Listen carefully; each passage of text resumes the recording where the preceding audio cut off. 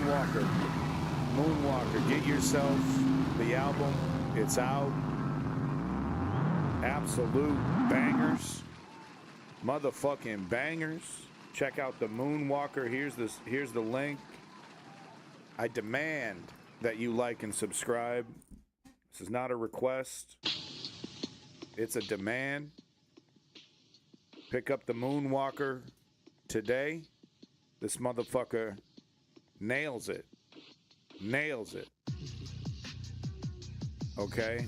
Hammer, meet, head. Perfect strike. Perfect. Well, you can afford a like. They're free. So get to it, Tisrael. Get to it, every single motherfucker in the chat. Big props to Moonwalker. That was The World You Built. That was released apparently the 2nd of January this year. The World You Built. Amazing. Absolutely amazing. I haven't heard the whole album yet, but I mean, the lyrics are spot on. The music is great. It's the kind of we need a couple million more motherfuckers just like this. Big props to Moonwalker. Make sure you're picking that shit up. It is not a request. Hopefully he doesn't mind that I stole his music for the intro. And if he did, what the fuck can I do about that? Big props to Strategy Member, number 1 in the chat. Great job. You did it. Tisrael over here. Thank you, Tisrael, for coming in. And Estonian. Yeah, we're doing tariffs on the EU now. It's great. I love it. No, keep going, man.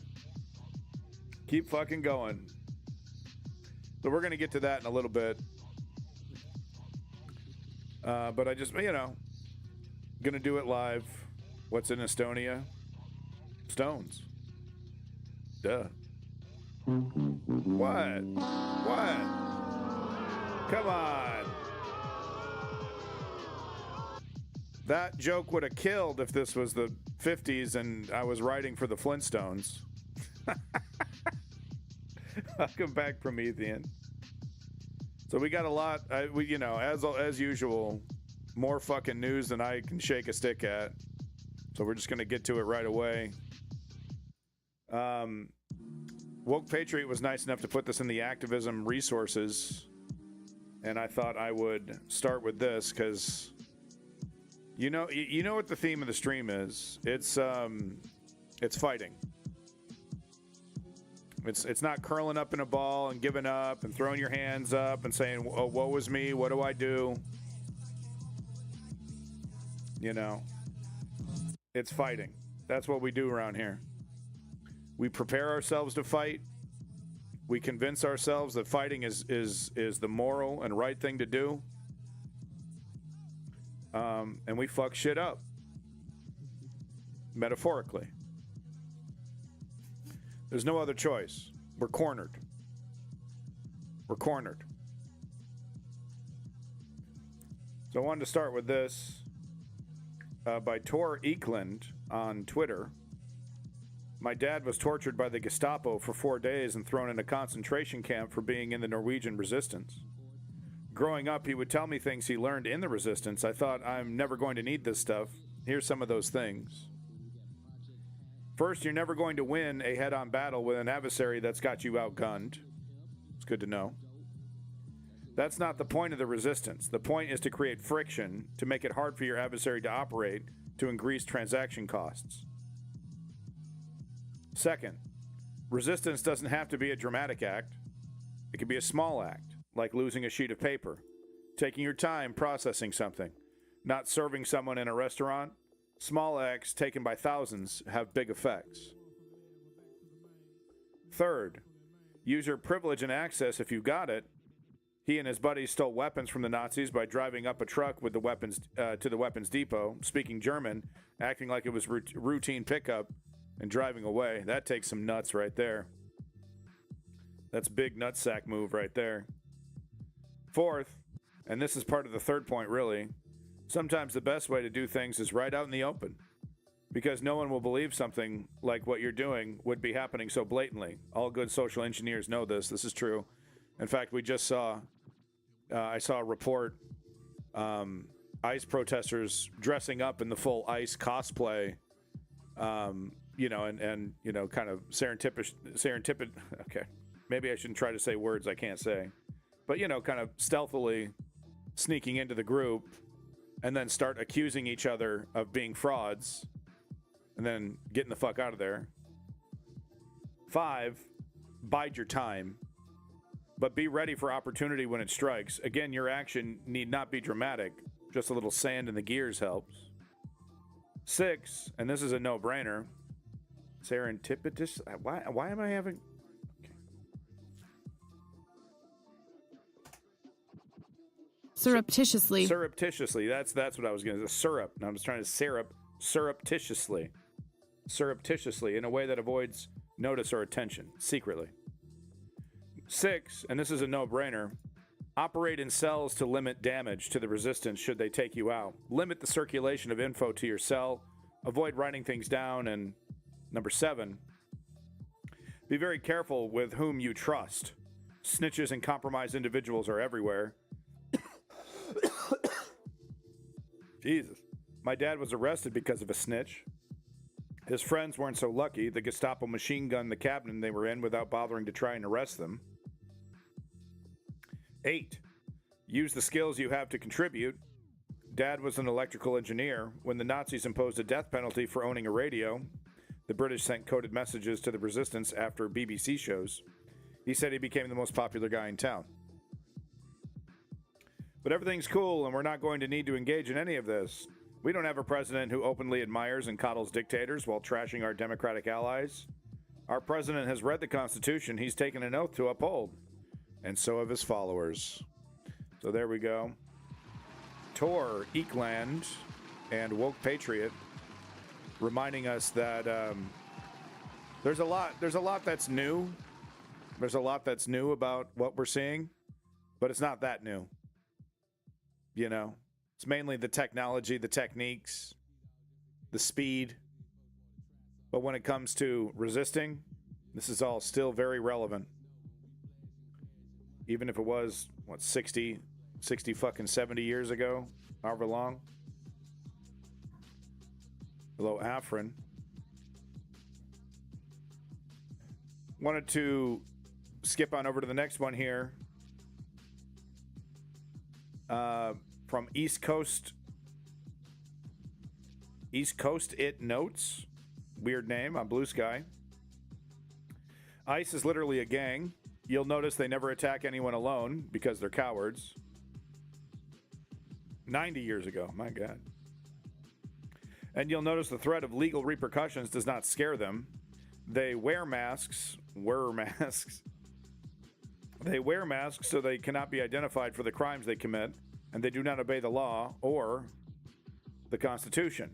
It is incredibly obvious based on their actions that ICE is made up of our country's least mentally stable, bigoted sociopaths who have been empowered by this administration. Yeah, Promethean, yeah. And honestly, look, it should get your blood up because people's lives are at stake. You know, and like I always say, you got to take care of yourself because you're not going to be, you know, helpful to the resistance if you're a weak chain in the, you know, weak link in the chain. But this shit takes sacrifice. If it was easy, this wouldn't even be a question. They know it's hard. They're going to make it as hard as possible. We got Tom Hooman over here saying he's going to track us down and dox everybody, get us all fired, which is hilarious to me. Because it's like, yeah, that's a great idea. You know, make us more desperate. Then the last part here, this administration commonly ignores the rule of law. President is a convicted felon who has been sued in the state of New York more than anyone. And thus no one should listen to ICE. Run the fuck away from them because they are a gang of sociopathic imbeciles with guns. Be safe. And look, you do have to be careful because if you start speeding away in your car, you know, you're gambling. I think of the Ferengi, yeah. Human. Yeah, because what they would say, the humans. The humans. But you do need to be careful. You should calculate that depending on who you are. If you're an immigrant who's, who might get deported, it makes sense to run. If you're a citizen, it might make sense to just let them arrest you. But resist. But be smart. Think about it. Like, don't make that decision at the last second. You should be making that decision before you engage. Right? Okay, what am I doing? I see ICE. I'm protesting ICE. What do I do if? You need to go through that and be ready for those decisions. Because, obviously they murdered Renee Nicole Good. And they murdered so many others last year. One guy went in there perfectly healthy. They shipped his ass in a vegetative state to his country where he died. I showed you that list last time. They're killing people. So you got to be smart about it. But, right now they're getting away with it. Don't think that because there's some resistance legally to what's happening that it's going to prevent them from breaking the law. There was, of course, the recent court decision that you're allowed to follow ICE at a safe distance. You're allowed to observe ICE. You're allowed to verbally let them know how you feel about ICE. You're allowed to record ICE. They don't care. I guarantee you internally. Oh, don't worry. We'll get pardons. We'll get pardons. The big guy will pardon us. Doesn't matter if we break laws. We'll get pardons. Stephen Miller says we have absolute immunity. So what I'm trying to say is that it's good that there's some pushback from the Justice Department on this, from the Minnesota Justice Department. But don't lean on it. Don't expect it to save your ass. Don't expect it to, be an effective shield against lawless fascists. Like I said, this is hard. It's intentionally hard. They know it's difficult. They know they want to make it into a decision that is difficult for a person to make. It's all intentional.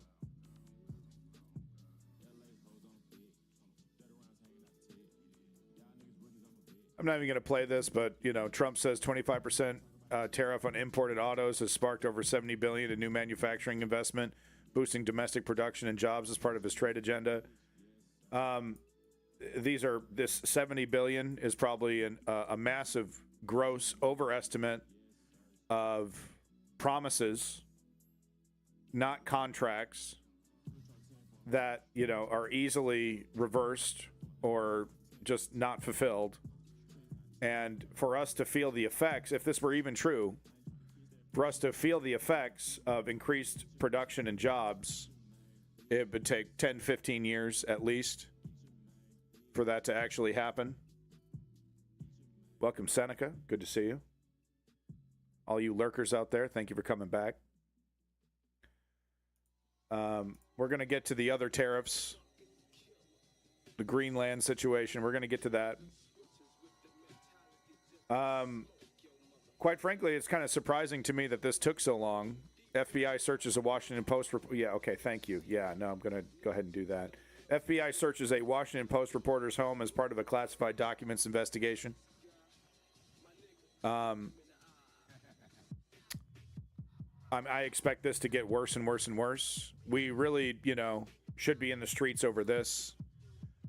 It's, but they don't really have to work that hard to get major chunks of the media to go along with what's happening. It's interesting to me how many people, journalists, quote unquote journalists, are just stone cold cowards.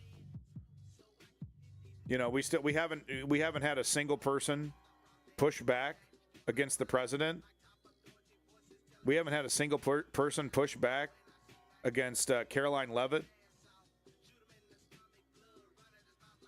They fire you anyway. They fire you just by asking certain questions. You know, they ridicule you, and still, no, my career over country. Career over country. No, Americans are not mad enough.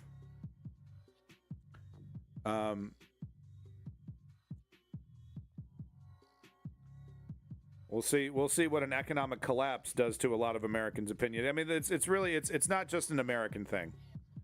It's a human thing. It's a human thing. It really is. This desire to ignore, disassociate, to be incredibly selfish. We're talking about people with kids, people who have been victimized. A lot of those folks would just would prefer, you know, as long as they're not the one, as long as they perceive that they're not the ones being victimized. You know, who was it? You know, that amazing director who said, you know, Americans are starting to realize that 1/3 of their population is willing to attack the other third while the other 1/3 are watching. Who was that amazing director who said that? Welcome back, Kronos. But yeah, some doxer shit. Yeah, well, we're well beyond that. Palantir has everything. Alex Karp, who owns Palantir, is a literal psychopath who is drunk on power, wants to use his technology to kill. Welcome back, Star Troopian. So this is really just the tip of the iceberg. By the end of this, I wouldn't be surprised if it's just straight up Russia. And, you know, Herzog. Yeah, it must be Herzog. 100%. That's Herzog. Exactly. I was about to say he's the director of Aguirre. Yeah, well, it should be illegal, but now it's coming to the UK. Keir Starmer just made a big fat fucking deal with Palantir. Wants to bring the American police state to the UK. This is supposedly a person who represents the Labour Party. Wants to track every fucking citizen in the UK. It's disgusting. Palantir technology is being used to target Palestinians and murder them. But Palestinians don't count, right? It's really interesting to see the Israeli attitude towards Palestinians being emulated by these so-called liberal governments.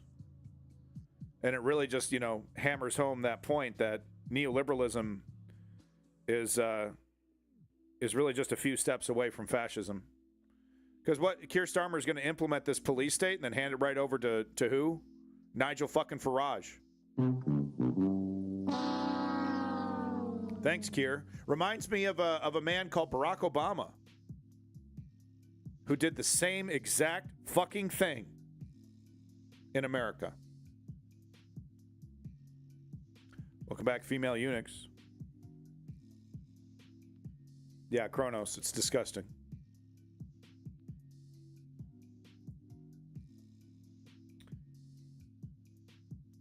So the corruption continues. The problem with the new Justice Department fraud division that reports to Trump and Vance. So, you know, we got to get used to this, that when they say fraud, when they say, you know, they're going after criminals, it's the exact opposite. They're going after dissenters. They're going after people that they feel challenges their power. They've taken away resources from human trafficking and put it towards ICE and people who protest ICE. So imagine that. The child rapist in chief put a hack in charge of the FBI, and then they start directing resources away from finding child traffickers, rapists, human traffickers, That motherfucker, Kash Patel.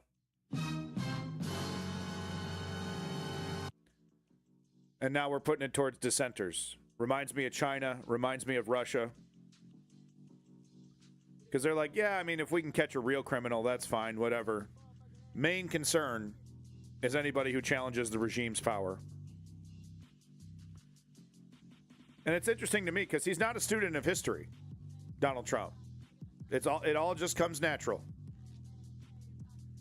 And the more you understand that it's a really simple calculation for Donald Trump. You're either with me or you're against me. When you understand that, it all makes sense. Whatever mechanism can be used, whatever rhetorical technique that could be used, use it. Right? If you can gaslight people into being convinced that this is some kind of anti-fraud division, it doesn't matter that they're focused on protesters, etc. Doesn't matter. Because we're going to, go after the media who would report on that. We're going to go after whistleblowers who would let people know. Discredit them all along the way.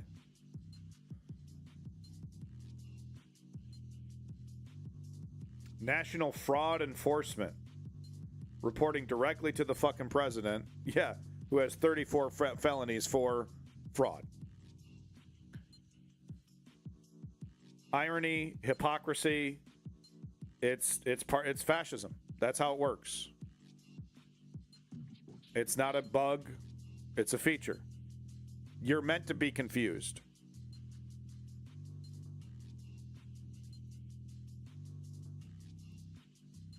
Danish MP Anders Vistelen telling Donald Trump to fuck off is doing the rounds online once again. An excerpt from his speech in the European Parliament. The video is resurfaced following Trump's fresh assertions on Greenland. This is a pretty good one. Let's have a listen.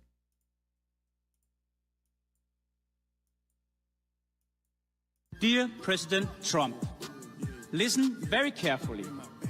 Greenland have been part of the I hope the person who injected this music into this video stubs their toe.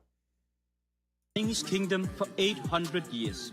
It's an integrated part of our country. It is not for sale. Let me put it in words you might understand. Mr. Trump, fuck off. Woo! Woo! Yeah, exactly. They're going to smash our nuts with those wooden clogs. Once you've learned that a third of the country is perfectly fine with attacking another third of the country, it's going to be awfully hard to put Humpty Dumpty back together again. And we got, supposedly the party that's going to be fixing this too scared to even say that. Too wrapped up in their own calculations on what they think is going to help their career to even point that out. We got a Democrat, neoliberal Democratic establishment that wants to make a deal with the fascists, with the fascist brown shirts called ICE. Well, if you wear body cams, then we'll fund you. And they're going to do it anyway. They're consultant-brained, thinking that, well, if we come out and say that we're against ICE, then the Republicans are going to say that we're against law and order. Except they're going to do it anyway. It's amazing to me. Like they still think that, oh, well, they're going to give us a break on that during the elections. If we fund ICE, then they won't be able to say that we're not hard on crime. They're going to do it anyway. They could offer personal blowjobs to every single ICE member. Fucking Chuck Schumer over there bobbing all day like he does with Israel. And the Republicans would still get in front of cameras and say that that they want to defund the police. Fucking Chuck Schumer over there sitting in a fucking chair while his wife goes round after round. And the Republicans would still come out and say, hey, thank you, pulling up their pants. Hey, thanks, Chuck. Hope you enjoy my commercial that I'm going to do about how you're defunding ICE and defunding the police. But I'm not. I just gave personal blowjobs to every one of you. Yeah, thanks so much for that. It's politics, man. It's politics. You don't know how to do it. Oh, but I'm really good at fundraising. Vote blue like my balls. That was a good one. Yeah, that was a good one. Good times. Welcome back, Ribbons. I mean, it's really Nazi shit when we're talking about Gaza, when we're talking about the Palestinians. Former U.S. Secretary of State Mike Pompeo, quote, "We need to make sure that the story is told properly so that when the history books write this, they don't write about the victims of Gaza. The victims were the people of Israel." It couldn't be more blatant what the goal is. Colonizers have always been like this. They understand that if they think, right, that, if they can just control history, if they can just win, then they can make all the bad stuff go away. Didn't work for America, didn't work for the UK. We know all their crimes. Didn't work for India, didn't work for France. We know, we got all the stories. I mean, hell, Pocahontas, I'm sure John Smith, could never imagine that people would be calling him a pedophile rapist hundreds of years later. Surely he thought, well, this doesn't matter. I'm just going to marry this 11-year-old or whatever, running naked through the woods, this native called Pocahontas. We got people like Howard Zinn in the People's History of the United States. But this is the calculation. This is what the Zionists think. It's that, well, no one really remembers what happened with all these other colonizing states. So surely we can just do the same thing, and eventually it'll just be water under the bridge. It's not. I mean, in Canada, if you want to succeed politically in Canada, you have to genuflect to the natives that were destroyed. And it's funny, you see these landlords on Reddit, the Vancouver Reddit page, talking about how this has to stop. This lunacy has to stop. These land grabs, because certain tribes, are proving in court that, you blatantly stolen, and like contracts that were made to placate the natives were broken. And the land was stolen. Manifest destiny. Oh, it doesn't really matter. God. Oh, a whole lot of God to justify it. And slowly but surely, these native tribes are proving that this was land promised to them by the Canadian government, that this was territory promised to them through deals that were ignored, enforced through massacre. So that, that's what the colonizers always think. Eventually we'll forget, and there'll be a Walmart there, and no one will be the wiser. Sometimes it takes a really long time. Sometimes it takes an excruciatingly long time. But history doesn't forget. Thoughts on the Canada and China deal? I think Carney, look, I have a lot of problems with Carney. I'm not a conservative, so I'm not a PP fan.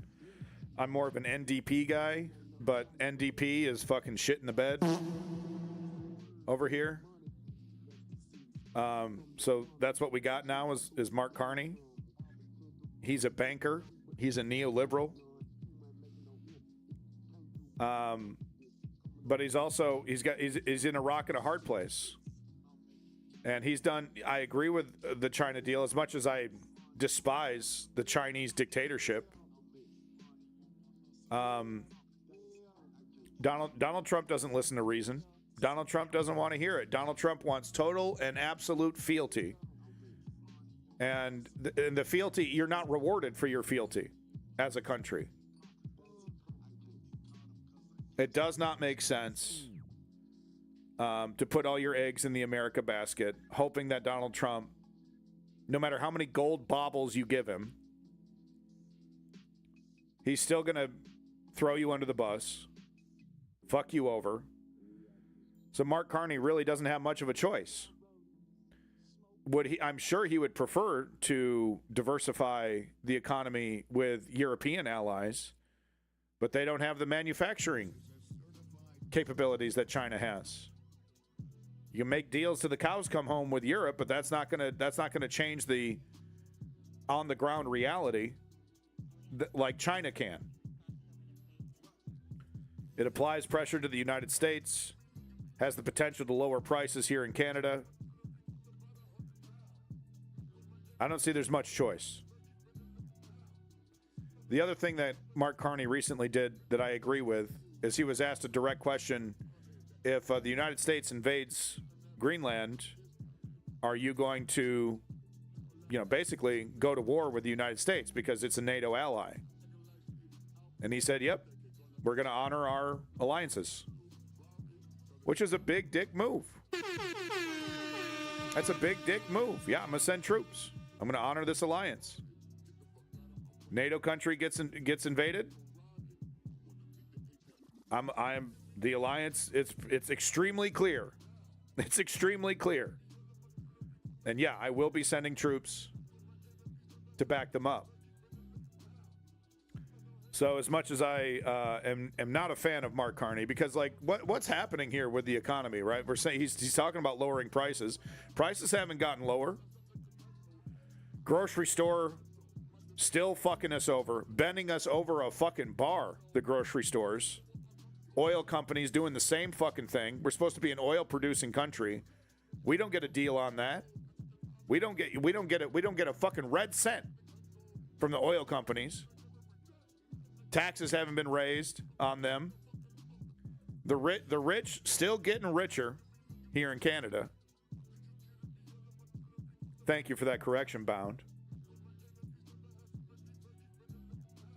Trump probably doesn't even know how many countries are in NATO. Yeah, I mean, well, he must know. He just recently raised tariffs on all of them. Amsterdam is in NATO, the capital of Belgium.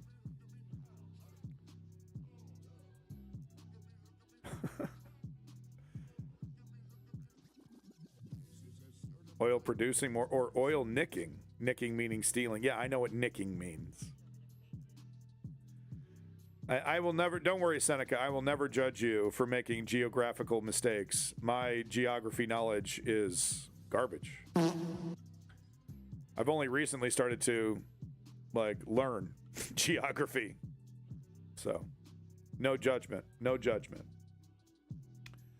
Wanted to show this video yesterday or last stream. Did not have a chance. I think it was Wednesday when I was streaming last. Amazing stuff. Wanted to show you Ukraine's all-female drone unit. The reports I'm seeing from Ukraine are really disgusting. There's almost 1 million, I think, deserters. There's almost 2 million men who are fighting age, who have left Ukraine, abandoned Ukraine. That includes people that I really admire, like the sumo wrestler Onishiki, who chose his career, which is spectacular, by the way. But he chose his career over Ukraine, over his country. I don't know what he's doing for Ukraine, but, it's what's more important, man? Your little sports career or your entire fucking country? So it's pretty disgusting stuff. These women have chosen the more important path, the correct path to defend their country against invasion, to defend sovereignty, and yes, democracy, because Ukraine is a democracy, unlike what it was when Russia was in control of it, a vassal state to a dictator who wanted to hold them down, wanted to, was jealous of Ukraine's success. But here they are, nutting up, showing that they got big fat nuts, unlike Onishki, who I'm a massive fan of. But at the end of the day, this is history. And it's like, that saying we're seeing a lot of, like, if you wanted to know how you would act during the Holocaust, during fill in the blank historical moment, well, you're doing it right now. Because shit's happening right now. So if you wanted to know how Onishki would be acting during World War II, it would be fucking off to Japan to focus on his sports career instead of fighting the Nazis. And that sucks. I'm going to keep it real, though. I love the guy. He's incredibly talented.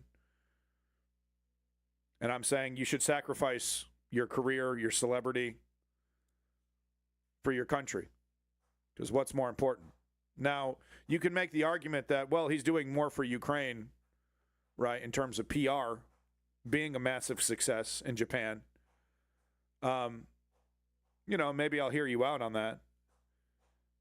To be frank, though, I've never heard that motherfucker even say the words Ukraine in his interviews. He wears the colors. He wears the colors of Ukraine. And look, you got to be careful. You got to be humble when you're a sumo wrestler. It's part of the game. You're not allowed to be bombastic in the way that I would prefer, right? But it's hard to imagine that he's doing a lot, because it's like, okay, get in front of the camera at least, man. Do some fundraising. Buy some fucking drones. Something. He's spending all day in a fucking, stable in a little room with a clay floor, wrestling with a bunch of sweaty fat dudes, and doesn't have a single fucking minute to be fundraising for his country. And I hope I'm wrong on that.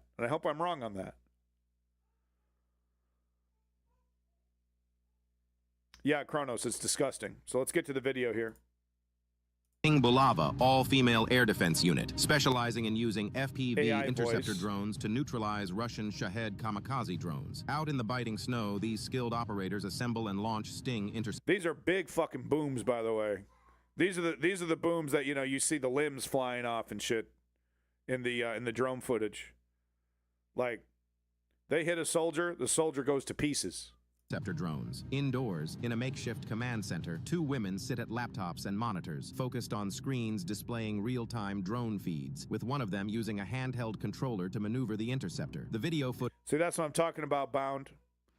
That's what I'm talking about. That's real heroics right there. Defeating tyranny requires sacrifice. They know that. The tyrants know that. Footage shows a thermal imaging view from the drone's perspective, with the interceptor drone pursuing a distant Shahed He's drone gonna in raise the dark goats. sky. Well, okay, the interceptor look. quickly closes in and strikes the target. We in all a got to bright do what's explosion. best. This is Ukraine's Sting Bulava, all-female air defense unit. We got to do what's best for ourselves, and what you should calculate is that what's best for ourselves is to defend our country. In some cases, like if I was a Chinese person, I'm not going to die for the Chinese dictatorship. If I was North Korean, I'm not going to die for the North Korean dictatorship. If I was Russian, obviously, I'm not going to die for Russia. And if I was the United States, which I am, I wouldn't be joining the fucking military, which I'm not. I'm not going to be a tool of fascists. Helping the tyrant, the orange tyrant, trample on American rights. Taking an oath to the Constitution, then listening to a guy that says, break your oath, So it depends. It really does. It depends. If I didn't have a family, if I didn't have my wife and my disabled son, I'd probably be in Ukraine right now. Because this is where the fight for democracy is happening. At the very least, I would have attempted to get there and volunteer. You know, maybe I'm not a military guy, but I can dig a fucking ditch. You know, I can clean a gun. I can screw together a fucking drone, something. Make a candle. You know, make a trench candle. There's a French documentary that claims Trump has a lot of fun with it. Yeah, of course. We know that. He's a pedophile. He's a rapist. Welcome back, Simply Steve. Saw some divisions of North Koreans with old-ass weapons. They have old-style guns and magazines on top. Horrible weapons to maneuver. Doesn't surprise me. So here is the fascist-aligned... She's a bit of a mixed bag, Meloni from Italy here, Prime Minister of Italy. But here she is with more pro-Russian defeatism. Just give up, just give up, just give up. If you're talking about peace, welcome back, Hybrid Heathen, one of the best RPGs on the 64. Hybrid Heaven. But if you are intentionally talking about Ukraine and Russia, and you're saying peace, peace, peace, peace, peace, yeah, you know, that would be great, Woke Patriot. But, you know, I can't abandon my wife and my disabled son. I'd rather die. But you're right. I wish I could, though. You know, if I had money, if my family had money and I didn't have to worry, you know, and I could fuck off for a month and my wife could have total support, I'd be doing that. But we're broke. Broke as shit. Anyway, back to Meloni here. Peace, peace, peace, peace, peace. And if you're talking about peace in Russia, you are, you're going along with the propaganda because Putin doesn't want peace. Russia doesn't want peace. They want to completely conquer Ukraine. They do it under the guise of peace. So if you're going to talk about, you're going to, you know, grandstand peace, peace, peace, peace, peace, and not mention that Putin is weaponizing the language of peace to commit war crimes, then you're spreading Russian propaganda. Welcome back, Blase. Penso che però Macron abbia ragione su questo. Cioè io credo che sia arrivato il momento in cui anche l'Europa parli con la Russia. Perché time has come for Europe to talk to Russia. We want to talk to Russia. All right? What you talk to fucking Russia and they go, "Oh, thanks for your time." No. The only thing they want to talk about is Ukraine completely capitulating. The only thing, if you're from Europe, the only thing they want to talk about is, okay, when are you going to abandon Ukraine? They don't want to have a fucking discussion. They want capitulation. So you're going to sit here with a little serious look on your face, like we're not trying it, as if Europe and Ukraine are perpetuating this conflict. Ludicrous. And she knows it. She fucking knows it. She's playing a game. She's doing Putin's bidding. That's what this is. Spreading Russian propaganda knowingly. Because there ain't no fucking excuse if you're a goddamn prime minister. Oh, I didn't know, right? If you're just some schmuck at a gas station. No, Ukraine should just do peace. Well, we should just do peace. It's just that easy. We should just talk about peace. Yeah, okay. Schmuck. Who doesn't understand geopolitics, who doesn't understand Russia, who's not following this, just repeating some shit he heard on fucking Facebook. You're the goddamn prime minister, president, or whatever the fuck of Italy. You know damn well how Russia negotiates. By the way, welcome back, Woke Patriot. We opened up with your amazing link in the activism resources, by the way. Thank you for that link. But she knows goddamn well Russia isn't talking about peace. She knows goddamn well that that Europe would love to have an open and honest conversation with Russia about them removing themselves from Ukraine, right? Some kind of deal. You want some money, you want some trade, you want us to lift the sanctions. She knows goddamn well that's the situation. And she does this little performance anyway. Se l'Europa decide di partecipare a questa fase di negoziazioni parlando solo con una delle due parti in campo, temo che alla fine vedrà, diciamo, il contributo positivo che può portare sia only talking to one side, as if we're ignoring Russia, as if we're the warmongers. We, us. Ukraine has yet to target a civilian location intentionally. Sometimes their munitions get shot out of the air. Ukraine has yet to do a Bucha-style revenge massacre on the Russians. Even when they were sending people, troops into their country for that amazing distraction occupation, right? Perfect opportunity to commit massacres against the Russian people. None of that done. So she's pretending over here that we're the warmongers. It's adorable. Limitato. Dopodiché però dov'è il problema di questo? Il problema di questo è chi lo deve fare. Perché se noi facessimo l'errore di, decidere da una parte di riaprire le interlocuzioni con la Russia e dall'altra di andare in reopen talks with Russia as if we're the ones not speaking. It's ludicrous. It's completely fucking bonkers. And it's intentional. That's the thing here, is that they try to hide with this like veil of good intentions. It's intentional. In sparso, mentre lo facciamo, noi faremo un favore a Putin. E l'ultima cosa che voglio fare io nella vita è un favore a Putin. Right, okay. All right, at least she's addressing that. Noi abbiamo avuto questo problema dall'inizio. Right. Maybe I'm misinterpreting this a little bit. Maybe I'm misreading that. But you get what I'm saying.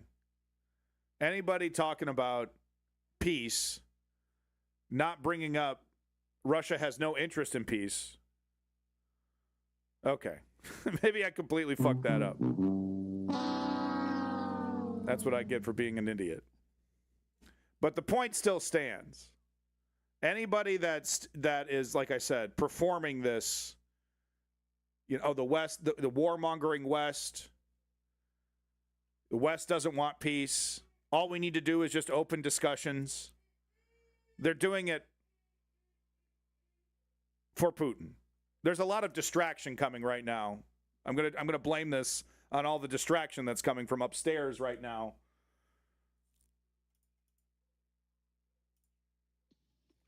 But you get my point. So we got a lot of stuff from Discord here. Oh, that's a cool bottle opener. Beers, not bombs. That's cool.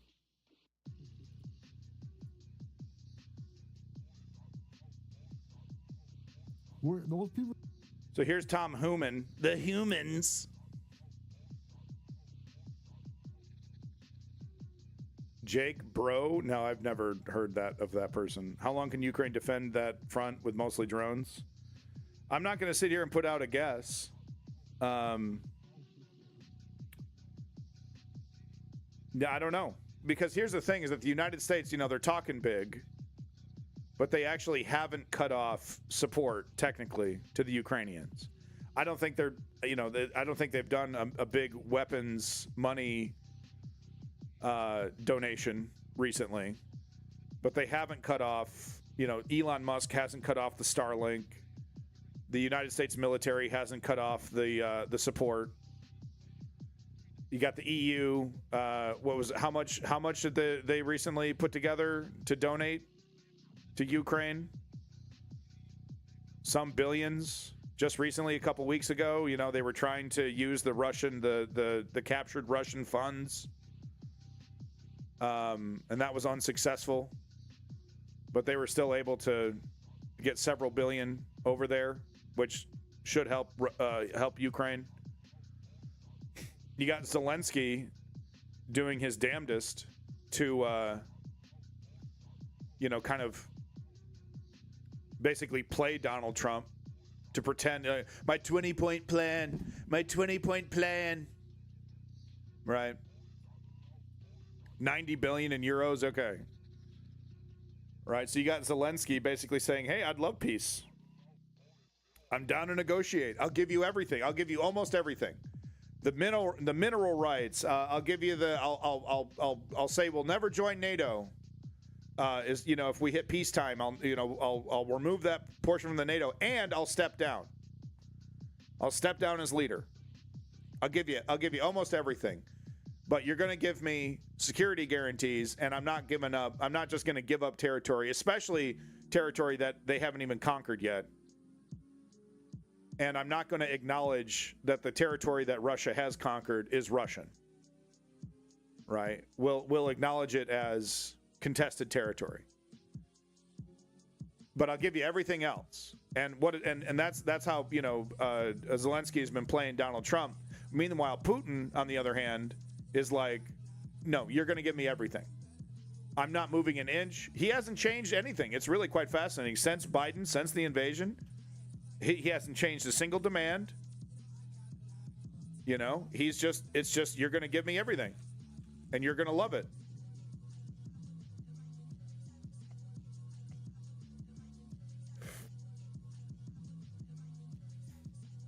So it could be worse.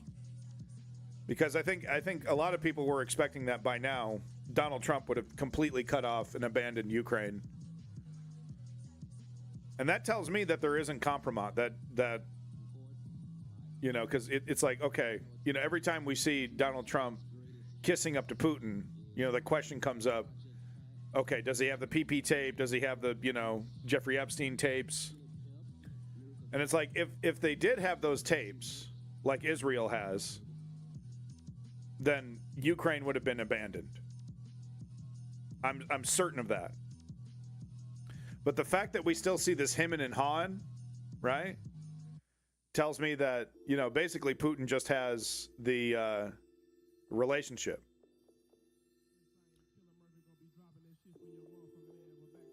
Yeah, thank you, Seneca, for trying to rescue me. I appreciate that. Big props to Seneca. Gets the pull my ass out of the fire award. This political streamer thing, it's not easy. Okay, it's really not. It's really not. But thank you, Seneca. I mean, the point stands though, because it's, even if she wasn't doing that, we see that quite a bit. Marco Rubio pulling that shit. We see Roger Waters pulling that shit. You see these people who are just, I just care about peace. It's just about peace. Or the fucking Constantine, another great example. Tim Pool, right? I just want peace. How come we're not talking about peace? I just want to save money, and I just want peace. Sagar Enginetti, another one. Tucker Carlson, another one. Tim Pool's a dim fool. Holy shit. Comment of the century. You know me, I love a good rhyme. Rimmin'. What?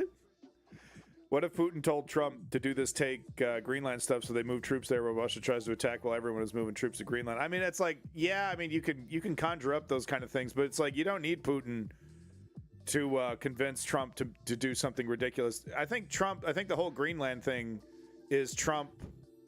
And, okay, once we're done with this human one, because this is really ice related, we'll do Greenland first since everyone keeps talking about it. I think it's literally Donald Trump wanting to say, I did it. I added another state to the union. It's another feather in Donald Trump's cap. It's about Donald Trump. And like he literally admitted it, right? Because he was asked the question. So, they're willing to work with us. They're willing to let us exploit them like crazy, like Chuck Schumer's wife. Mineral deals, resource deals, military bases. And he's like, for my own ego, or what did he say? I need it for my own psychologically. I need it for myself. Me. It's about Donald Trump winning, his perceived winning.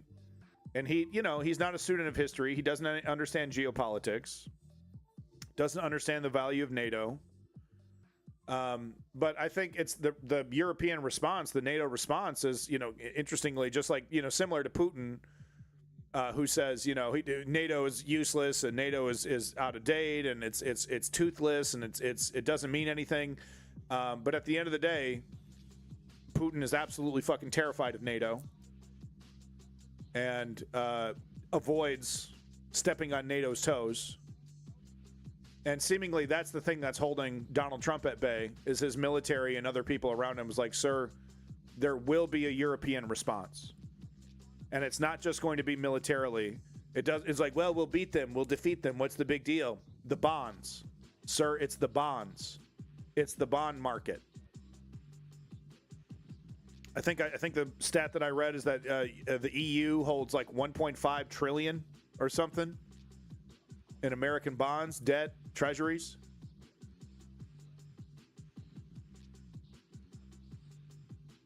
Yeah, Simply Steve, we should do that.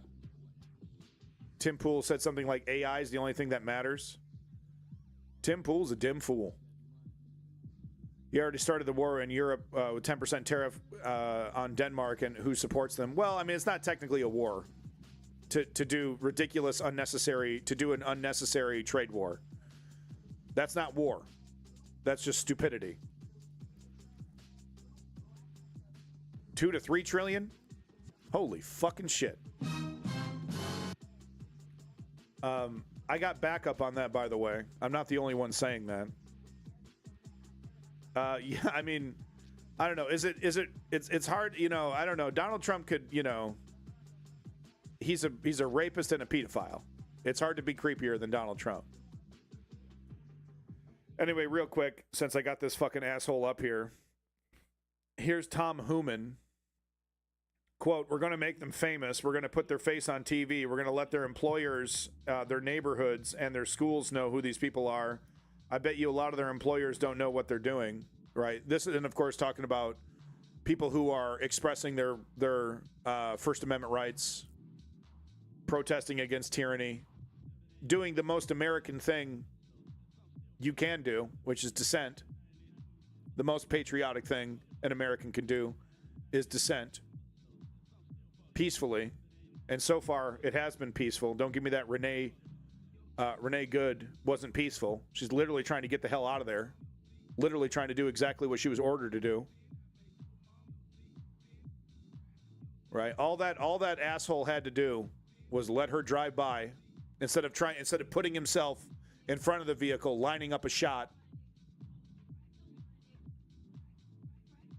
And hell, you want to arrest her for not complying? Could have done that could have done that an hour later, knocking on her door, pulling her over. Didn't need to murder her, didn't need to stand in front of the vehicle, didn't need to get closer to the front of the vehicle while she's trying to drive in the other direction. But anyway, here's this un-American piece of filth who, he's not drunk. He's just a lunkhead. He can't speak. As we all know, most conservatives, it's a mental illness. This conservatism, literally stupid. The actual definition of the word. And it comes together like this Nick Shirley guy. He did that recent interview with Channel 5. He's got the vocabulary of a toddler. Doesn't know how to say the word benevolent. It's one thing if you don't know how to say surreptitiously, but you don't even know the word benevolent? Benevolent? What's benevolent? That's who these fucking people are. Listen to this. Create a database. Those people that are arrested for interference, impediment, assault, we're going to make them famous. Lie. We're going to put their face on TV. We're going to let their employers in their neighborhoods, in their schools, know who these people are. Because as you said, a lot of these people, they say they're taking time off work to protest. I bet you a lot of them are calling in sick.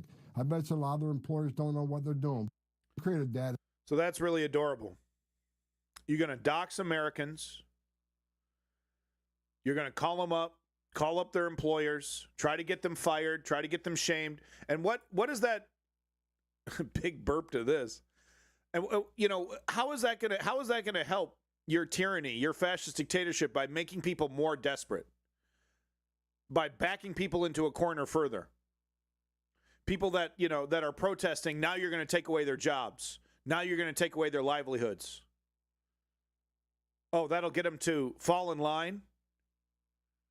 Seems to me like you're going to make a group of scared people even more desperate. Motivated people even more desperate. Yo, from the south of Boston, it's your boy, Lenny. Hashtag more Lenny. It's good to see you. So let's talk about Greenland. I got some shit here. I mean, this is not Greenland specifically, but we should talk about it. Hold on. That's ice. That's ice. That's ice. That's ice. Just going through the Discord here. No, that's ice related. Fucking Joe fucking Rogan. This is Ukraine related. Pretty interesting stuff. Next to you here saying the casualty ratio between Russia and Ukraine in Kupiansk 27 to fucking 1. All right, and this isn't Ukraine reporting this. This isn't Russia reporting this. This is the Times citing data from British military sources. This is what these fucking monsters, these absolute badasses on Ukraine, over there at Ukraine, are doing to these Russians, to these drunken morons. This fucking idiot. Oh, lying some flowers. Yeah, like you give a shit. Like you fucking care. Sending meat wave after meat wave after meat wave.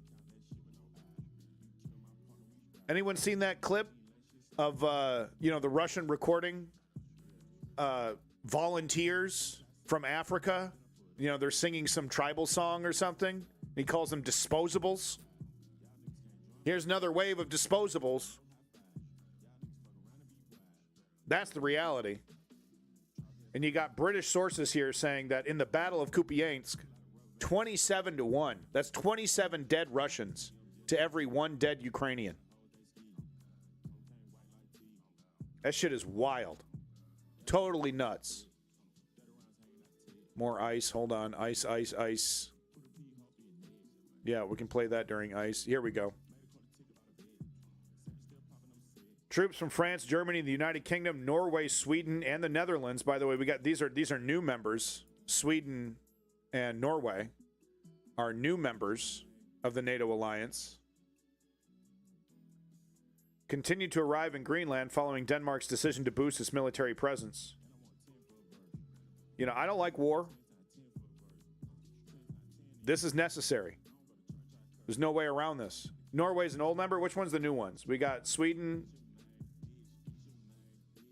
Sweden and someone else is the new ones. Finland. Thank you. Thank you. Thank you. Moscow, Finn. Well, where the hell's Finland in this? But look, I don't like war. There's no choice here. The alternative is to let Trump get away with it, which is a total disaster. Total fucking disaster. Not just for the people who live in Greenland, but for, international relations as a whole. Because, I mean, just, right off the heels of Venezuela, Donald Trump and a lot of right-wing idiots perceive that as a military victory. Oh, we're going to do Cuba next. We're going to do Mexico next. We're going to do Greenland. Bop, bop, bop, bop, bop. Easy, easy, easy peasy.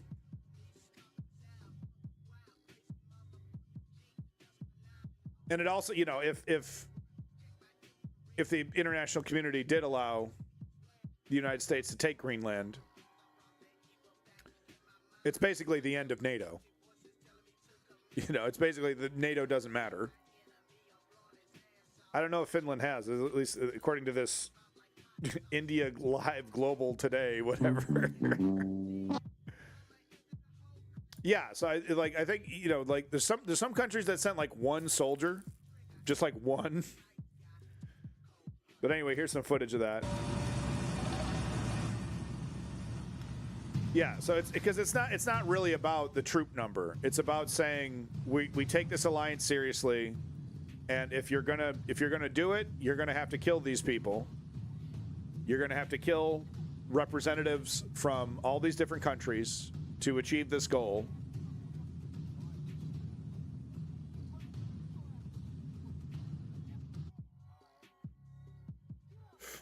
This is necessary. And like I said before, just like with Putin, you know, oh, NATO's irrelevant. Oh, international law is irrelevant. It's all these international things are irrelevant. You know, you got Donald Trump leaving over 60, you know, different agreements. Oh, it's irrelevant. It's irrelevant. Oh, are they there? Oh, I don't know. Who? Second guess. Right? Bluff called. The bluff has been called. So let's I don't know if I have anything in the Discord about the tariffs. No, here they are right here. Yeah. So here's his announcement. I'm going to tariff you. If you keep calling me a kitty diddler, I'm going to tariff you. It's not fair. They're lying. All the children are lying. I didn't have an illegitimate baby and someone shot it in the head. No way. And Jeffrey Epstein literally said he's like the worst of the worst. Like nobody's worse than Donald Trump. That's coming from Jeffrey. Hey, does someone want to give me $3,000 so I can pay to have higher views on kick.com? Sorry, that's the wrong fucking button. Does someone want to give me $3,000? How much? Sign up, $100 an hour. Someone want to pay?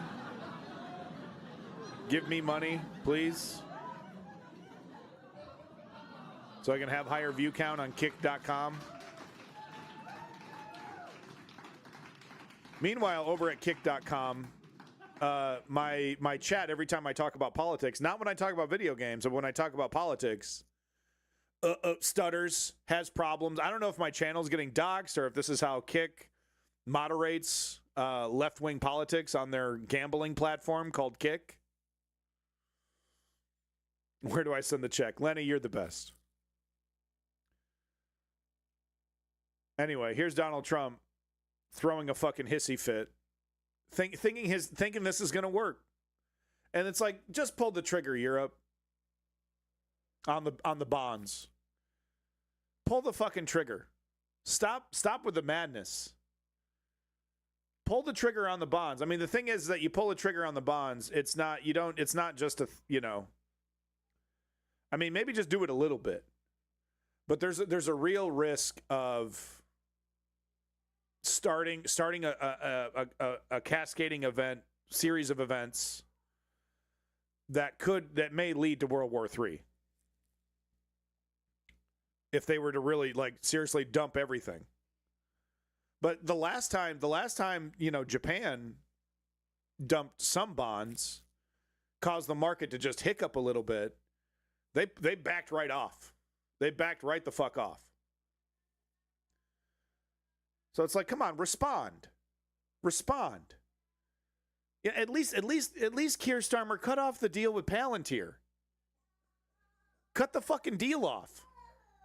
Respond, for God's sakes.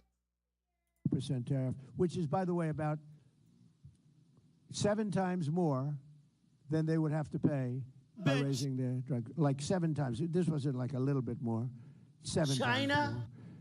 And I may do that for Greenland, too. I may put a tariff on countries if they don't go along with Greenland, because we need Greenland for national security. So I may do that. I'll give you a little, I'll take you out of that. In fact, that'll end up being the story. But actually, this is a much bigger story because we're reducing healthcare by numbers that you haven't I can't breathe. So, I can't breathe. Don't ask me the question, please. Right. I'll do it. I'll do it. We need it for security purposes. It's a total lie. Literally everyone knows it's a lie. And it's really kind of, I mean, it'd be almost impressive. But it's, kind of similar to Vladimir Putin. I keep making these Russia comparisons because it really is. Him and Putin are very similar. Totally delusional. Up their own ass. Surrounded by yes men who are filled with fear, sycophants, who won't tell him the truth, who would be punished if they told him the truth. No, I mean, I'll be absolutely gobsmackingly shocked if midterm elections go through unimpeded. Because he doesn't mind the midterm elections if it's all rigged, like China, like Russia. Putin has no problem with elections. Yeah, sure, have an election, no problem. Oh wow, I won again. No kidding. Really? Didn't see that one coming.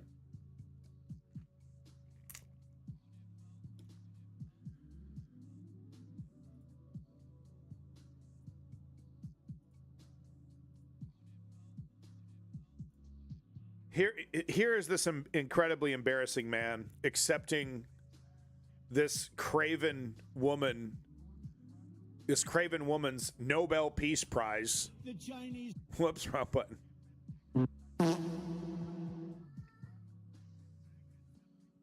I have so much to say. Okay,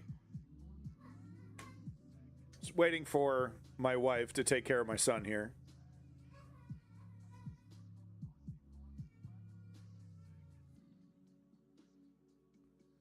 I have so much to say here.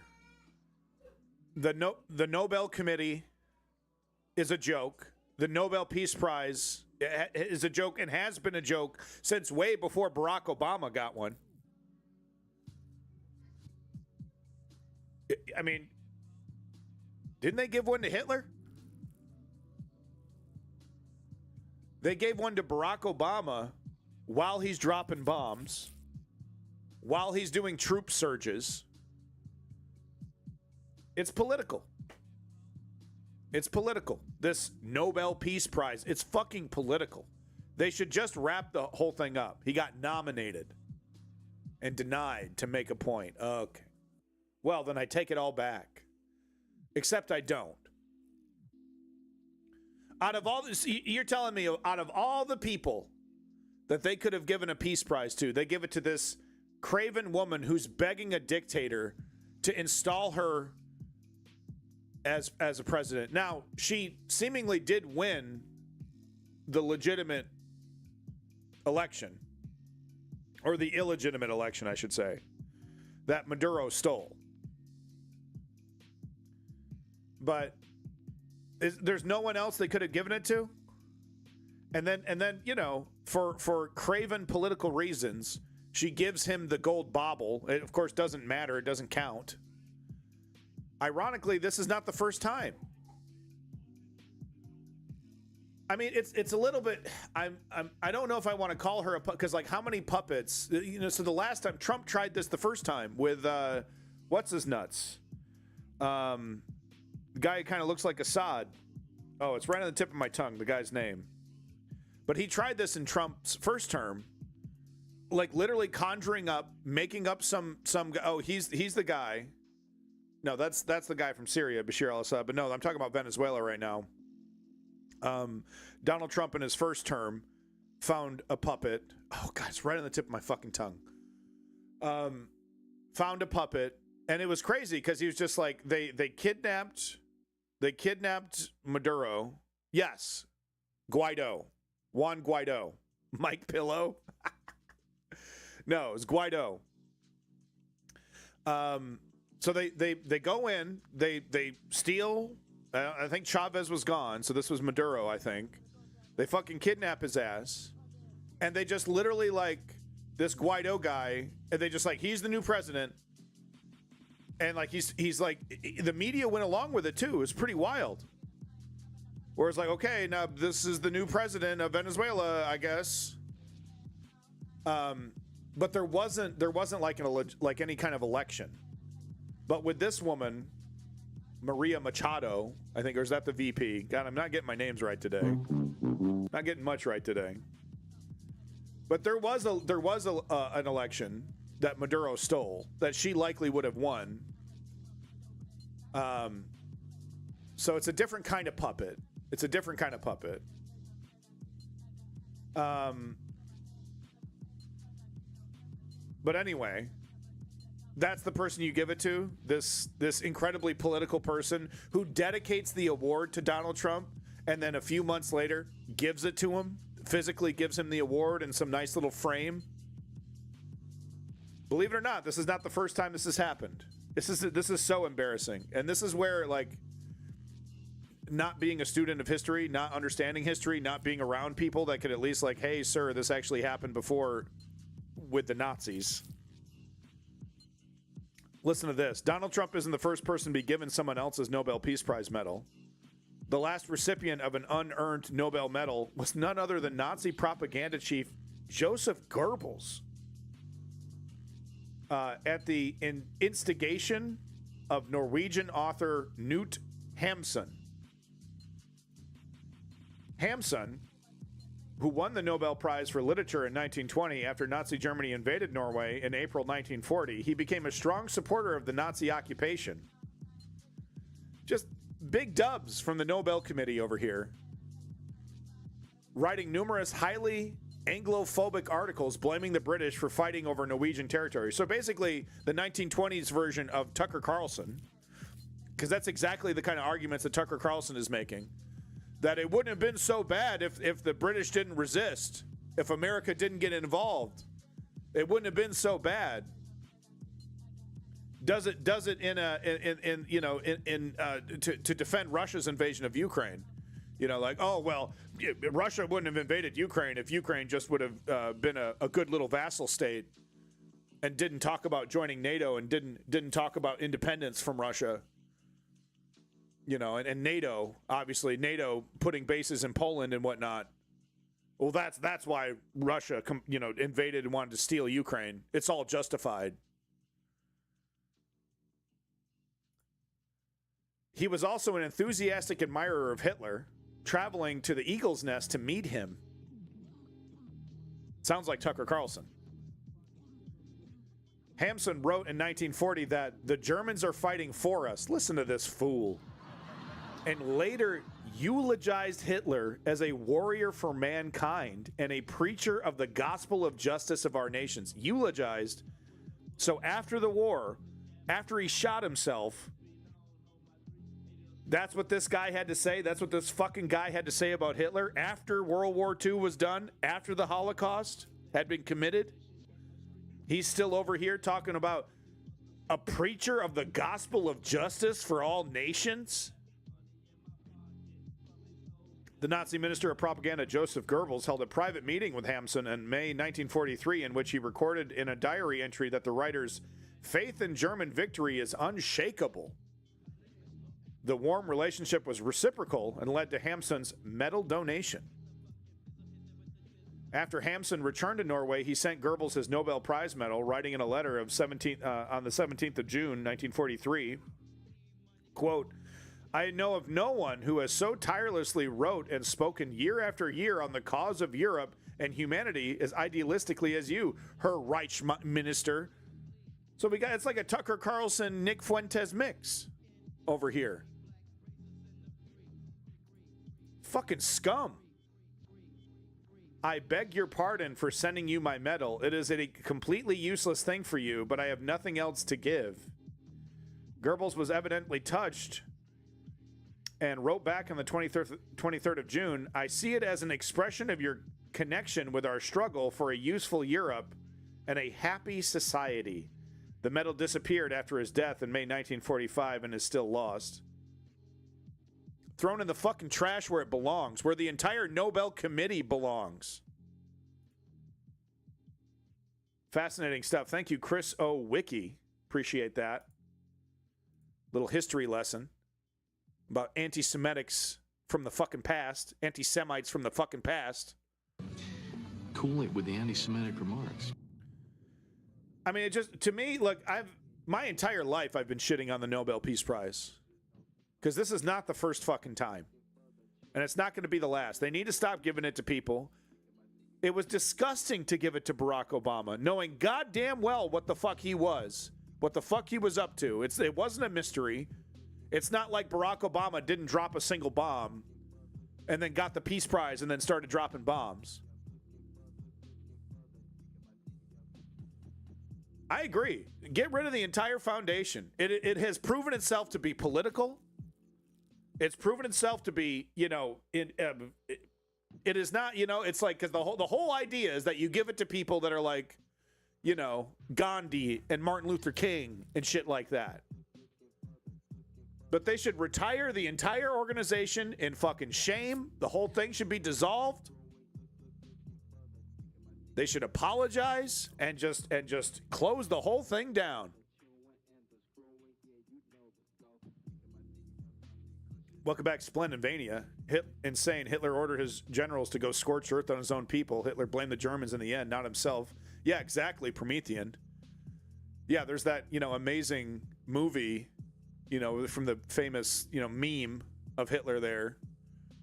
And he's talking about how, you know, the German people don't deserve, the reason why they lost because the German people weren't strong enough.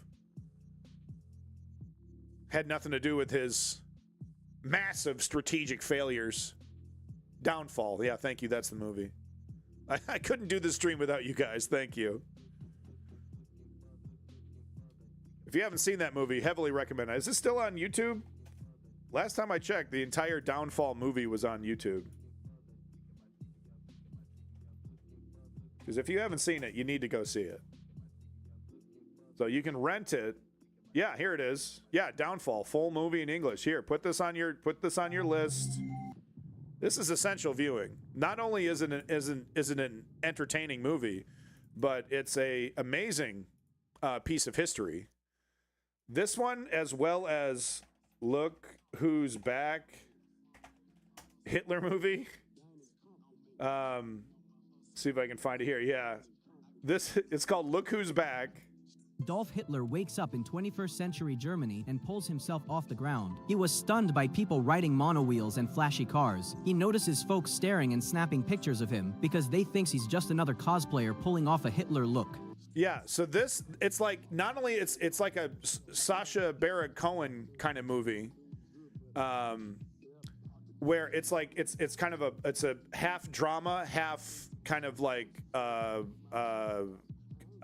social experiment.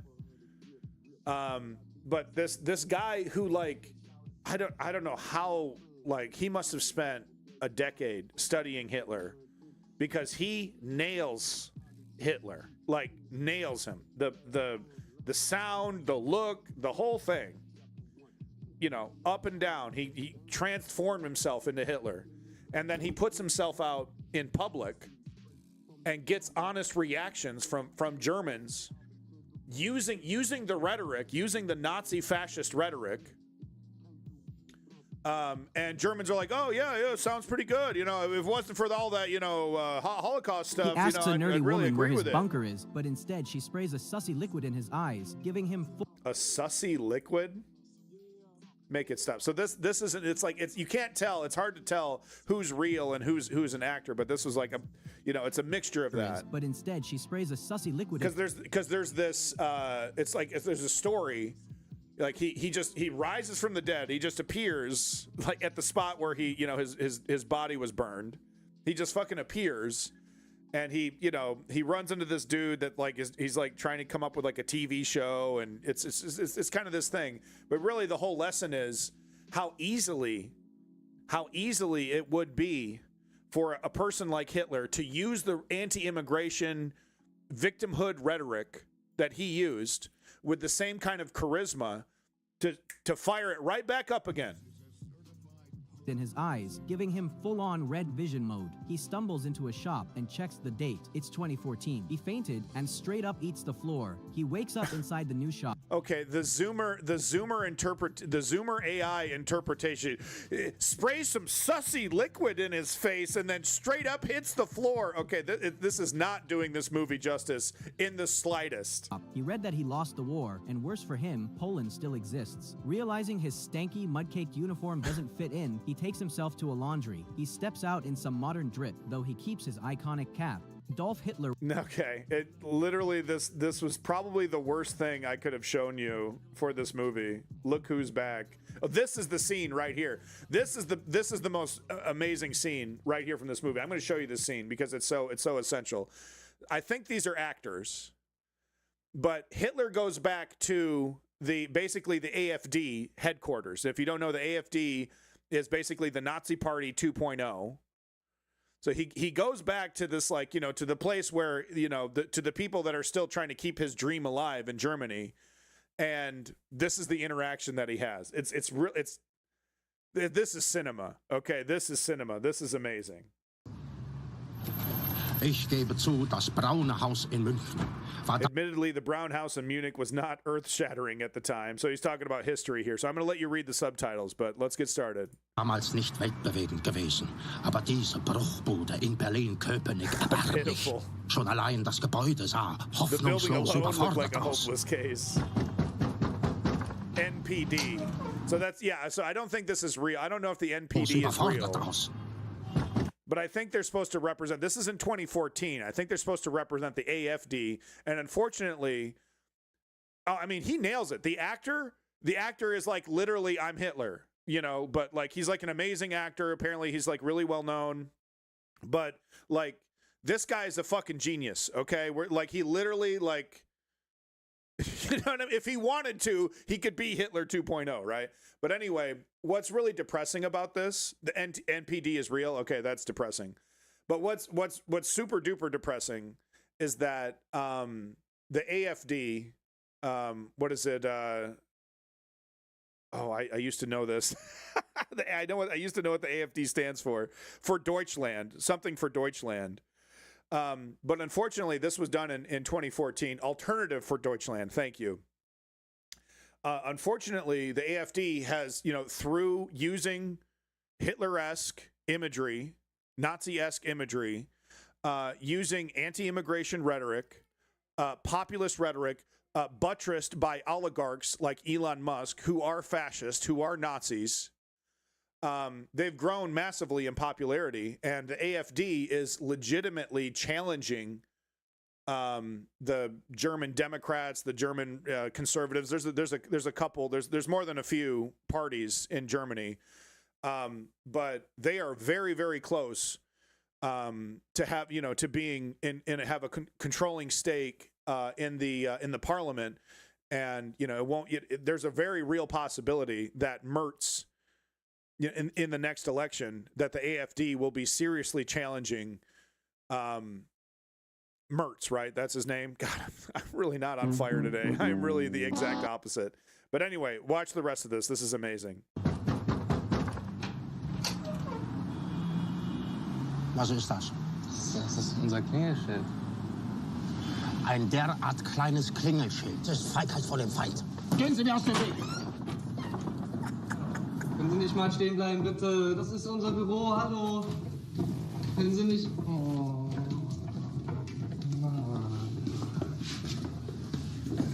This is great. This is great. Haben Sie überhaupt eine Drehgenehmigung? Seit wann versteckt sich eine nationale Bewegung hinter Paragraphen? Ich will sofort Ihren Reichsleiter sprechen. Vorsitzenden?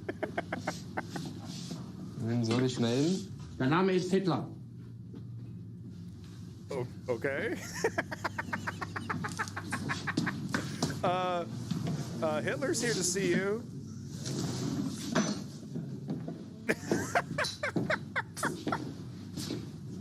Sehen Sie, in Anführungszeichen. So als solle man gar kein Gas geben. He actually shouldn't hit the gas. He's just criticizing the grammar on the poster. Das hier ist für Deutschland. Exactly, photos printed. Welcome back. Wie schön. Der Herr Hitler. Birne. Ulf Birne, Bundesvorsitzender der Nationaldemokratischen Partei. Bitte, wir haben zu reden. This is amazing. Sie vertreten hier also die nationale Sache. Nun, Sie haben sich ja länger nicht blicken lassen. Ich teile mir meine Zeit eben ein. Die Frage ist aber, was haben Sie denn einstweilen getan? Unsere Kameraden... Mit Kameraden hat man den Schützengraben geteilt. Hier ist aber, bis auf meine Ausnahme, keiner, auf den das zutrifft. Gut. Wir Nationaldemokraten. Nationaldemokraten. Nationaldemokratie! Was soll das denn sein? Nationalsozialistischer Politik erfordert einen Demokratiebegriff, der sich doch nicht zur Namensgebung eignet. Wie dumm kann man denn eigentlich sein? Haben Sie mein Buch gelesen? Nun, das ist in Deutschland ja nicht gerade leicht erhältlich. Was wird das jetzt? Eine Entschuldigung dafür, dass Sie es gelesen haben? Oder dass Sie es nicht gelesen haben? Oder dass Sie es nicht ganz verstanden haben? Yeah, you kind of suck, bro. Jetzt können wir mal die Kamera ausschalten. Nein! Sie haben schon genug Zeit vertrödelt. Jedes Ihrer Worte wirft die Bewegung um Jahrzehnte zurück. Wo ist denn da der Rassegedanke? Dass man Deutschland den Deutschen... Wen denn sonst? Ja, Den Polen? War das jetzt hier der beste verfügbare Mann? Na dann, gute Nacht, meine Herren.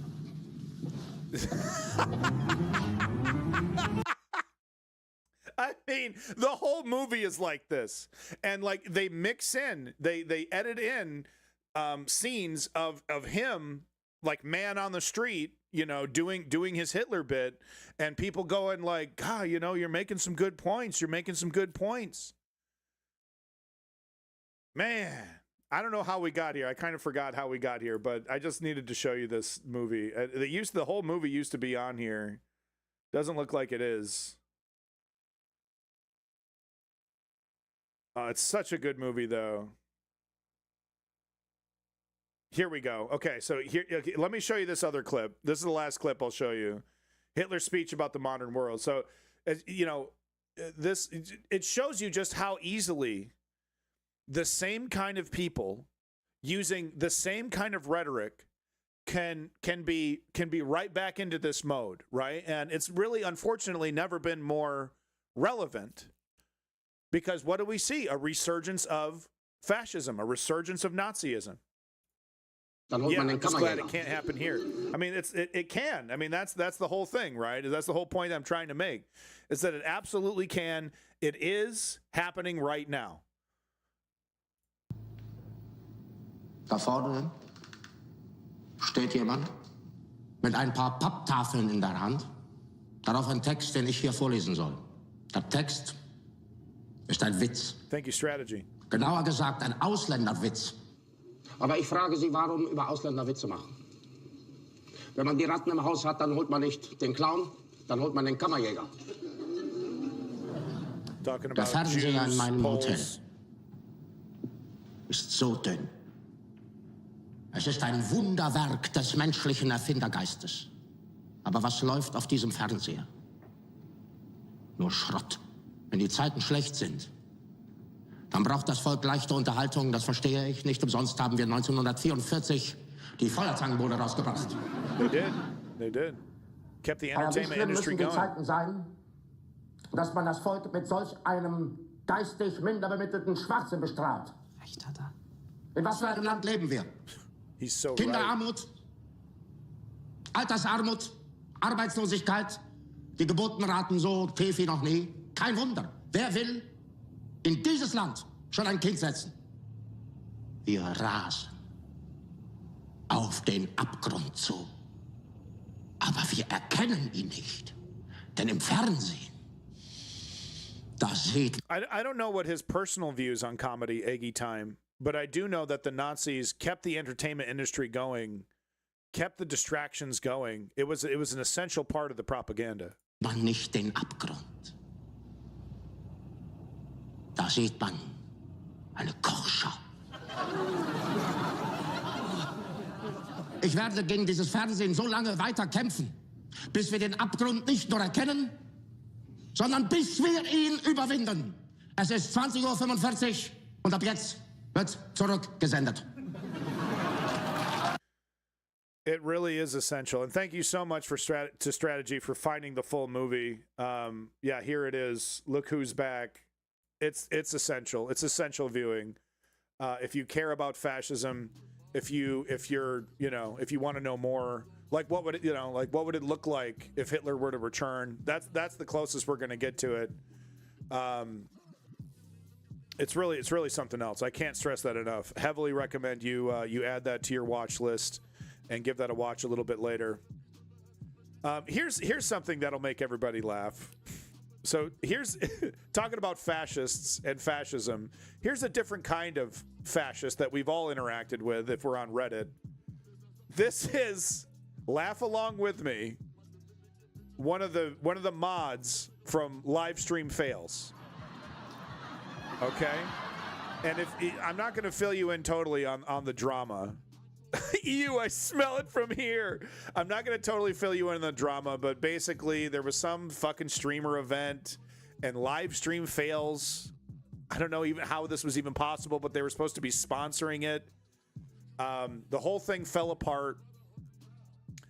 Listen to what, and we all knew it, right? If you're on Reddit, you've I mean, look at me. I'm permanently banned. I'm permanently fucking banned from Reddit because I had the audacity to mention Barack Obama drone bombing and Donald Trump, right? Oh no. But these self-important little mini tyrants that make up Reddit, self-important doesn't even fucking really scratch the surface. Okay, on who these guys are, but we never get to see them. They barely, peek their head out to make little comments. Ban. All, pedantic rules, right? So we only get little hints on who they actually are. This fucking guy decided to get in front of a camera and tell us how important his job is. And just watch. This is if this man, like, if this was like theater, if this was an Andy Kaufman situation, this guy would be Tim and Eric levels of brilliant. But it's not. It's completely and totally unironic. And it's gold. It's fucking 10K solid gold, baby. And this matters because Reddit moderators have power. They have influence. If you were one of the people who's joking about like internet janitor duties or whatever, I'm sorry to tell you, it's funny jokes, but you are wrong. Reddit moderation does matter. Reddit moderators have control over millions of impressions per day, and nobody seems to notice or care. Let's just talk about LSF. Think of all the streamer careers that have been created because of LSF. Bro is just on the verge of busting out a fucking Elon salute. I mean, just the comb over. We make or break careers on LSF. We have a lot of power. You need to treat us with respect. Think about the even larger number of streamer careers that have been destroyed because of LSF, because some clip went viral about like something bad that they did. I have had major live streamers who are effectively celebrities come to me. Celebrities? How old? Early 30s. And beg to kind of remove, negative posts about them. And it's just so sad. I mean, this man has his whole life. His whole life is the fucking website. Is this fucking website. And look, is moderation important? Yes, absolutely. Right? We can't have pedophilia. We can't have gore, violence, and yeah, it is important for people to stay roughly within, the realm of the rules, right? Because it could very easily derail conversations and all that. But I mean, if you've been on this fucking website, you know damn well that that's not what's going on. Fucking nerds, power tripping, thinking that they're making and breaking careers. This is the reality of the Reddit mod. Crazier story is the time when some Twitch employees found me in person and borderline begged me to make sure LSF is not used to destroy the multi-billion-dollar company Twitch, partially because at the time LSF was indeed being used to destroy the multi-billion-dollar company Twitch. Imagine looking like this and being like and having this attitude. You know what I mean? I mean, looks don't make everything. But I mean, just imagine you're combing over the 6 strands of hair that's left on your little bald cap there, being like, I'm gonna make or break this company. I'm gonna make or break this billion-dollar company. Deservedly so, by the way. To summarize, Reddit moderators should be treated like celebrities or influencers, not because they deserve respect or anything, but because they actually have real power and influence. I mean, if not for the world, at least over your $50 billion company, maybe if you gave them actual support, it could go from 50 billion to 100 billion. I mean, it certainly deserves to be that high up for how much traffic Reddit gets. I guess it goes on and on and on and on after that. When Moist Critical reacted to this, I went, oh my God, I don't fucking care. Around a minute in. Yeah, that's all we're going to do. The comment section are just, you know, fucking roasting this guy. He's literally a character of what everyone thinks mods are. Someone pointed out that he's using the purple video effect from Xanadu. He's like, why is he using the purple Xanadu outline? You know, it's this movie from the fucking 70s. It's Xanadu, na na na na, Xanadu. Okay, but it's perfect. I mean, it's perfect. You know, if this was a Tim and Eric sketch, if you told me this was a Tim and Eric sketch, I would not have known. I would have been like, yep, he did it again. You know, Tim and Eric does it again. They found some guy, you know, some ironic guy who, you know, just amazing. And he did this. He set this up. This is a video that he produced. He got in front of a green screen. He gave himself this purple outline. He combed his comb over. All right. He put on his nicest shirt. Wow. I mean, talk about fascism, folks.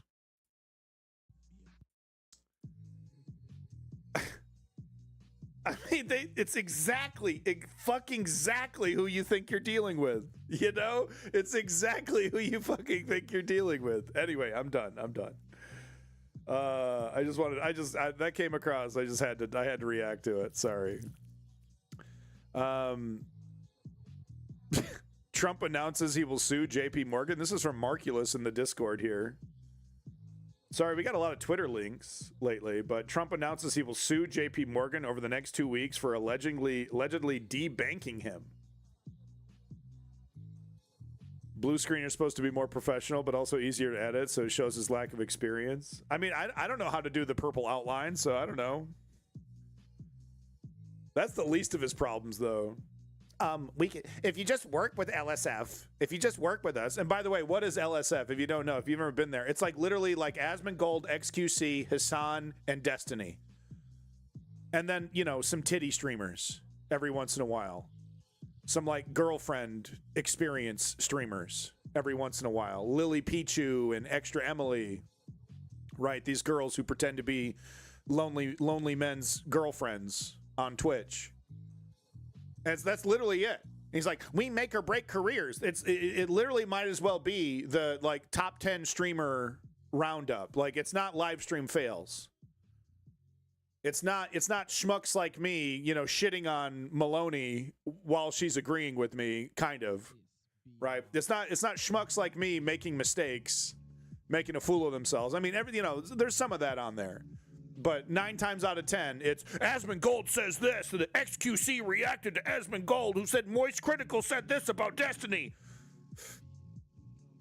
That's like 95% of the content on LSF, and he's like, "Well, we're the most powerful stream. We can make your company $50 billion if you would just work with us." And what does that even mean? To work with them? Work with you? Anyway. Back to the actual news. Sorry, I'm done. Trump announces he will sue JP Morgan over the next 2 weeks for allegedly debanking him. The president also ruled out the bank's CEO, Jamie Dimon, as a possible pick for Fed chair. Yeah, he's not sycophantic enough.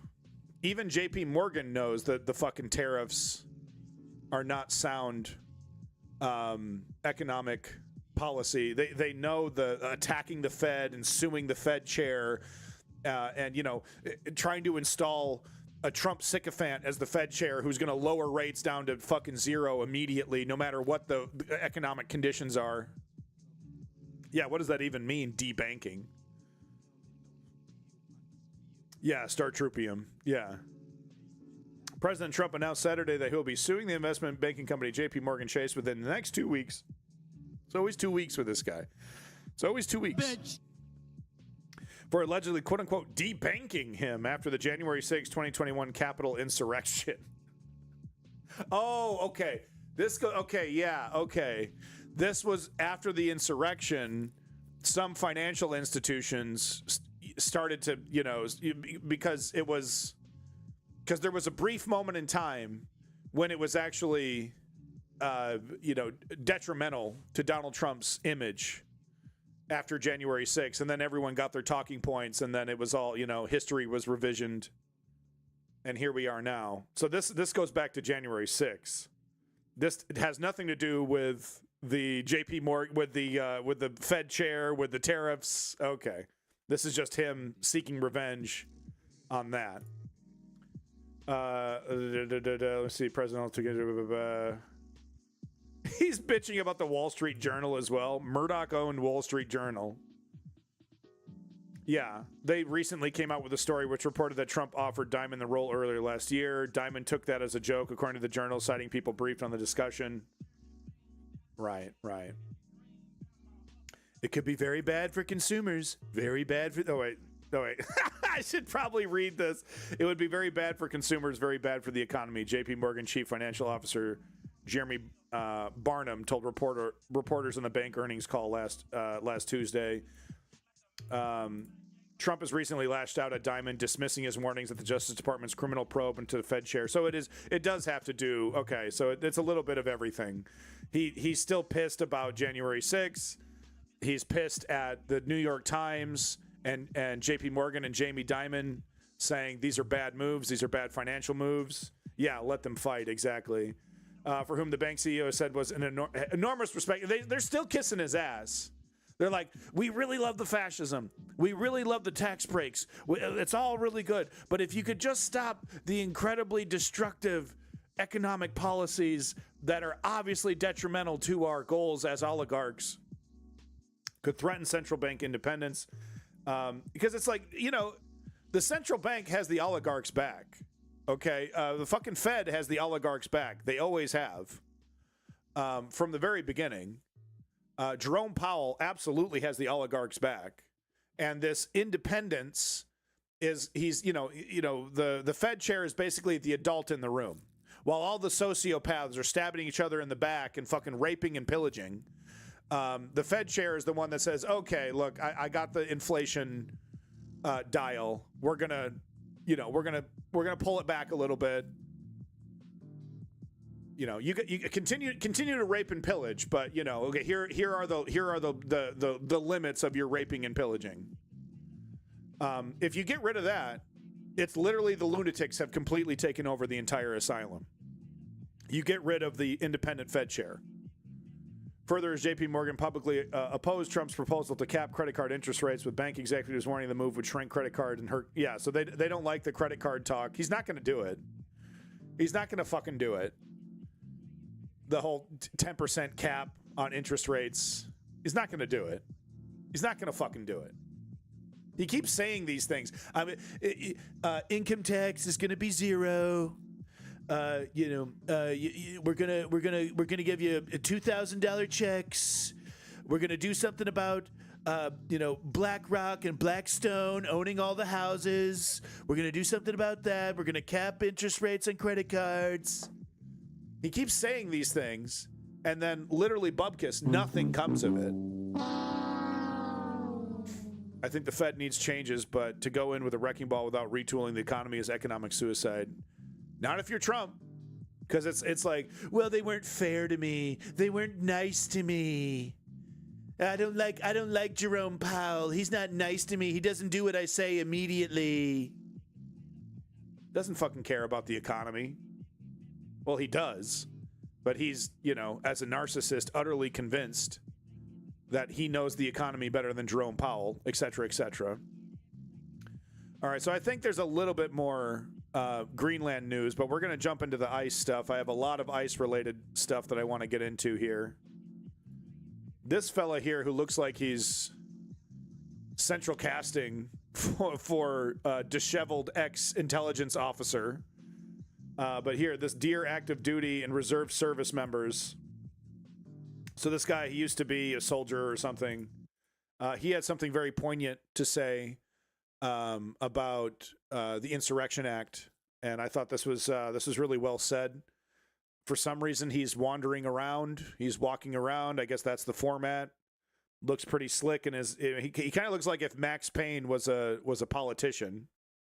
Well, let's go ahead and have a listen here. Dear active duty and reserve service members of the United States military, I am a retired Chief Warrant Officer 3. Yeah, okay. Over the past 24 hours, the president has discussed the possibility of suspending midterm elections and has also stated that he is considering invoking the Insurrection Act to suppress what he calls violent insurrectionists in Minneapolis. Now, I know you're not dumb, you're smart. You know what an insurrection looks like and one doesn't look like. So I'd like to just ask you respectfully to keep in mind that if and when the Insurrection Act is invoked, and if you are deployed to the streets of an American city, that you remember your oath to the Constitution and not to a person, and that your fellow citizens rely upon you to protect them in their practice of their constitutional rights. And that the future of our country may very well depend on what actions you take and what actions you don't take. Fully agree. Fully agree. Thank you for your service. I don't really agree with that last part, though. I never understood the whole thank you for your service, groveling, because it's contextual, right?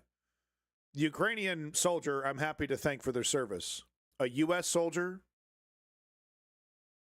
oppressing Iraqis, oppressing people from Afghanistan, oppressing Vietnamese, I'm not thanking them for their service.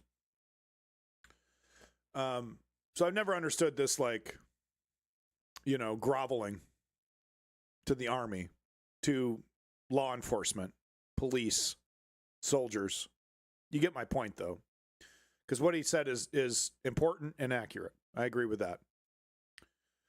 Yeah, Promethean. Blue Brother here. I know time has passed since still a quote from Orwell so perfectly fits. The party, yeah. So the party told you to reject the evidence of your eyes and ears. It was their final, most essential command. The party told you to reject the evidence. You repeated it, but yeah. Was Tim Miller allowed to call himself a millennial in his Jubilee debate? He was born in 81. I don't know. Jubilee. I do know that Jubilee is a farce. I do know that. Jubilee is a pointless farce. Jubilee is everything that's wrong with politics, right? Because politics is entertainment. You know, politics, it's not a serious, it's not even like a seriously moderated, you know, like some kind of Harvard moderated debate. It's just entertainment. And if we were doing serious debates and then there was Jubilee as well doing some entertainment, I don't think I would trip. But like Jubilee's the best we got. You know? It ain't Buckley v. Gore. You know what I mean? The Constitution is lib slop. All hail Emperor Trump. You're making some good points. Yeah, Hitler 2.0, not bad. Still got the ICE stuff. We're going to be on ICE for a little bit here. We're going to watch some ICE. I got some footage, of course, of ICE victimizing Americans, right? But I wanted to talk about Mayor Jacob Frey. You know, get the fuck out of Minneapolis. Oh, this is bullshit. She wasn't murdered. She wasn't trying to hurt anybody. She was murdered, right? Okay, great words. I agree. So you want to disband ICE, right? You want to defund ICE? Get rid of ICE? Well, I don't know. That's going too far. Oh, I don't know. Oh, I don't know. This is the kind of milquetoast, spineless, neoliberal bullshit that got us to this point. Right? These guys over here unironically saying we just got to vote our way out of fascism. Where's this motherfucker in the streets? Huh? Him and Walls. They need to get in the streets. Zoran Mamdani's in the streets. I showed you that footage. Maybe. It might have been just in the Discord. I might have actually showed it. But Zoran Mamdani over here marching with the nurses in New York City. I have no doubt in my heart that Zoran Mamdani, if what was happening in Minnesota was happening in New York, that Zoran Mamdani wouldn't be getting his ass out there. Kat Abu Ghazala in the fucking streets. Him, you know, we got Jacob Frey and Tim Walz in the comfort of their little mansions. Well, we should be, go. I don't know. I don't really like this. And we got to show some respect. You got to be peaceful. Which is like, okay, yeah, that's fine.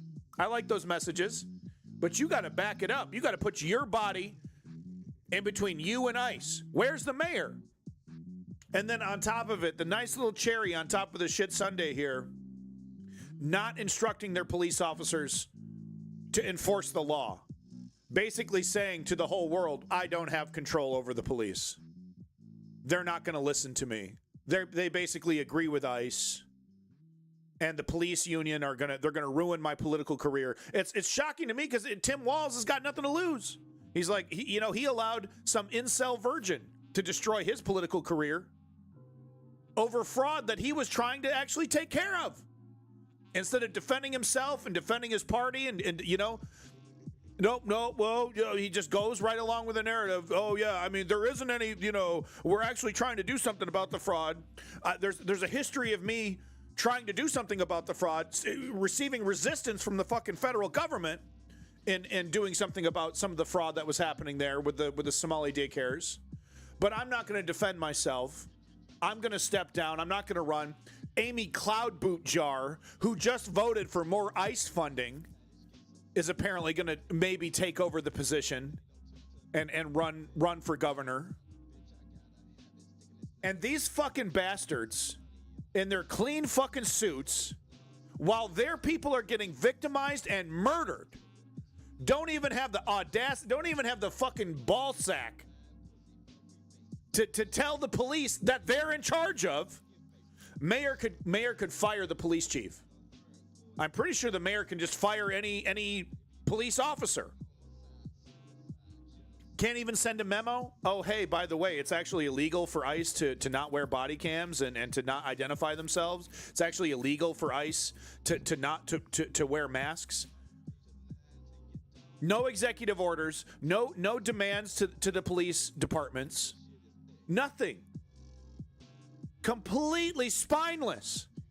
What do we get? What do we get? Sternly worded letters immediately thrown in the trash by Donald Trump. And a couple curse words. After a fucking mother of, 3?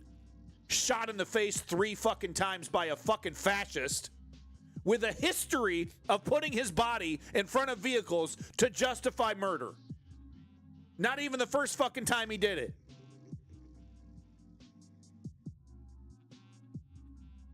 And this is the best we can get from these fucking bastards.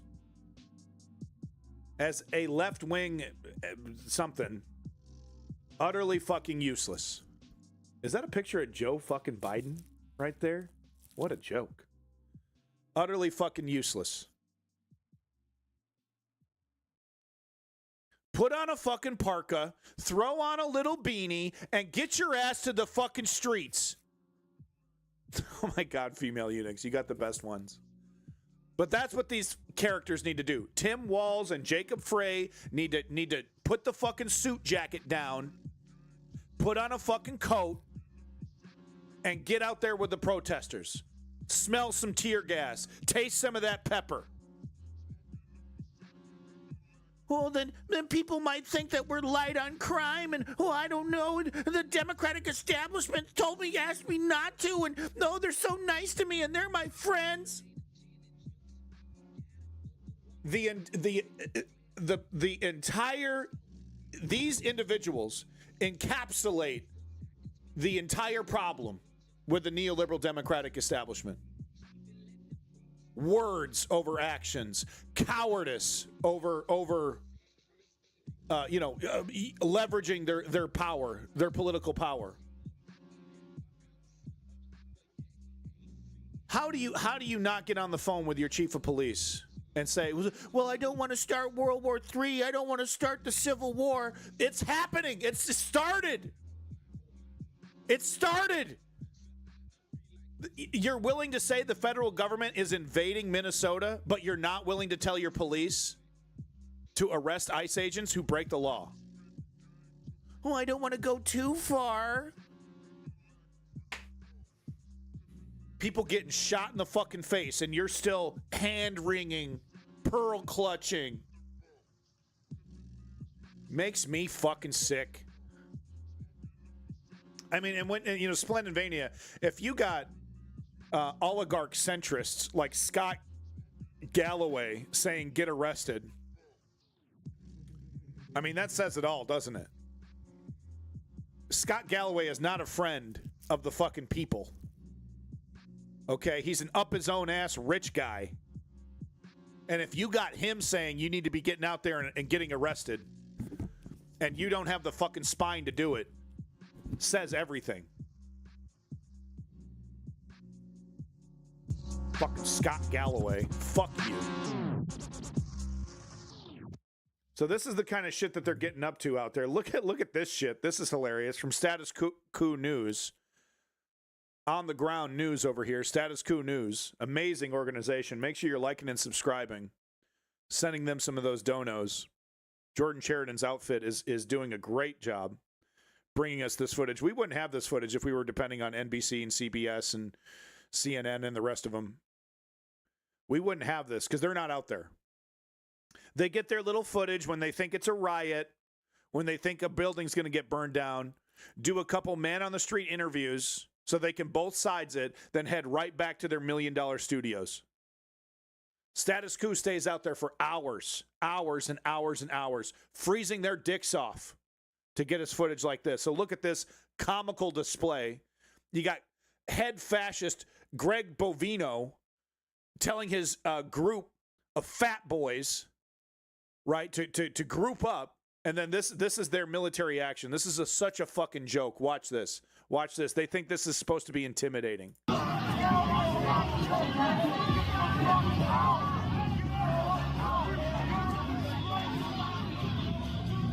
Right. So look at all these little cosplayers here, overpaid cosplayers, $200K each of your taxpayer dollars right here, lining up like like it's the fucking, late 18th century, gonna do a fucking cavalry charge. And look what they do. Look at this.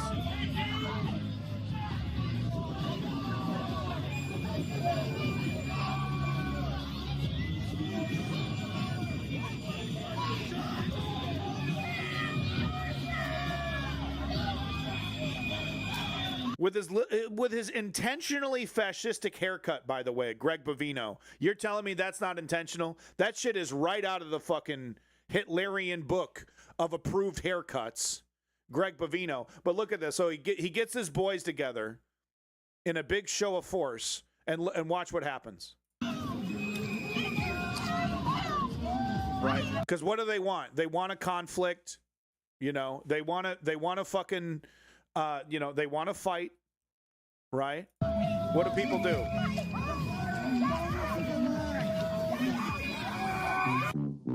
They just get out of the way. They just get out of the way.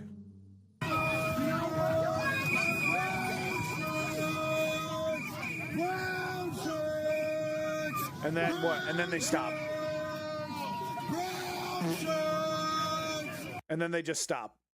Because what did they expect? They expected this crowd, right? Because we're all a bunch of violent wokesters, a bunch of violent Antifa members, right? They expected us to start fist fighting and getting with them, getting in there. No, we just get the fuck out of the way. And then they just stand there like a bunch of fucking clowns.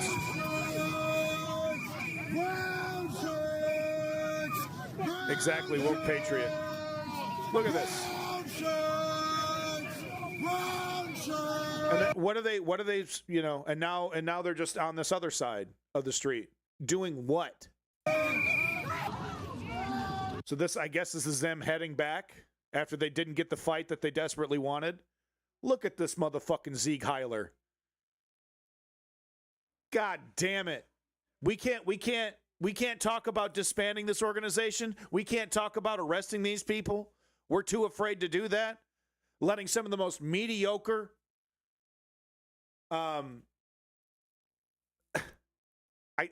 there's some shit I can't say, man. There's some shit that'll get me in big trouble with Jeff Bezos. Out of the road now.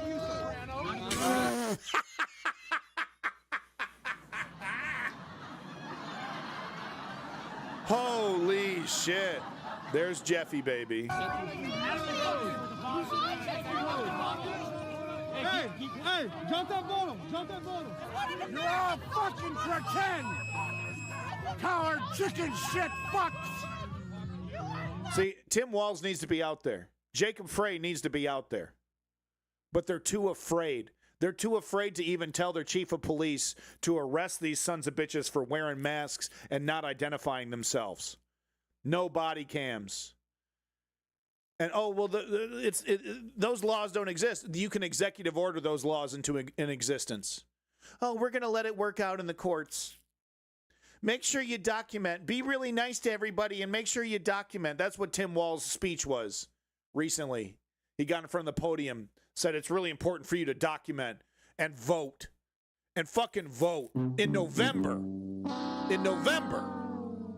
It's January. You're all fucking pretend. Coward chicken shit fucks. You are not a soldier. Tim Walz, nowhere to be seen. Jacob Frey, nowhere to be fucking seen. Meanwhile, Zoran Mamdani, 6 seconds into his administration, is out there marching with the fucking nurses.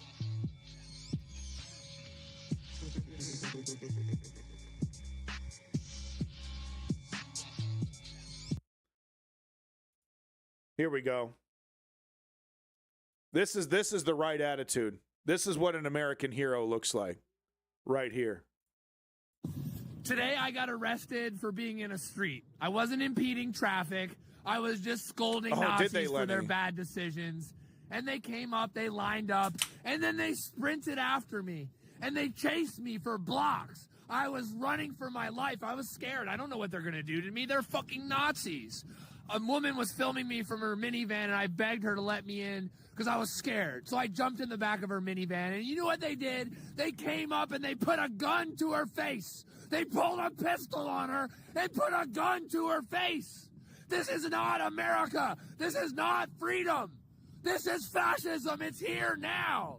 While I was detained, they put us into a cell without ventilation. They put us in there, and people were pepper sprayed, so we're just coughing the whole time. They didn't read me my rights. They didn't read any of their rights. No one got to speak to a lawyer. No Miranda rights, nothing. They're above all of it. One man was in there, they beat his face in. He was bleeding. His face was smashed in for the crime of blowing a whistle in public. Wake the fuck up, America. Stop pretending like the midterms are going to save you. Get off your fucking asses and resist. That's it. And if you've been watching this stream, you know that's the thing I've been saying for a while. You know, and look, I got some clips here from Malcolm X and others that I wanted to show you because I wanted to point out that, look, if we don't listen to, you know, admittedly spooky dudes like this and me, right? We're not exactly, you know, everyone's cup of tea. Okay? I get that. But if you don't listen to us, then you're going to have to start listening to the folks that, you know, that want to do things a little bit more directly. Okay? You got a choice. We can do things peacefully, or we can do things in a different way. And I don't necessarily agree with Malcolm X. I don't necessarily agree with the Black Panthers brandishing weapons, but I can't argue with the fact that you know, once my techniques don't work, when the talking stops, when the protesting doesn't work, and they're just arresting everybody like it's China or Russia, there is only one alternative.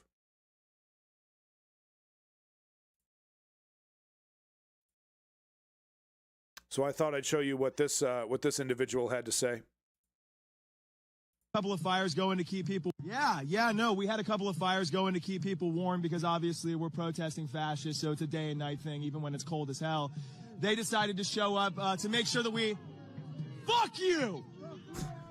To make sure that we put out our fires. They had about 17 police officers show up, not to protect us from the Nazis 30 feet away, but to put out our fires. That's the issue right now. That's what everyone needs protecting from. These isolated fires that we had in metal tins. Jesus Christ. That you cannot trust these people. They're all doing the same thing. They're all out here. They're out here to agitate us. That's what police officers just showed up to do. They were begging. They had their pepper spray out already. They were begging to fucking hit us. We obviously didn't give them reason to, because we're out here for fucking Nazis. If they want to claim that they're with them, then they're with them. We're protesting them as well. What do you have to say to your elected officials? Honestly, at this point, grow a spine. These people are kidnapping people in mass. They're murdering people in the streets without any sort of due process, any sort of anything, really. There's no red tape for these people doing it. The person who just murdered Renee Good raised about $500,000 to keep sitting on his ass doing fucking nothing. So we know where our elected officials stand. They stand with the Nazis right now. They don't think... He doesn't believe in abolishing ICE. What the fuck is up with that? That's what I mean. They can't say they'd abolish these Nazis. They'd abolish this Gestapo group. They can't even say that. These people that are, again, kidnapping and murdering in mass right now with absolutely no oversight whatsoever because they feel like it, because someone has brown skin. It's ridiculous. Acting as if we need to be peaceful against these people is ridiculous. They're murdering people in the streets. So this comment... And then one that I'm trying to find the isolated comment, but I know Kyle Kulinski over there from Secular Talk showed him as well.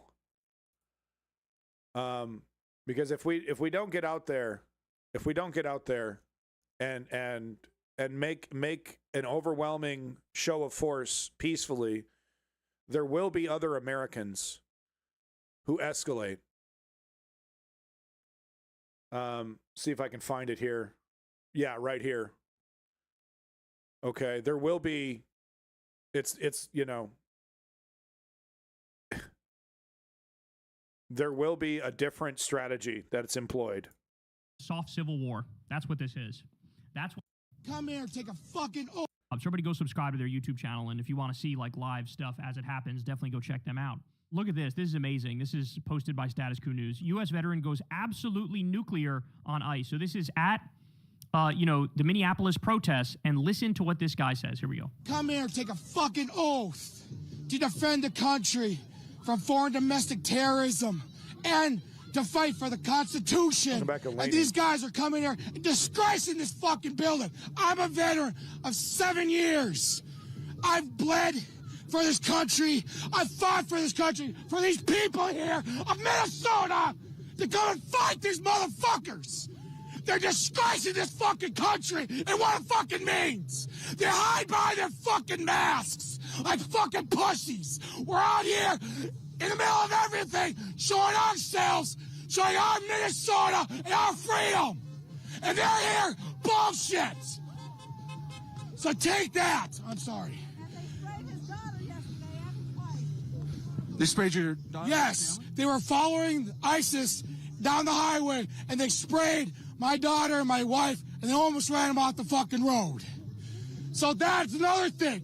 Fuck them, get them out of here. Our state representatives need to step up and fight for their fucking people like we are fighting. But they're too coward. They stay in their mansions and don't give a shit about us. And all they want is these fuckers just come in here and destroy this fucking state. So fuck it. Now you protest. Fuck ICE. I'm telling you, man. What they're doing is they're waging a soft civil war. That's. I wanted to show you some of the words of Malcolm X, a person that I don't necessarily agree with. I'm a Martin Luther King guy.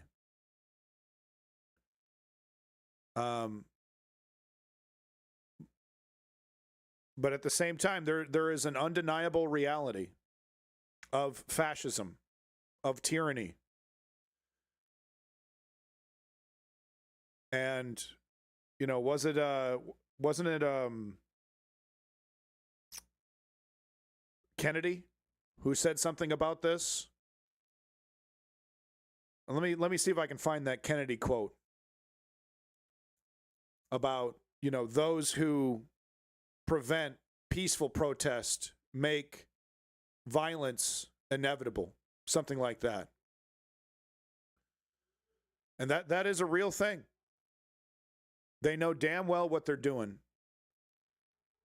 And they're creating a scenario where violent armed resistance, and I'll show you the Black Panthers next.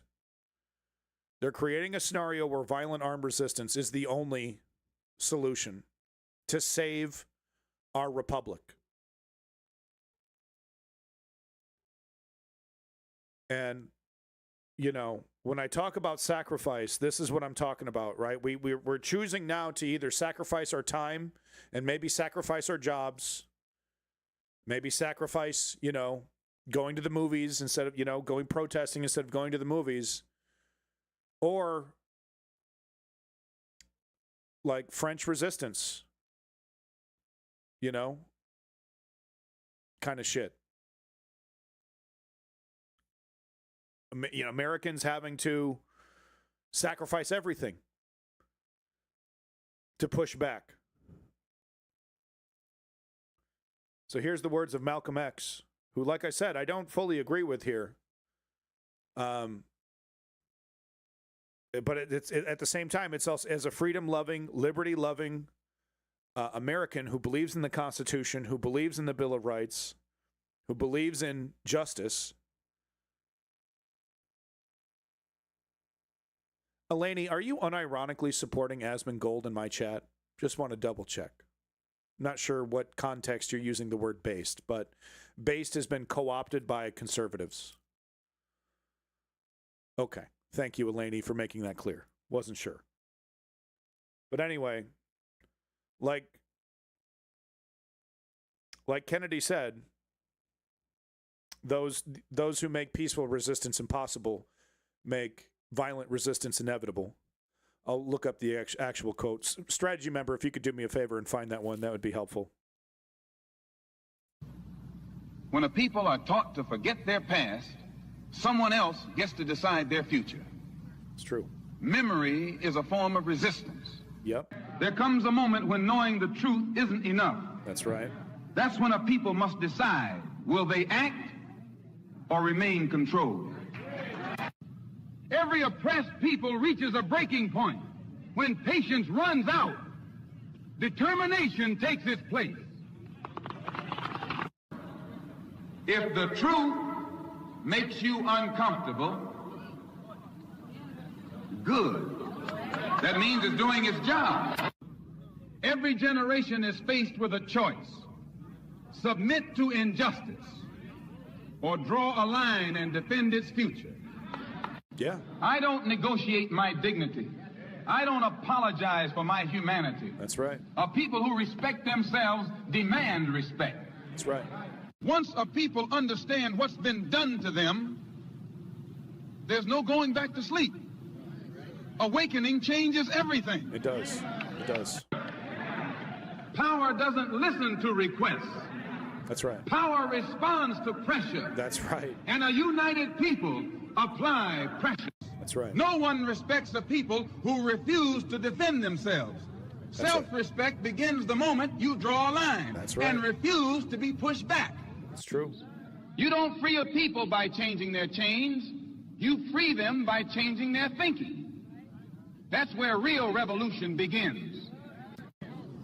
Power never concedes without pressure. And when a people apply pressure together, history moves. You don't awaken a people with comfort. I found it, strategy member. You awaken them with truth. And truth always comes with resistance. Yep. You will never rise higher than the women you stand on.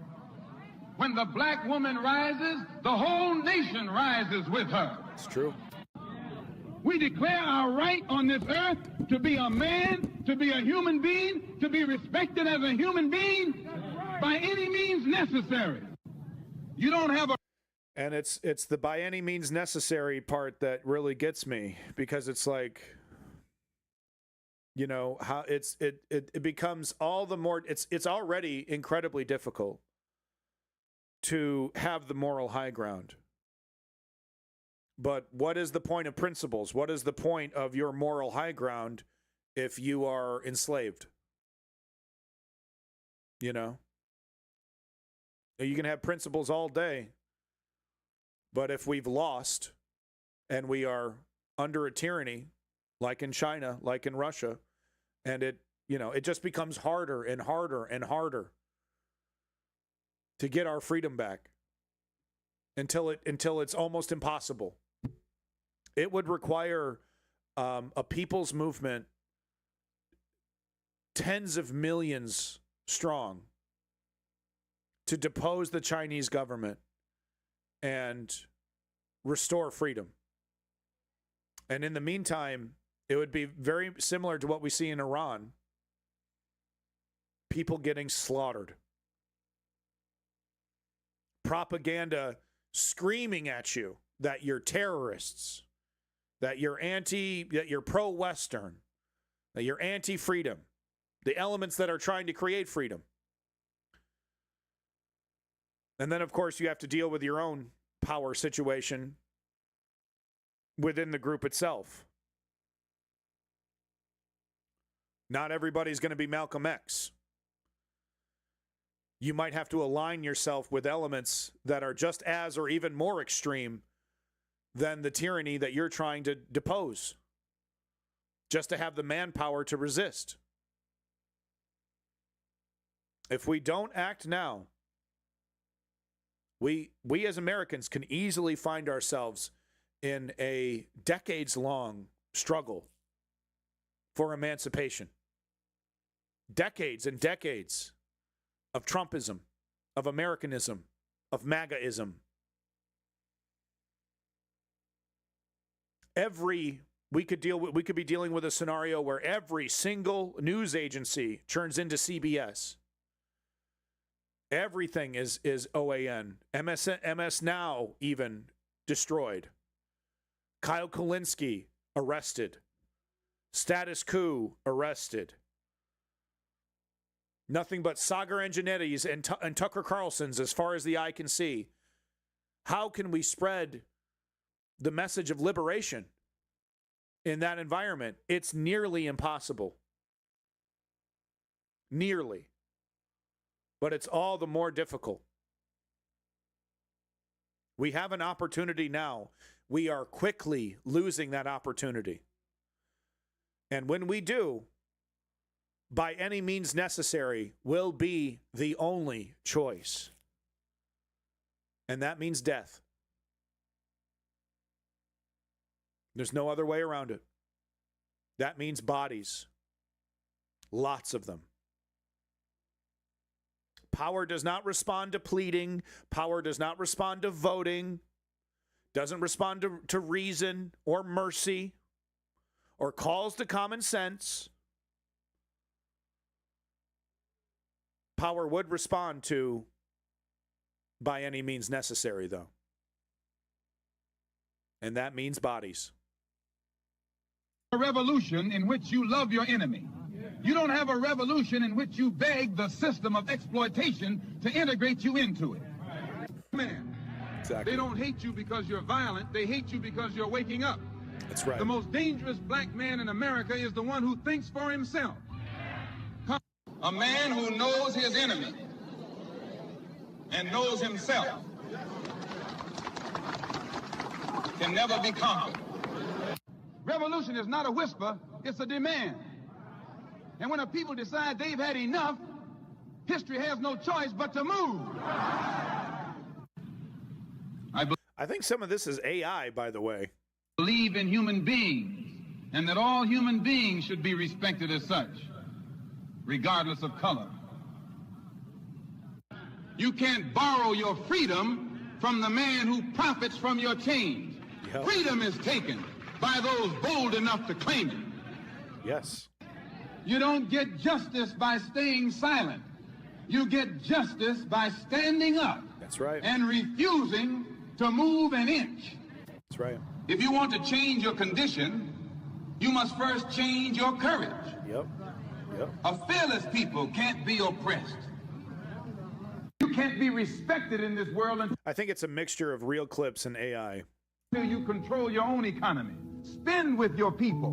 Build with your people. That's real this power. One's AI, for sure. The media is the most powerful entity on earth. It can make the innocent look guilty and the guilty look innocent. That's power and that's propaganda. The most potent weapon in the hands of the oppressor is the mind of the oppressed. Free your mind, and no system can hold you. They've divided the house of the black man, made us enemies to our own. But once we recognize we are one people, no power on earth can stop us. Right. So there's definitely some elements of Malcolm X that I disagree with, but it's pretty goddamn clear that he understood what it was like to be oppressed by oppressors. And that is what we're dealing with right now. Real quick, I wanted to show you this. No, that's the wrong link. Wanted to show you this. It was from Kennedy. Just wanted to make sure I get his quote correct, because this is where we're at right now. Quote, "Those who make peaceful revolution impossible will make violent revolution inevitable." And, you know, Donald Trump thinks he's ready for this. He thinks, you know, we're all a bunch of weaklings. You know, he wants to instigate this. He wants to get it over with.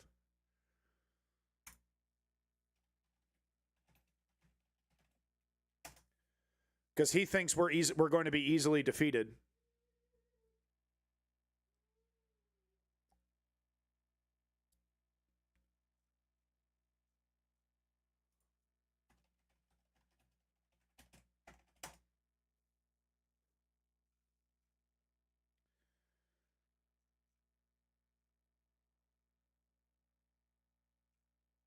But that's not the case. Boy, the algorithm is doing a great job of muddying this up. I mean, the clip that I'm looking for should be at the very top.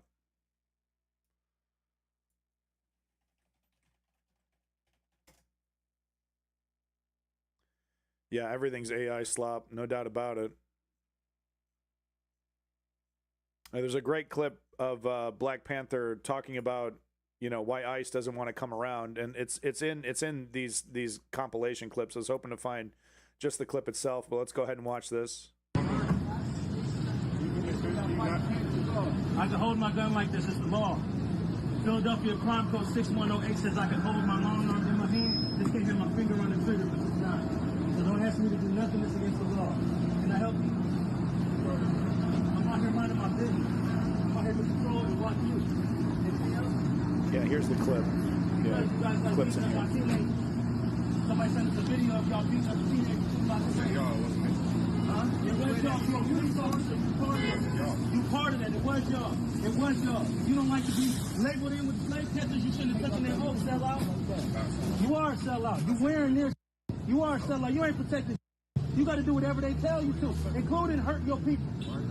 Because you're walking up to me and I don't like you and I don't trust you and I don't got no conversation with you. So unless you're investigating the crime, leave me the alone. When I'm here, I don't care. I got a gun license right here.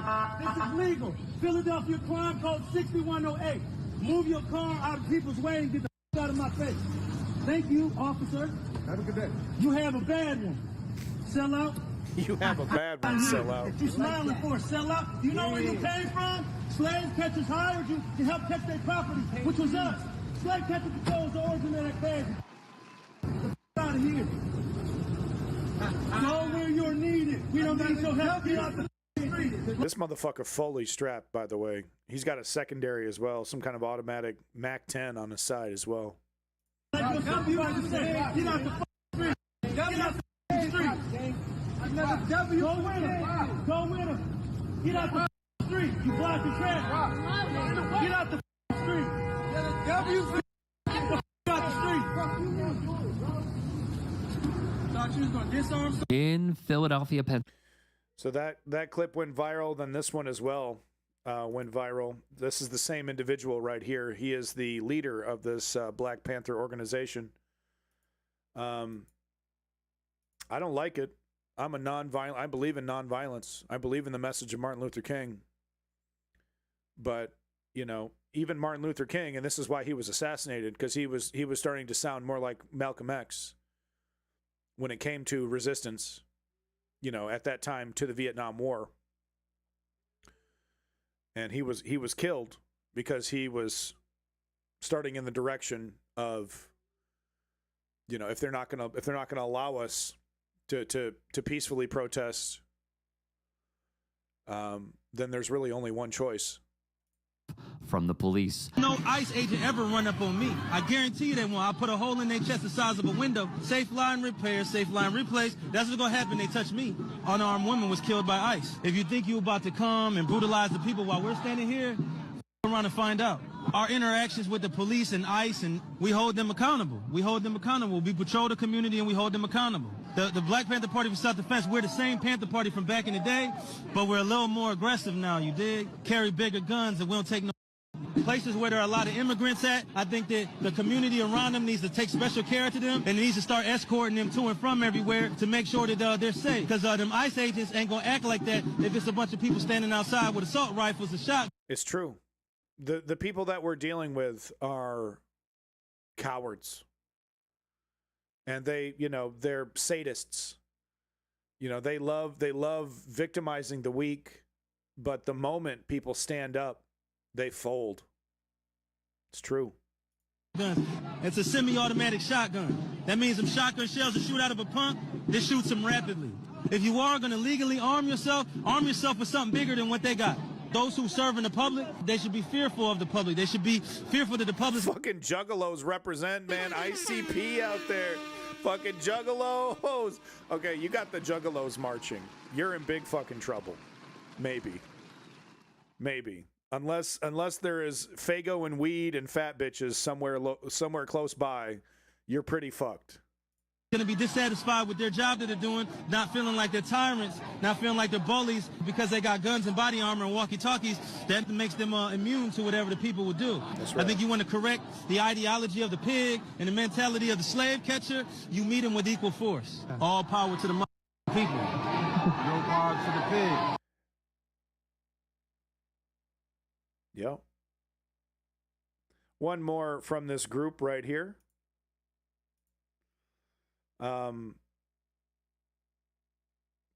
The tyrannical dictatorship makes these people relevant. If you don't like this, if you don't like what you see, don't blame them. Don't blame the people. Blame the government who makes this inevitable, who makes this necessary.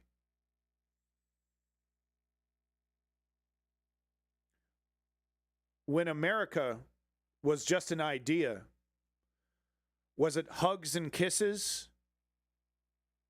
that created it? When we were escaping from the tyrannical monarchy in Britain? Was it nice words? Or was it power?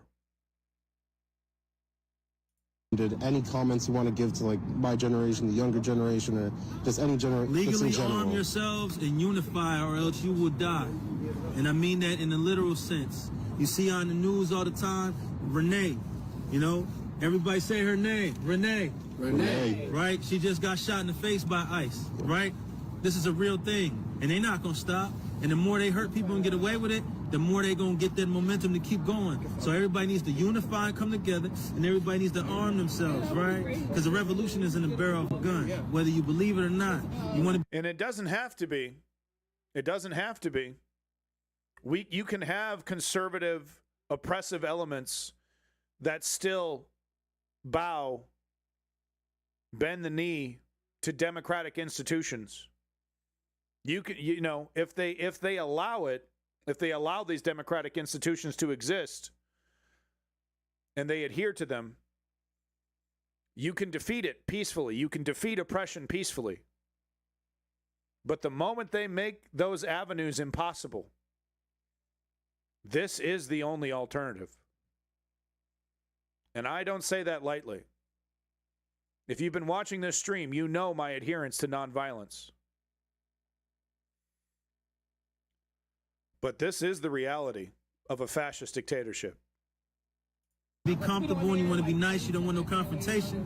Look, Huey P. Newton said it the best. Anybody without a gun is either a slave or they're about to be one, you know? So, and people worried about people being scared of him. Huey P. Newton also said this when somebody asked him, don't you think the Black Panther Party is scary? Don't you think it's scaring people? He said, my people have been the ones afraid. Hey, sister, we got free groceries over here. Free hot soup and free clothes. He said, my people be the one afraid for hundreds of years. So if you're saying people scared of us now, that's a compliment. That means we're doing something right. You know what I'm saying? Would you rather be scared? So in peacetime, when democratic systems exist, this rhetoric is ridiculous, right? This by any means necessary rhetoric is ridiculous when there are still levers that exist for democratic change. When those things are stripped from us, this rhetoric is 100% accurate. ICE? Would you rather be scared of the slave catcher, the police? Would you rather be scared of the government forces that are working against the people? Or would you rather be them scared to mess with you? That's for you to choose. That's for you to decide.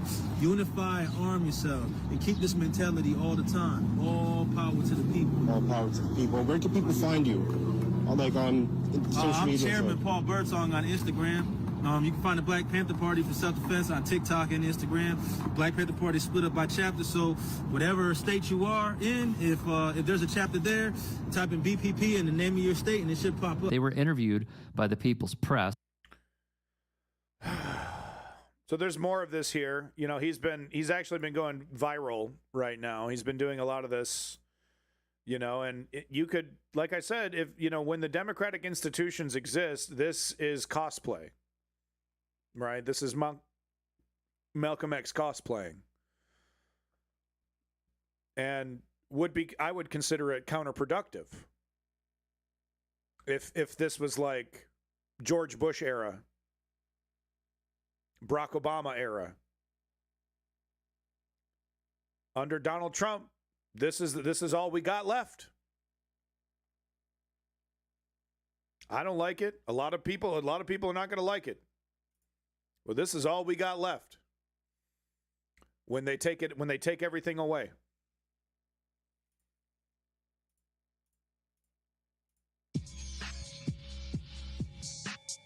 Because this is what we're up against right here.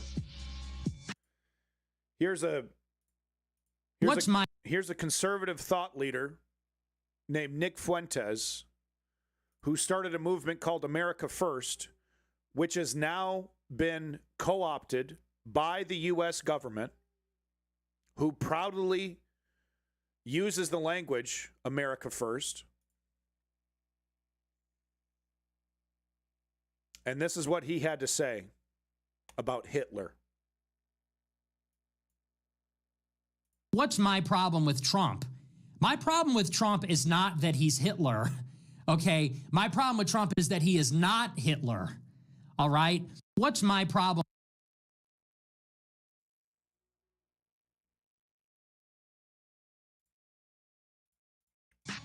So we have a movement in the United States.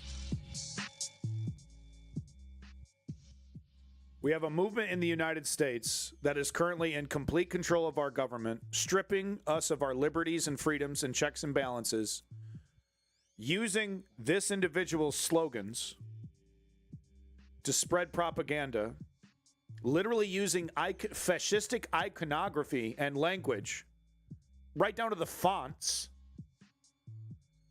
And this is what he thinks is the solution. More Hitler. Says it openly, says it brazenly, says it to rounds of applause by this minority, by the way. And I'm not talking about his race. I'm talking about the entire MAGA movement. A minority of a minority. The MAGA movement is a minority within the conservative Republican movement, who themselves is a minority of the American people, because not everybody votes.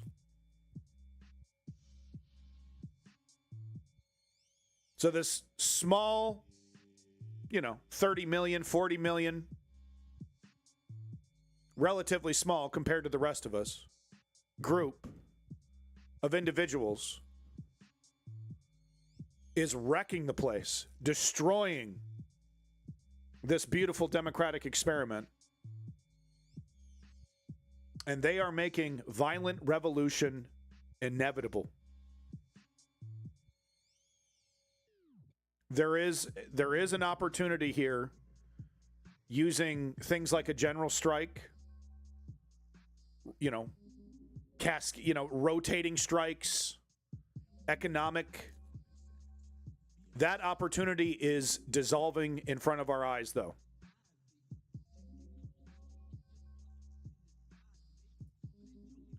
Soon, just like in China, just like in Russia, we won't have any ability. Anybody that speaks up about anything will be thrown into jail, kangaroo court, enemy of the state. Any and all dissent will be cracked down on. No free speech will be allowed. And don't think for a fucking second it's not coming to a UK near you. It's not coming to a France near you. It's not coming to a Germany near you. Any liberal democracy run by corrupt milquetoast neoliberals is in danger of exactly this. We tried doing it the neoliberal way, capitulating to money and power. And all it does is it leaves the door wide open for these shameless elements who have no respect for the institutions to run roughshod over all of them.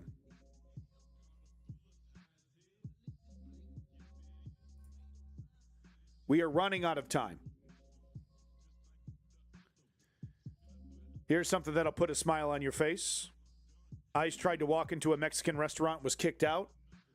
Of course, this is happening at the same time that it was reported that ICE ate at a Mexican restaurant and then a few hours later came back and arrested the owners of that restaurant or the employees.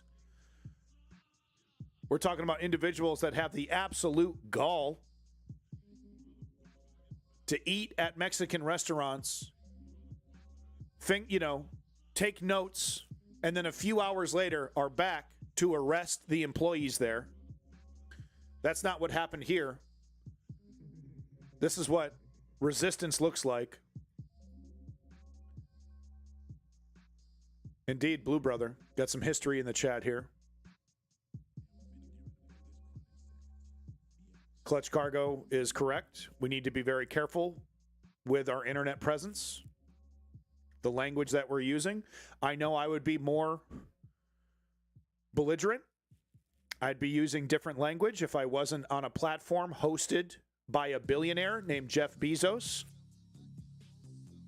who, with a big smile on his face, sat next to our fascist president-in-chief during his inauguration, who currently enjoys the fascist president-in-chief's tax breaks and tax cuts, who wants to create a technology that would make us all, admittedly, jobless.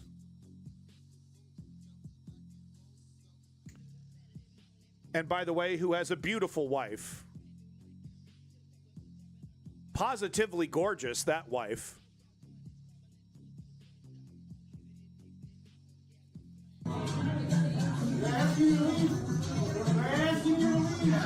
Man, seeing this food makes me so fucking hungry for some legitimate Mexican food. You're not going to get it out here in Canada. Look at that salsa. You know that salsa's bomb as shit. Those fucking homemade tortilla chips. Oh my fucking God, dude. I'm so fucking hungry. They're asking you to leave. They're asking you to leave. They're asking you to leave. They're asking you to leave. They're asking you to leave. They're asking you to leave. You're going to change it? You're going to change it now? Don't listen. Okay, can I say this to every Mexican restaurant that's ever existed? Can you please turn the fucking radio down? I get it. You got to blast this polka music 24/7. You enjoy it. I don't necessarily do, but does it need to be at a volume louder than a club in LA? Just saying.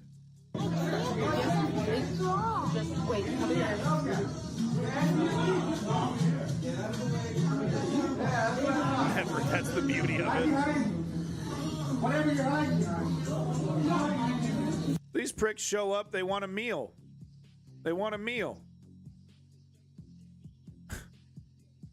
And then what they're doing, they're profiling. They're profiling these businesses. Yeah, they're allowed to eat Mexican food. They shouldn't be.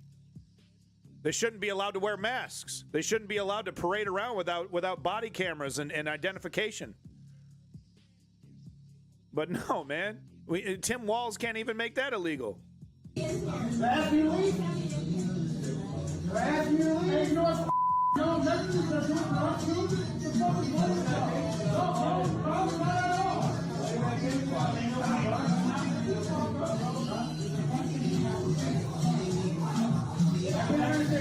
That music is way too fucking loud. I'm sorry. I don't mean to double down on this, but that music is. I can't enjoy my fucking burrito. I can't even think. I can't even resist ICE with your blasted ass music. Okay. Sorry. I'm sure the food's delicious. I'm sorry.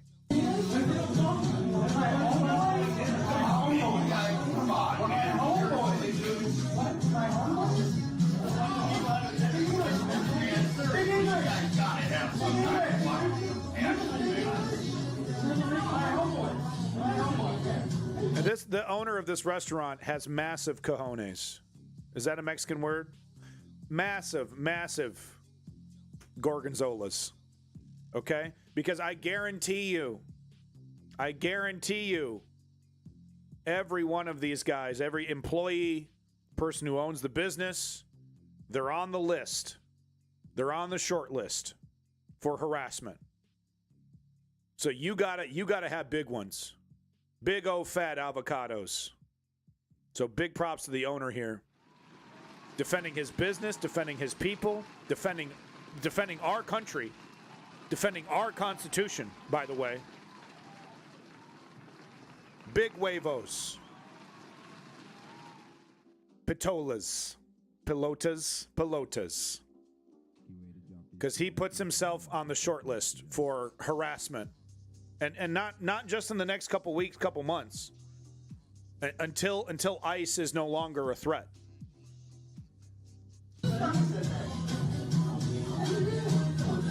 Yeah, no, and ironically, this right to refuse service was a battle that the conservatives won a long time ago. This has everything to do with the fucking cake, the gay birthday cake situation. I think that went all the way to the Supreme Court because that's what conservatives wanted. They wanted the right to refuse service to gay people.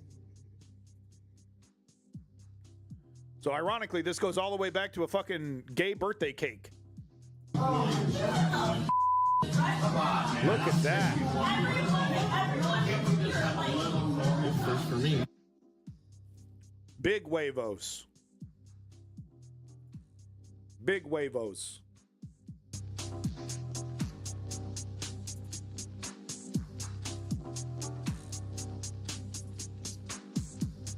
So here, let me show you something. I was talking about this earlier. I was showing you this earlier. So, you know, we were talking about the whole credit card cap thing, how it's not going to happen. You know, it's a bunch of fucking propaganda, bunch of lies. So this is what the grinning Cheshire Cat, Kevin Hassett, had to say on Bartiwomo's Fox News propaganda show. Our expectation is that it won't necessarily require legislation because there will be a great new Trump card provided voluntarily by the banks.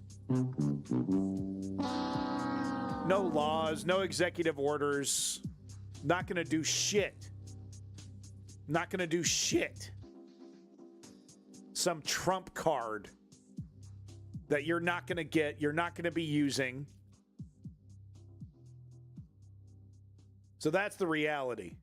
Anytime you hear Donald Trump say he's going to do something about your income tax or he's going to do something about a tax break or go after the housing oligarchs, the motherfuckers buying up hundreds of thousands of homes across America in an intentional effort to keep rates higher artificially or 10% cap on credit card interest rates. We're going to ask really nicely to the credit card oligarchs. Yeah. Yeah.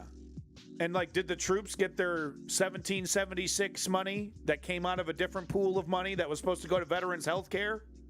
By the way, did they even get their checks?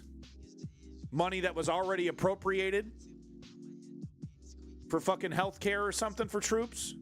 Did they get their money?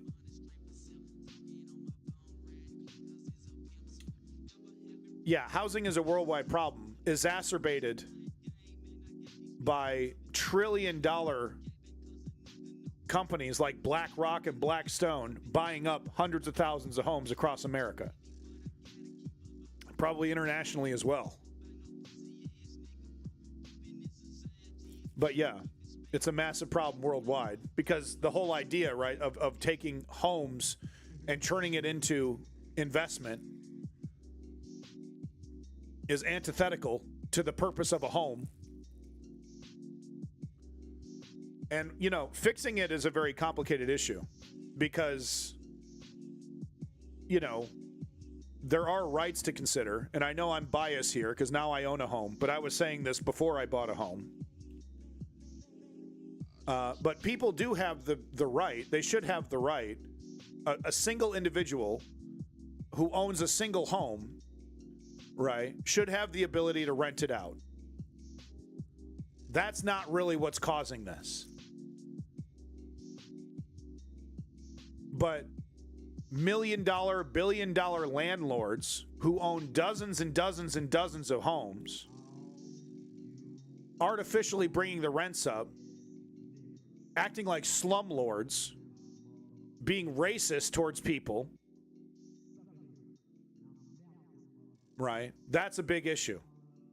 But it's tough as a politician to get up there and say, we got to make the housing go down. We got to reduce the value of your home. Because most homeowners are not like me. And they don't want to hear that. You know?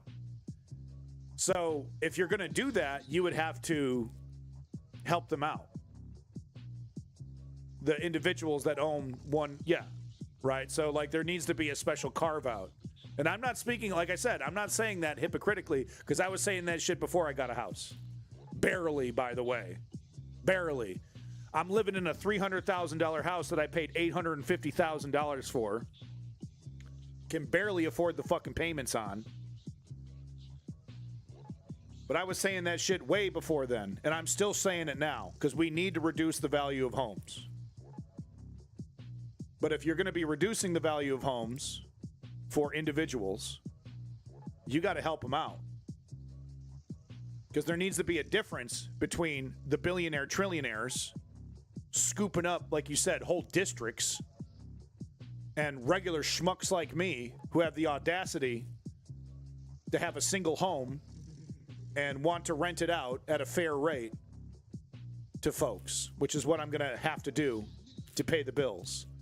Because my son is disabled, and I need to move back to fucking America so that he can get proper schooling, proper medical environment, because he's blind.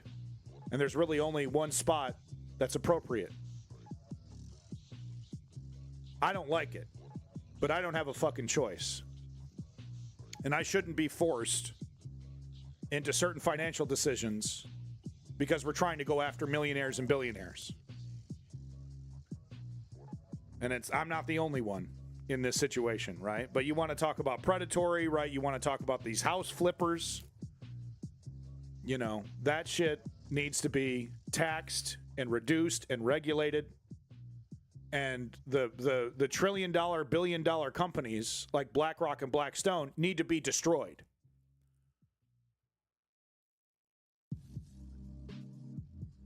It's more complicated than that, Jeremy. That is a factor. And we need to reduce inflation, right? Those things are true, but it's not a one-to-one equation. It doesn't, raising, if we were to fix the inflation issue of the dollar, it wouldn't necessarily fix the issues with exploitative real estate market.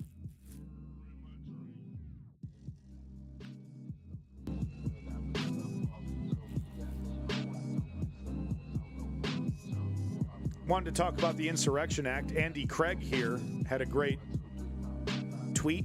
No, Blue Sky. Jizz? What do they call them? Blue Skies? Skeets?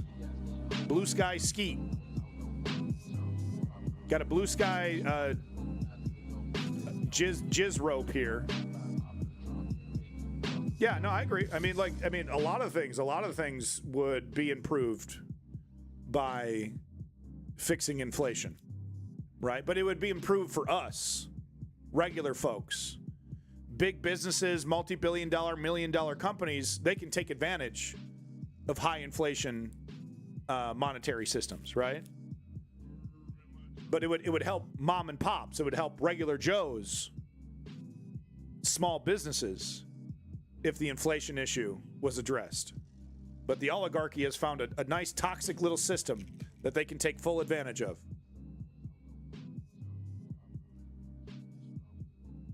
Yeah, Trump wants to run it hot. He does. And we've already reached record amounts of debt. It was was it $300, $400 billion just paid on the interest? Just paid on the interest? Yeah, Kronos, 100%. And we're already we're at the critical junction. We can't really let the money printer go burr. Debt to it's the whole world, right? It's the UK, it's Japan, it's China, anybody that has treasuries. We got to make these payments to. It's the United States government pumping up the bond market itself. You got the United States that happened last year. The United States government bought a historic amount of bonds to prop up the market. Our tax dollars being used to purchase our debt that further deflates or inflates our currency. Madness. Fucking madness. All right, the Ouroboros, snake eating itself. It doesn't, you know, and there is an end. There is an end to it. And Donald Trump seems hell bent on getting there.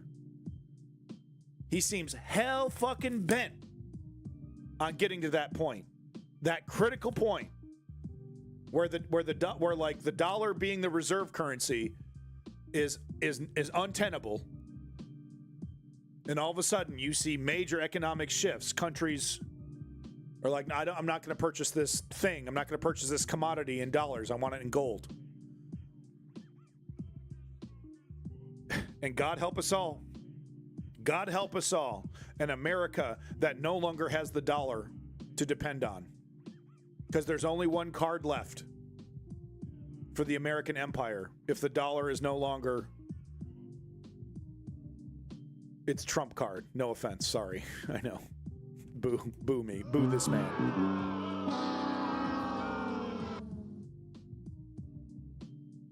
It's the military. It's war. That's the last card America has if we don't have the dollar. God help us all. Vosh has talked about this. I don't agree with Vosh on a lot of things. I find him to be a pedantic academic who is apathetic in his own way, I'll just say.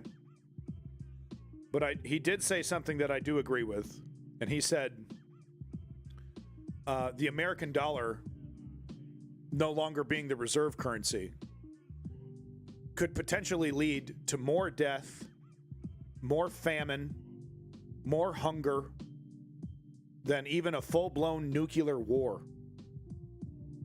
It is the apocalypse scenario. Now, does that mean like the dollar should should be the reserve currency for life, and there's no choice, and this is the no. But if we are to diversify the monetary system, the global monetary system, it needs to be done slowly. It needs to be done carefully, in full agreement with all the partners.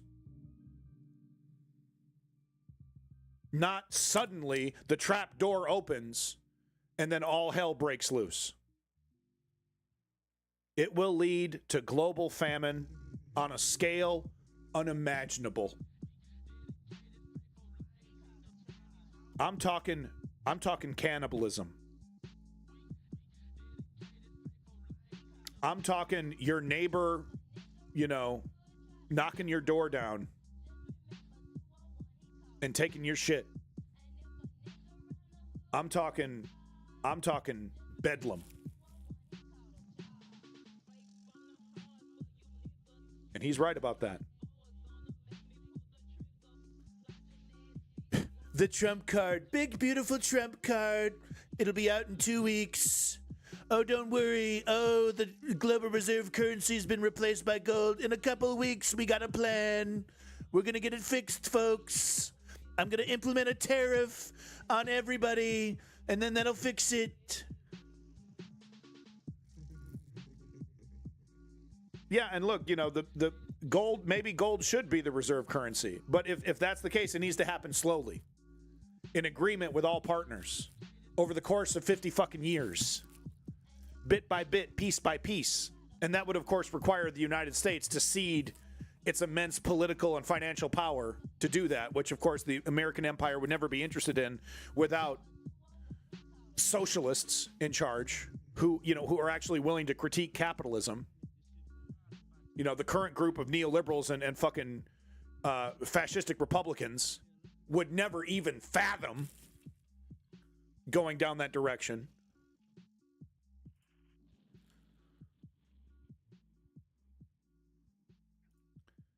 The interest rates on the Trump card, 200%, because that's how much I love my daughter, 200%. Capitalism kills. Capitalism is inherently exploitative. I'm not anti-capitalist. I'm a democratic socialist, so I believe in a healthy mix.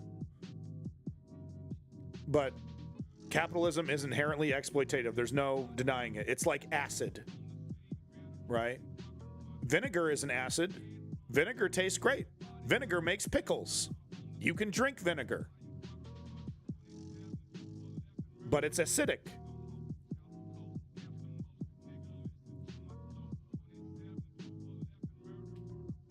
Right now, capitalism is not vinegar. Capitalism is, what's the word I'm looking for? What's that acid that's really bad? God, I suck. God, I suck. There's an acid that's really bad. That, it's the acid you see in the movies, right? That, eats. Sulfuric. Thank you. Thank you. Boo this man. Boo this man! No, it was sulfuric. That was the one I was thinking of. Andy Craig over here spitting some straight facts about the Insurrection Act. Just thought I'd read this. This is a really great Skeet. This is a really good Skeet from Blue Sky. Yeah, but here's the thing. People like alcohol. People like poisoning themselves. People like doing heroin, right? They like killing themselves. There's an inherent contradiction. We were talking about this last stream. There's an inherent contradiction to being human. And any system of governance that exists needs to address that inherent contradiction. Right? Technically, socialism, full-blown communism is probably the best thing for humans, technically. That doesn't make it the best system, though, for humans. Humans, there needs to be a little spice. And that's where capitalism comes in. I don't think there's any way around it. The system has to allow for a certain amount of democratic choice, and we have to accept that if we give people a democratic choice, some people are going to choose certain things that would be technically detrimental to the whole. Right? Hey, Harry, you're welcome. Give us Greenland. You could do this the easy way. You could do this the hard way.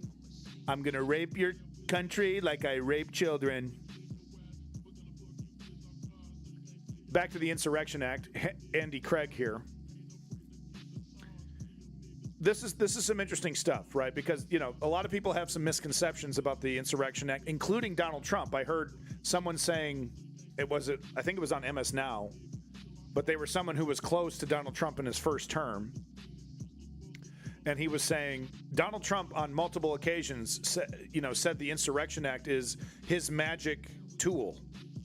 Donald Trump thinks that if he implements the Insurrection Act, because he's tried to do this a couple times, and he thinks that if we can get the Insurrection Act going, it'll never go away, and it's the magic make all the stuff go away button. That's what he thinks. If the Insurrection Act makes him into a king instantly. And that is simply not the case. So let me read what Andy had to say here. We got a jizz from Andy. The Insurrection Act is, quote unquote, not martial law. It doesn't displace civilian law. It doesn't suspend habeas corpus. This is your right to question your jailer. It doesn't alter or suspend state and local government. And it doesn't make anything newly illegal. It doesn't change the laws. It allows using the military to enforce existing law. It doesn't change what the law is. The Insurrection Act unlocks manpower. You can now use soldiers to do what you can otherwise only be done by civilian federal LEOs. Sorry, I didn't read that correctly. But it doesn't give them any extra powers beyond that. It doesn't let them do anything, e.g., an FBI agent couldn't already do right now. None of which is to say it wouldn't be a very bad thing to do. In effect, deputize soldiers to be cops, but that's all it does. It's not flipping a switch that means all other laws are canceled and the military now has unlimited power to issue dictates governing everyone in an area instead. Which is how, if Donald Trump does implement the Insurrection Act, and there's a very good chance that he will, that's how he will handle it. We'll probably see a flurry of executive orders. Jerome Powell needs to step down. I'm canceling the Department of Education. Protesting is illegal. You're not allowed to even film ICE. That's how he's going to be using it. But don't let that disarm you. Don't let that stop you from resisting. Like, well, it's legal now. What can I do? I'm screwed. You're not. Here's the thing. If we resist this and depose him, there's a chance for justice.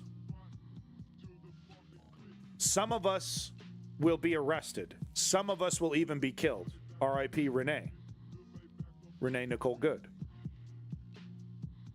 Some of us will be hurt, like that poor person that was blinded in one eye.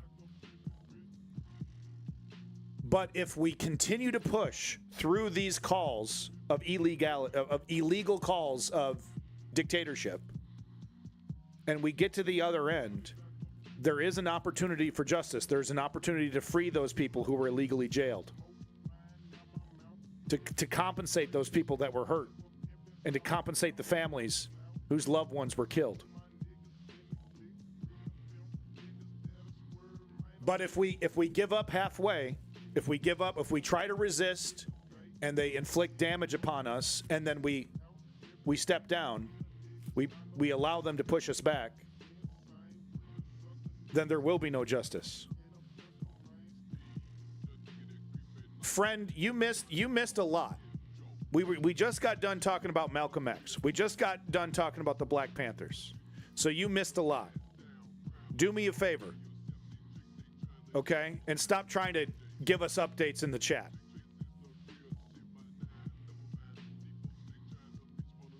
This guy named U.S. Grant fan, and for everyone dooming over that,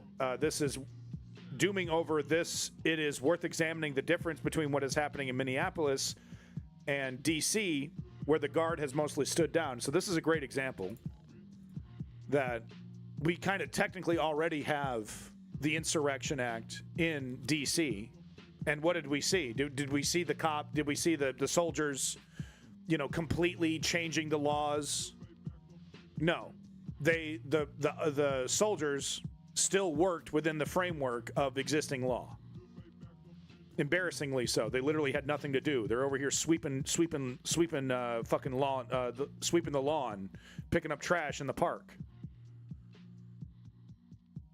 So you need to remember that when the Insurrection Act is enabled, because the government and the talking heads and the right-wing media are going to be like, it's dictatorship. You comply or die, as we heard from that one Republican politician. Comply or die. Our dictates are law. There is no questioning it. It's like, that's completely wrong. They are breaking the law if that's how they use the Insurrection Act. To say the law no longer applies and we dictate at the barrel of a gun. This is the start of the new American dictatorship. Female eunuchs with a link here. So you're thinking of joining it. Probably how ICE hires people. Let's have some fun. Let's have some comedy here. Man carrying thing, extremely talented comedian, political satirist. Couldn't recommend liking and subscribing enough. Make sure you're clicking on that link from Female Eunuchs and liking and subscribing. I have too much of this kind of shit in my algorithm. I'm not going to subscribe, but I will like. Let's go ahead and watch this. So you're thinking of joining ICE? Yeah. This is your resume? Yeah. It's in crayon. No, it isn't. I like your confidence. Yeah. Do you have any military or law enforcement experience? Yeah. I was dishonorably discharged in 1998 for... I'm just going to put yes. So we know you can hold a gun, but can you shoot it? Can I? We've got a few more questions here. Boo! Boo! Easily startled, like a little puppy. Excellent. Can I go potty? I really need to go. Did you pee a little in your pants when I scared you? Yeah. Totally normal. Do you or have you ever belonged to a politically extreme group? Well, Hold on, that's from the old form. Do you have a pulse? I think so. How do you feel about wielding unchecked power with, quote, total immunity from the federal government? Sorry, I'm out of breath. You're just sitting there. You're hired. Awesome.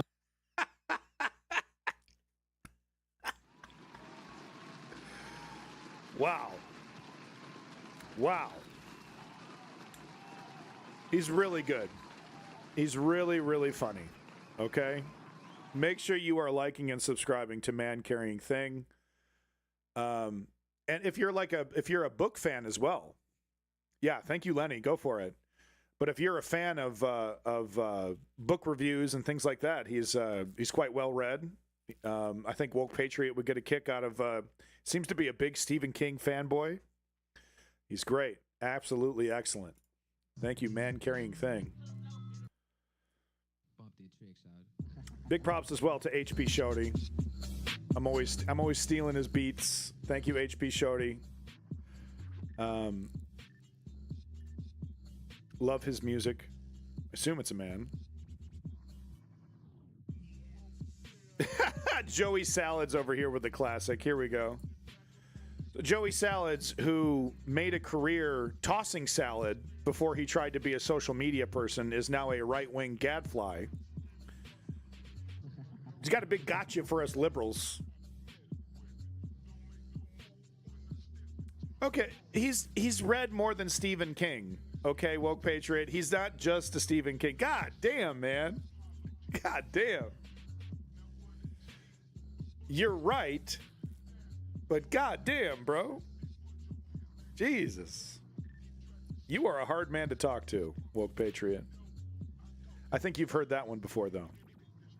But no, Joey tossing salads here, which, I don't want to kink shame, except he supports a right-wing establishment that would make tossing salads illegal.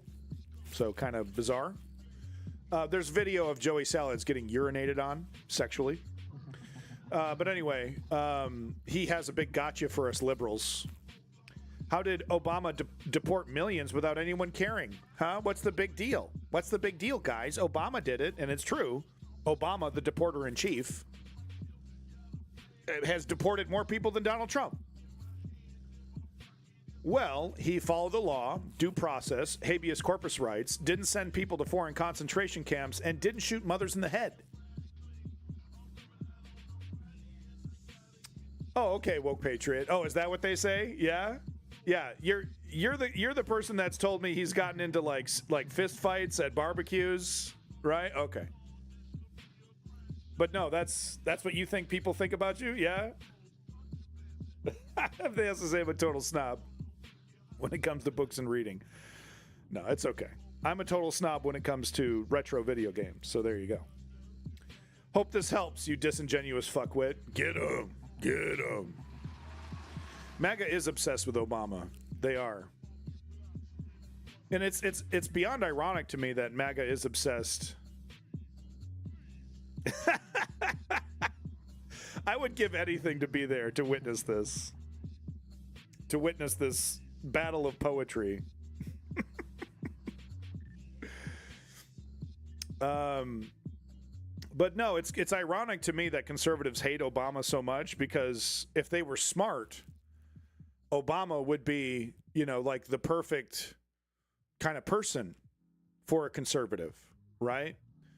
Progressive, supposedly on the outside, progressive black man who supposedly represents the people, Nobel Peace Prize winner. In action, Nixonian Republican, giving tax cuts to the rich, not helping black people out, right? It's like the perfect, Manchurian candidate for conservatives. I'll take a look, Woke Patriot. But you know what I mean? Okay, I'll allow that, but you do need to be careful. You do need to be careful. Some jackass kid said Jim Morrison is the great. Yeah, yikes. I mean, Jim Morrison was, you know, he was a poetry fan. He was a poetry fanboy. And I don't know who RLM Baud. I don't know who that is. Dead Surrender Monkey. Yikes. It was the monkey thing. It was the monkey thing.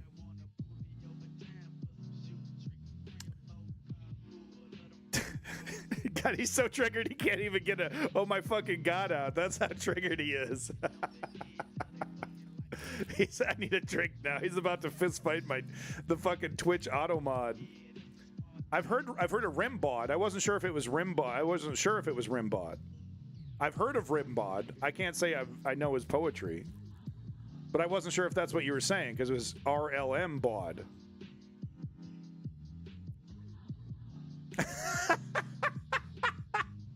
Look, can you just, you know, give me some of Rimbod's greatest hits? I'll listen. I'm not gonna judge him as a surrender monkey, whatever that means. Sounds moderately racist.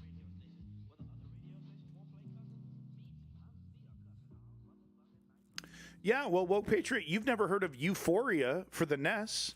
You don't even know what a Little Samson is. Huh? Have you ever played Adventure Island 4 for the Nintendo Entertainment System? I didn't fucking think so. Okay? Them's fighting words. Oh, really? What's the thing about Euphoria that makes it distinct in the Nintendo Entertainment System library? Huh? What's the characteristic? What's the one characteristic that makes it stand out amongst its peers? Yeah, you've never even played Adventure Island 4, which had a fan translation. Yeah, you've never even played that shit, bro.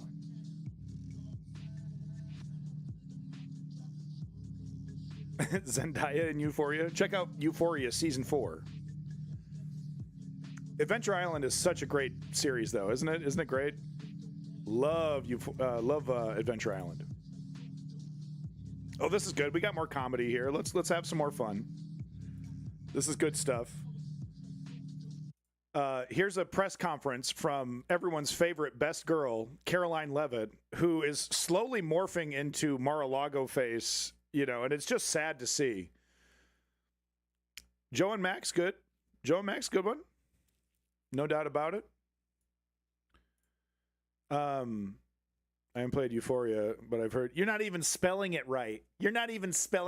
Oh my God. Oh my God. He's not even spelling it correctly, guys. He doesn't even know. Given the choice of how to spend 2 hours, I prefer reading and playing my guitar. OMFG. OMFG. I'm just playing, Woke Patriot. I tell you what, you can read me some Rimbod, and then we can play some Euphoria and Adventure Island 4 together. Okay?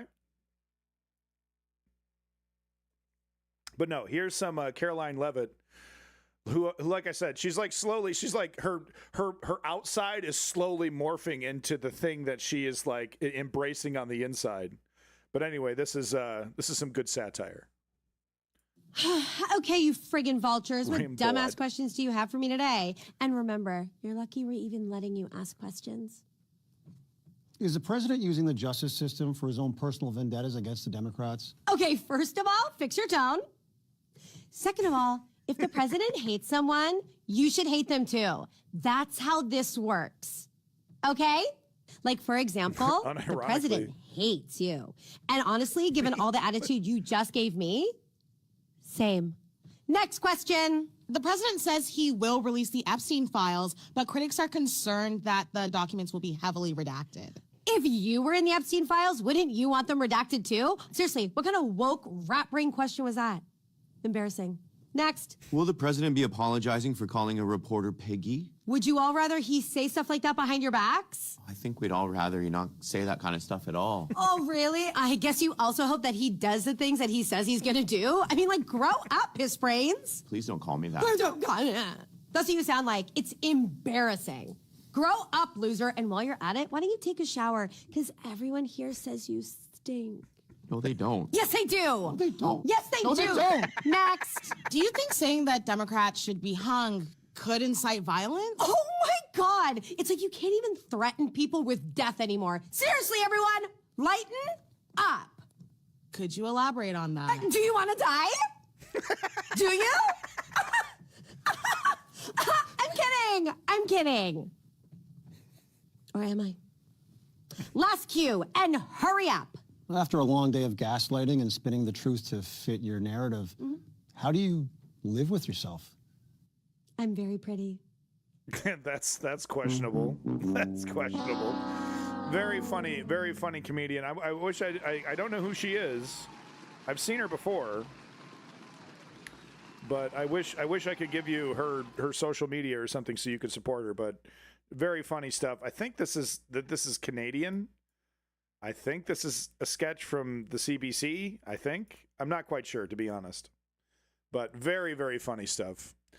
And yeah, Woke Patriot, by the way, the answer to my question was the music in Euphoria, which Sunsoft used a very special chip very late in the NES lifespan that created a brilliant soundtrack in Euphoria.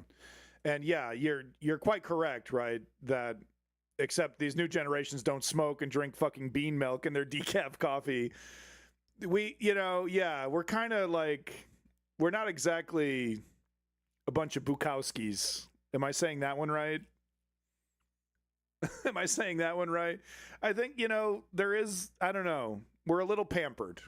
I think that's really fair to say. I think that's what you're getting at, Woke Patriot. Yeah, Euphoria's got this amazing soundtrack. Uses this special chip in the NES cartridge.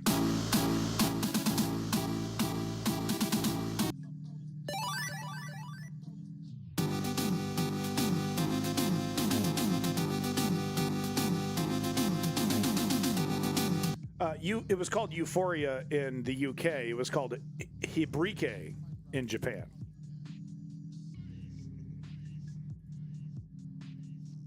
Good stuff. Bukowski was space shot, but very unique. I mean, there's a lot I disagree with on Bukowski. Like, I think he's kind of nihilistic. But his observations, you can't deny his observations were pretty spot on. But he was also, like nihilism mentioned. Yeah, I mean, if you're going to be listening to Bukowski, awful man, great poet. I think that's fair to say. I mean, everything that I've read from his Hollywood book, I've read certain pieces of a couple chapters from Hollywood. I think that was the book. I was like, God damn, this guy. You know how there's like rose tinted glasses? Well, he saw the world through shit tinted glasses. But at the same time, there's a lot of shit in the world. There's a lot of honesty there. There's a bluebird in my heart equals poem I want read at my funeral. That's good to know. It's good to know.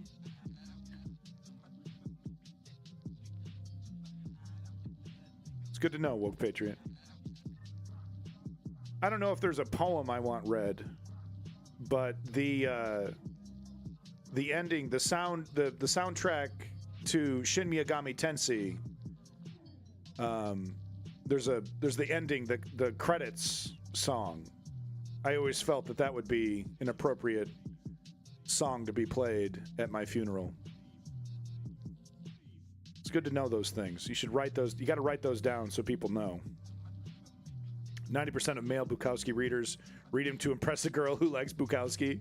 I was introduced to Bukowski from some lesbians, so I guess that makes sense. Barfly Bukowski might be Mickey Rourke's best film. I need to watch that one. I got to dig into Mickey Rourke's stuff. Anyone at the funerals that dance to television's Marquee Moon and then later sing Body of an American until they pass out drunk. That sounds like a good funeral.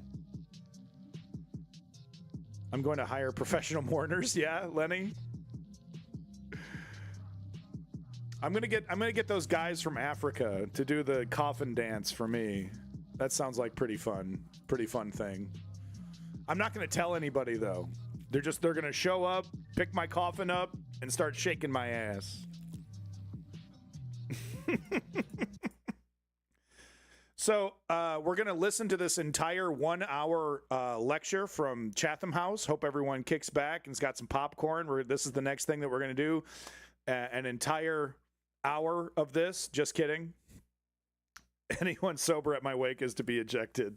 They're secretly doused with LSD. Their choice. Is mushrooms okay? Can I do mushrooms? I'm not a big LSD guy. Is mushrooms all right? Is that acceptable?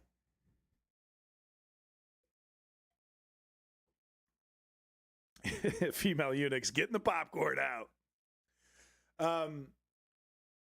So Chatham House, I'm pretty sure my bro Adam will have a tray of pharmaceutical choices. Thank you, Woke Patriot. Thank you. It's compromise, folks. This is how we compromise. I will get completely ripped on mushrooms at your funeral, sir. We have a joke among my buddies that we're going to hire gay wailers for their first person to die. They all need to profess their love for the fallen. Like, are they going to have, like, the effeminate voice while they're wailing? Is that what you're going to be doing, Bound? Some, like, really gay, dressed in very, very gay attire? Yep. Okay. Awesome. That's great. Yeah. That's a good idea, Woke Patriot. I like that. But no, okay. Back to this clip I wanted to show you. I wanted to find the whole thing here because I wanted to give you a chance if you wanted to watch more of this. Originally, I just had, like, 30 seconds of this woman's speech or whatever she's doing here, lecture. And I was like, this is good shit. I haven't had a chance myself to listen to the whole thing, but I tracked down the whole thing so I could give you the link. Because you'll see, because the clip that I had, this little 30-second clip, was from the intro here. And it's pretty fucking bang on. Pretty fucking bang on. This is in her annual lecture, Chatham House director Bronwyn Maddox described a world in which superpower competition threatens the peace of others and said that U.S. policy under President Trump amounts to a revolution, which is technically true. This is technically true. You know, not every revolution is, you know, a good one, right? So let's have a listen here. Just to a couple minutes of it, okay? Just a couple minutes. But it's good stuff. And by the way, her scarf, right out of Doctor Who. This shit is banging. Great scarf choice. Anyway, back to it. Simon, thank you very much indeed. Matt, in anticipation, thank you very much indeed. And everyone, good evening and welcome, including those of you online. We live in excessively interesting times. If the Iranian regime falls as I am talking, I'm sure you can find a way to let me know. Live from the TARDIS. So, Iran, Venezuela, Greenland, the Federal Reserve. It has felt like a week where decades have happened, to appropriate what Lenin is said to have said. Never mind how much has changed in the past year. When I gave this talk a year ago, it was 2 weeks before Donald Trump became president for the second time. It was also 1 week before China released DeepSeek, showing that it was the equal of the US in artificial intelligence. Most attention has gone on the first, inevitably. If you've been following AI closely, you would know that DeepSeek is basically just a ripoff of ChatGPT and all the other ones.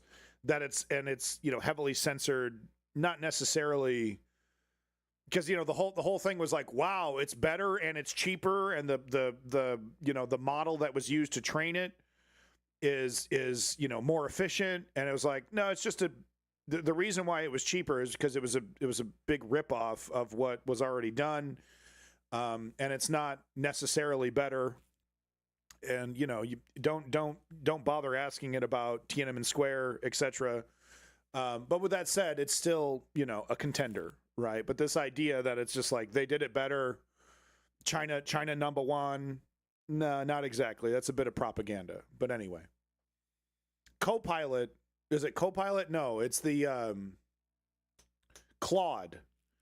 Claude appears to be the best AI in terms of like actual, like changing business, you know, changing the game, because apparently stuff programmed in Claude is functional and, you know, like legitimate, like, you know, bye programmers, you know, bye, you know, programming, engineering as, you know, it's like, because it's like engineering isn't going away, but you're either, you have to know, you know, you have to know what the fuck you're doing, right? There's no more entry level programming career because of Claude.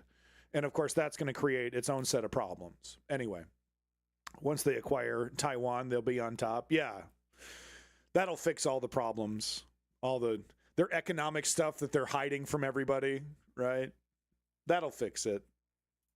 We've had from President Trump what amounts to a revolution. He's given the U.S. a radically new role in the world, and at the 250th anniversary of the Declaration of Independence, a role that rejects the principles on which the U.S. was founded. Yep. That government should be accountable to the people. He has dismissed international law and the interests of old allies. It is not grandiose to call this the end of the Western alliance. On China's side, though, we have also had hugely significant change. We've had rising military aggression around Taiwan, Japan, and the Philippines, support of Russia in its war against Ukraine and Europe, and a strategy of dominating world trade in key sectors with little interest in buying others' products. When President Xi Jinping met President Trump in October, it showed that China could force the US to back down over tariffs by threatening to withhold critical minerals, where China commands more of the global supply than the White House had cared to notice. So this year has clarified what we face. We are in a world of two superpowers in rising competition with each other. Each says it does not want a war with the other, but the possibility is not zero, and it would be catastrophic for the world. It would. Even without that, though, their competition for power is a threat to the peace and prosperity of others. In the case of the US's allies, they must now contemplate what was unthinkable, to have to defend themselves against the US itself in trade and perhaps security. Yeah. This messy world does offer opportunities, I should say. For countries that are not superpowers, there is a chance to play both sides, a reason to make new alliances and pacts, a way to get access to new technology. But there is also a chance to stand up for principles that the superpowers are shredding and to reaffirm those in their own name. Sure. That effort is worth making, and it drives much of Chatham House's work. All right. So there you go. There's a little taste of it. Not bad. Not bad. If you want to watch the rest of this, here's the link right here. Pretty sure Chatham House it's not left wing. It's not a left wing organization. Pretty sure that's the case. But she's spitting some fire there. And if you want the link right there, there's the link if you want to watch the rest of it. I will be in my own time listening to the rest of this, maybe when I'm playing some Euphoria. No, it's not. Yeah, I didn't think so. Maybe when playing some Adventure Island 4 and listening to Rothbaum, Realm Blom, Boom Boom, Roboom. Listening to some of that poetry. Disco Elysium does have a good soundtrack. Just look, I'm trying. Rimbaud.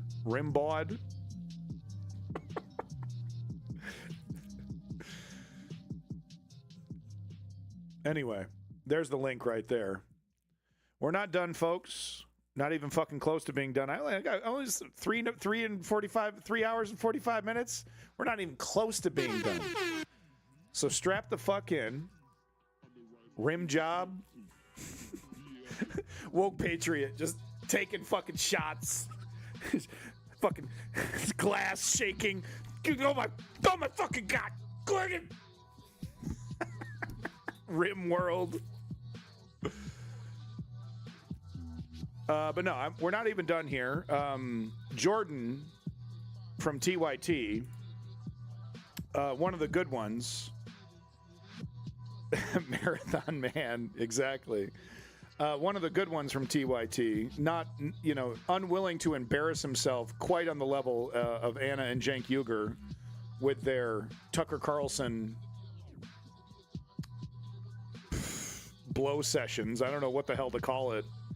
But they will not get off Tucker Carlson's nuts in the good way. I mean, they are cradling that nutsack, that tuck sack over there at TYT, Cenk and Anna. I have yet to hear Cenk and Anna point out that Tucker Carlson is a Russian propagandist who spreads the Great Replacement theory at every opportunity. They just like that Tucker Carlson is speaking positively about Palestinians. They're not going to mention that he's doing that for political reasons.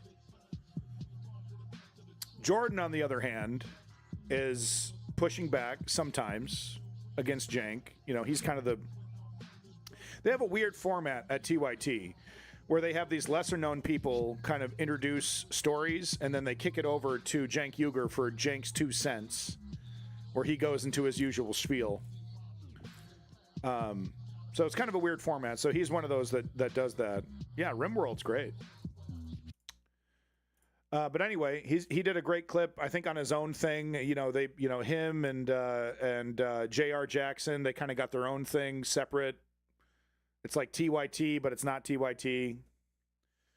Tucker's full-on lesbians don't exist shit. Tucker Carlson is a fucking mess. And it's like, it would be fine. What's the ideologies looking like? Fuck you. That's what it looks like. Fuck you. Go find your echo chamber somewhere else. It would be fine to point out Tucker Carlson is saying some positive things about Palestine. That would be perfectly fine if you were to point out the context of who Tucker Carlson is. But in this effort to not be wokesters, to not be cancel culture on TYT, they launder Tucker Carlson's image. And anytime Tucker Carlson is a broken clock and says something progressive for political reasons, not because he believes he's a fucking nihilist, he doesn't believe in any of it.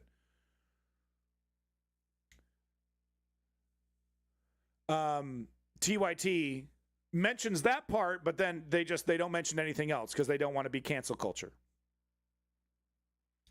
Because all of a sudden it's cancel culture to point out that Tucker Carlson is a racist who launders Russia's image, literally questioning the resistance against Nazi Germany in World War II. Literally, he did that last year. I've already brought it up, but Tucker Carlson over here talking, well, maybe we shouldn't have egged on the Nazis. Maybe we should just, it's an unbelievable argument. He did it. It was a Piers Morgan interview. You got Piers Morgan looking like a sensible moderate, and TYT doesn't have the nutsack to point that out. But they just want to point out when Tucker Carlson's a broken clock. It's pretty fucking disgusting, quite frankly.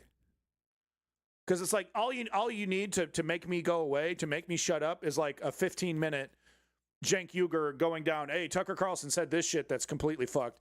And what the one thing that they do is like, oh, Tucker Carlson sometimes says some things that I don't agree with. Do you want to get specific, maybe? You want to talk about how he literally said resistance to Nazi Germany is what created the problem? Implying that resistance to Russia is what's causing the war in Ukraine? No, you don't want to bring that one up, huh? And it really does make me question him and Anna's integrity. Anna Kasparian literally said, I like Tucker Carlson. Remember, TYT labels itself as home of the progressive. Oh, well, we don't cancel. We don't cancel. You're not going to point out someone defending Nazi fucking Germany? It's shameful.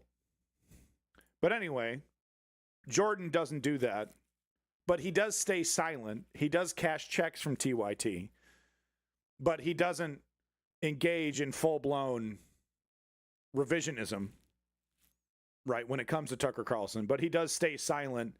He's usually not part of the video when they're talking about Tucker. It's usually him and Anna. They save the Tucker Carlson ball coddling for him and Anna when they do their little joint shows. Anyway, he did this great clip. Funko Pop in the back. He's got Funko Pops in the back. We'll forgive him. But he did this about, Donald Trump over here talking about canceling the election. Donald Trump talking about Insurrection Act. I'm going to go take a quick wee-wee, and I'll be right back, because that's what men say. I'm going to use my pee-pee to take a wee-wee. Why do I undermine myself like this? Why do I do that to myself? Why? I'll be right back. Donald Trump keeps telling you he wants to cancel the election. President Trump has talked twice in recent days, once at the Kennedy Center and then to Reuters again last night about canceling the election. Why is he talking about this? The president was simply joking. He was saying, we're doing such a great job. We're doing everything the American people thought. Maybe we should just keep rolling. In an interview with Reuters, Donald Trump complained that we have midterm elections this year because he knows the Republican Party is on its way out. And then he said this on January 6th of this year, of all days. I won't say cancel the election. They should cancel the election because the fake news will say he wants the elections canceled. He's a dictator. They always call me a dictator. Gee, I wonder why. But canceling an election is not something Trump can do. But what we might see is Donald Trump trying to influence the election by deploying the National Guard or, God forbid, the military by invoking the Insurrection Act. And that's something he teased again today. In a Truth Social post, he said he wants to invoke the Insurrection Act, which would allow him to deploy the military domestically. So who knows what polling locations might look like come November. But people are waking up, and I saw this incredible interview from somebody in Minneapolis who is protesting now for the first time. What the fuck is going on, dude? This is insane. Have you ever gone out to these sort of things before? Never. I've never protested in my life. This entire immigration operation is blowing up in their face. You are creating new act. Yeah, Splendidvania brings up a good point. He's basically been saying about Mamdani, hey, I don't agree with all this crazy stuff about lowering the rent and, socialist grocery stores, and I don't know about any of this stuff, but, stop calling yourself home of the progressives, TYT. Stop taking money from right-wing elements and calling yourself progressive. Oh, great. I haven't had a chance to hit this button all day. Thank you so much, Guac Bowls, for coming in. Appreciate it. Just going to go ahead and hit that flush. Thank you so much for coming in here. Really appreciate it. Thank you. Welcome back, Gaius. It's so good to see you. Doing things he's not supposed to be able to do. Deport all the leftists. The solution to our problem with our democracy is intense fascism. Because I love America and I'm a patriot. And I think we should implement full-blown fascism. If democracy is a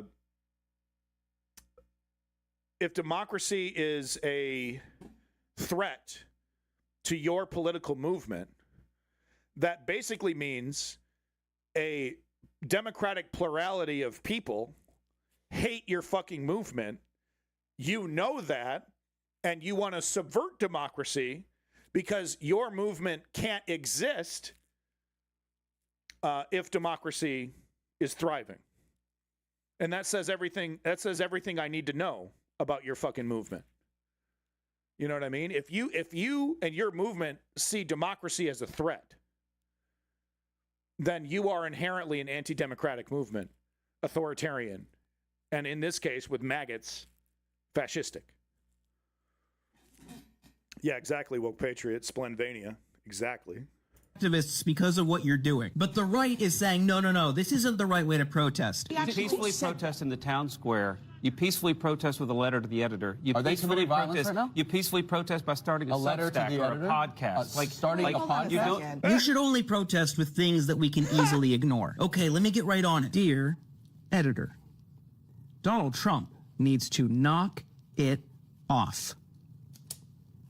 my job here is done. You got him. And isn't that cute? Hardcore conservative is like, write me a letter. Write me a sternly worded letter. Welcome back, good guy, Dari. You're only allowed to resist me in ways that don't work. Everything else is tyranny against me. So we just had a conservative in our chat that I was very eager to flush, but maybe I should have kept him around long enough for him to agree with this person's actions. Because this person is the Republican conservative movement right now. This person right here, this is a vigil for Renee Nicole Good, who was murdered by ICE. And he is heckling this vigil. It's basically like going to a funeral and heckling the person who is dead. This is the conservative movement right here. This is what they represent.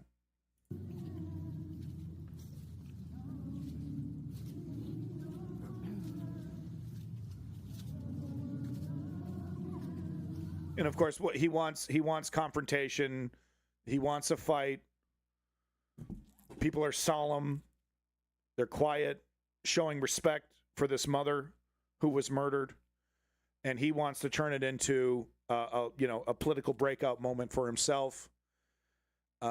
He wants to call her a terrorist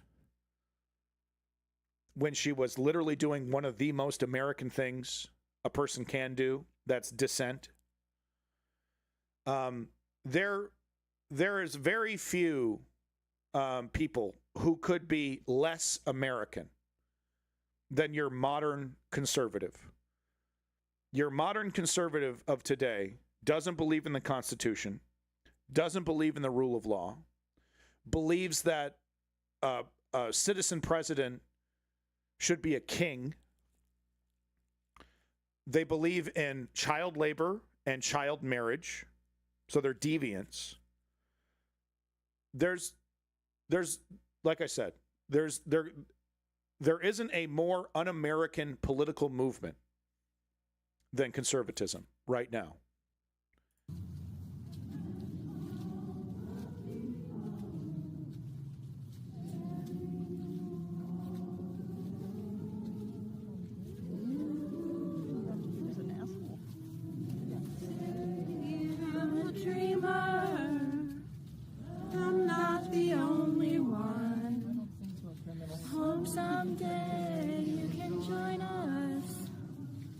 I believe in America, in the shining city on the hill. I believe in America that doesn't necessarily have to embrace oppressive authoritarianism, empire. Does that mean that that version of America has ever existed? No. But I aspire for an America that lives by its ideals instead of an America that pretends to have ideals while it exploits and destroys.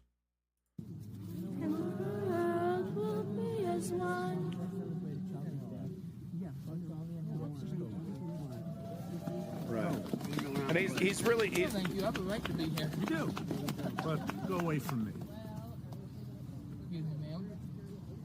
Excuse me, ma'am. Right. Disgusting. Disgusting. So, we're not going to sit through this. And we'll keep doing it. We'll keep showing up. Don't interfere with federal agents. You won't get shot. There we go. Now, there you go. He finally gets the balls to say something to try and instigate. God bless America. He can't even fucking speak properly. Once again, he's dumb. They're fucked in the head. They're stupid people. Fetal alcohol syndrome, drug addicts, mental issues of all different kinds.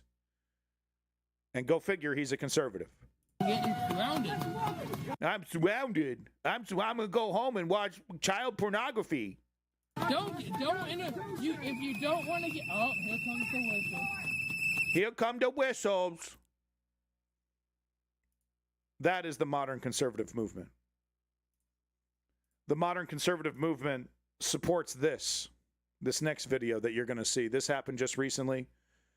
ICE threw a tear gas canister, smoke canister of some kind, either below the vehicle or inside the vehicle of two people that were apparently not even participating in the protest. They were just caught up in it, in their vehicle. 6, I think it was like three or 6 children, a bunch of kids, and one of those children was a 6-month-old newborn who thankfully survived, but just barely survived. That illiterate, pedophilic, conservative bastard supports these actions. Like he had like foam like around his mouth. Nobody wants to see their kids like that. Chaotic moments in North Minneapolis Wednesday night as chemical gas, flashbangs, and fireworks were exchanged. We were leaving South Minneapolis from our son's basketball game at Anderson Middle School. As the night unfolded, we started to see, lights and stuff. One North Minneapolis family trying to make their way home. Like, even trying to leave, I couldn't go backwards, forward. It was like I was stuck. Destiny and Sean Jackson, along with their 6 kids. 6 kids. So ICE rolls up on a vehicle with 6 children. And, of course, immediately the right wing was like, don't bring your kids to a protest. You shouldn't bring your kids to a protest. They weren't. But it doesn't matter. It doesn't matter to these heartless bastards. When they see children, they want to fuck them. That's who these people are. Had just left a nearby grocery store after the game when they turned onto Lyndale. Sean says they tried to take a side street after they saw the crowds. There's nothing we can do if it's blocked off. Sean and Destiny say they were stuck between crowds of protesters and law enforcement. When law enforcement tried to disperse the crowd, all we heard was boom, and every airbag deployed. They say a flashbang went off near their car as tear gas enveloped them. And I was screaming to my oldest son, Sean. I'm like, get out. Like, I can't, Mom, and I can't breathe. Destiny says bystanders pulled her into a home to check on her as she screamed that her 6-month-old child was still in the car. He was just like lifeless, like he had like foam like around his mouth, and you can see he had tears coming out his eyes. Now look, I'm going to be that guy. Okay, it was a panic emergency situation. The child shouldn't have been left in the vehicle. That's a mistake that she made. I'm sure she regrets it. Hopefully this never happens in the future. But it's not her fault. Okay? But you should have gotten the kid out of the car seat. Okay? Someone should have. You got 2 adults and 5 children of various ages, and the kid is left in the car seat. A ball was dropped. Doesn't excuse anything, of course, but as a parent, I only got 1 kid. I couldn't imagine having 6, trying to corral all of them. But they're talking about they ran into a house, and the kid's still in the car. It's like a Home Alone moment, right? And like, if you're a parent, you kind of have nightmares. Like sometimes I'll be driving, and kiddo will be quiet. I'll be, oh my God, I forgot my kid at the grocery store. Holy shit, he's like you check for him. So I'm not blaming anybody, but I'm just saying, please learn from this lesson. I was giving him mouth to mouth, and I remember stopping, and I said, I will give you all my breath till you get yours back, because nobody wants to see their kids like that. The family was taken to the hospital, all now okay. My kids' stuff is still in the car. My son's school stuff. A family on their way home, caught in chaos. And the family says physically they are okay, but the mental side of things has been challenging for them. And financially, they say it will be tough to replace their vehicle. We have ways to help them right now over on care11.com. Hey, and big props to the local news there for actually, you know, offering to help. Because it is expensive. The airbag replacement and stuff, it's like thousands of dollars to get the car, you know, back up and working. It's pretty goddamn expensive. Welcome back, by the way, Rebel Phoenix. But hey, big props to Care 11 for doing some fundraising for the family to help pay for that. Okay, then. What the hell is this? I'm gonna come back at 5 and check to see you ain't cheating. Child abandonment. Hurry up! Open the door! He's a real cheerful little critter. I have never seen this fucking movie. What is this? Once he warms up, hurry up! I don't know how high this thing can count. 6 Oh, no. Mississippi, Oh, no. 7 Mississippi, 8 Mississippi, 9 Mississippi. Got some baby grub, baby wipes. Got them diapers in disposable kind. I got me a packet of blues. They blow up in a funny shapes at all? No, just circular. Say, where's Junior? What do you mean? Didn't you put him in? No, I thought. Yeah. So this is literally my worst nightmare. Okay, I'm having a hard time even laughing at this. We leave him. Don't hit the brakes. Okay, don't hit the brakes really hard.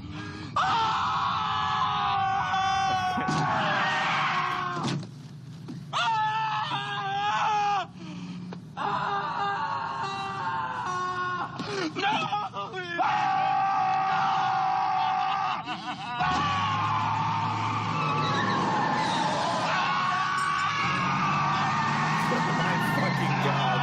What happened to the kid?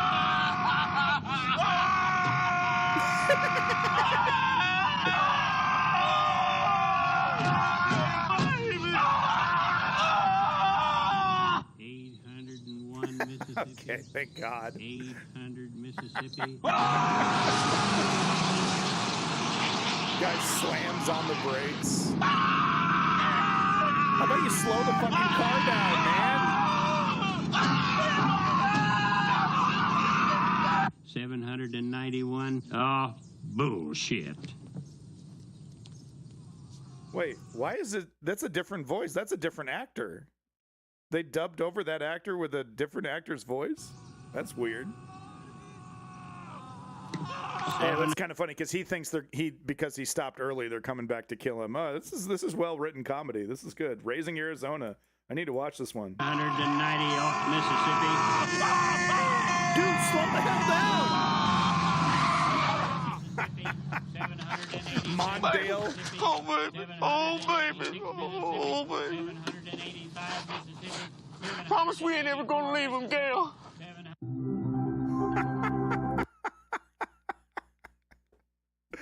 Okay. Wow, that is very funny. I've never seen Raising Arizona. No. I'm a video game guy. I've spent, any free time I have, I've been supplementing my video game with writing and reading now. So I have even less time to play video games because I've been trying to do more reading because you can't write unless you're reading. So I have even less time. But yeah, I barely watch movies. I have not seen Raising Arizona. That sounds very funny. Very funny. Thank you for that clip. Very funny stuff. Yes, and that is my worst fucking nightmare right there. That is my worst fucking nightmare. To home alone my kid. To home alone my fucking kid. To abandon my kid somewhere. Because it's like things get hectic. Things get crazy. You think you got it all put together. And then you forget the most important thing. And it's like, it is my fucking nightmare. Well, this is good. Here's some good stuff. Robbie Roadsteamer, whatever his name is, Robbie Roadsteamer. He's the guy in the giraffe costume with the thong. Well, he was arrested, of course, for no reason. Just because he's funny and he's effective and he's hurting ICE agents' feelings. Agents, right? It's because he's hurting their feelings, calling them out, making them look like complete fools. I mean, it's like a guy dressed like this is making you look like a fool. It's gotta hurt. It's gotta hurt. So they dragged his ass in, they booked him, they didn't have anything on him, released him. It's just abuse, it's just intimidation.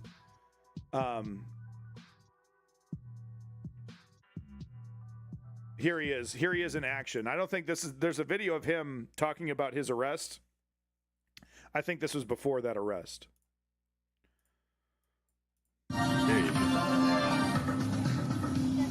Let them fuck up a disabled vet in peace. We're having a good time. This ain't the violent Antifa left. This is about a party. I was a mall cop when they hired me, so sue me if I don't refrain.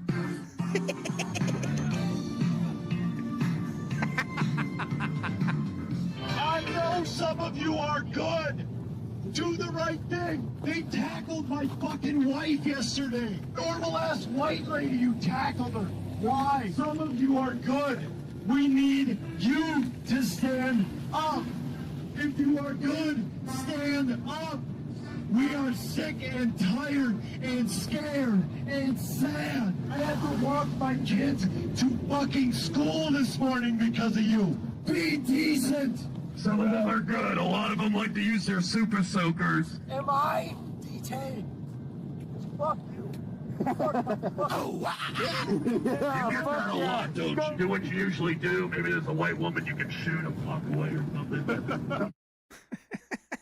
I mean, that's how you do it, folks. It does, you know, it's a lot. It's a hard work. It's hard work. It's sacrifice, nonviolent, direct political action. It's sacrifice. It's hard work. It doesn't necessarily have to be gloom and doom every second. You can have some fun out there too.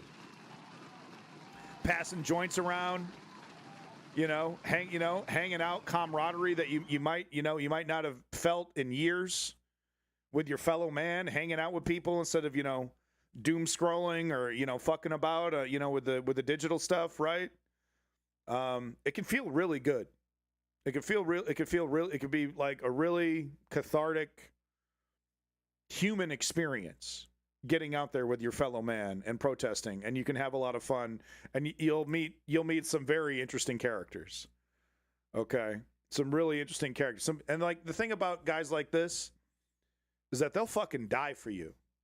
They don't even know you, but they'll die for you. And there's a connection there that you just can't get on the internet. So I couldn't encourage you more. Get your ass out there.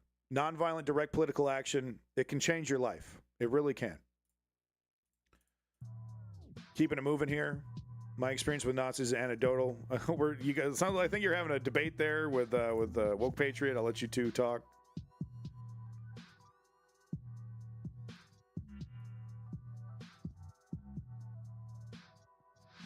Yeah, this one, I mean, this is, further abuse, ICE abuse over here. They're arresting. Now they're going after protesters for impeding. Doesn't matter that the law has recently come out and said the Minnesota law, Minnesota justice system has come out and said you're allowed to express your First Amendment. You're allowed to, observe ICE from a safe distance. But they're impeding, you're impeding, federal law. They're disgusting pieces of shit. Here's a good one that you should all know. Open this one up for you here. Here are the people who could stop ICE, who have some power. And yeah, the stream's number one favorite guy right there. But we have John Thune, Legislative Branch, Article 1 of the Constitution. There, I knew you were going to do a female eunuchs. John Robert, absolute piece of fucking trash. Judicial Branch, Article 3 of the Constitution. Mike Johnson, Speaker of the House, Legislative Branch, Article 1 of the Constitution. They could, employ these things to stop ICE. Alex Karp, CEO of Palantir and Beetlejuice cosplaying psychopath.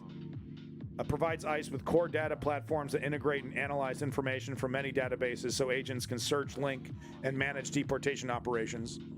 He's extremely eager to kill Palestinians, and I have no doubt in my mind fully supports the murder of Renee Nicole Good and would like to see his technology used in the massacre of American citizens. The man is a true psychopath.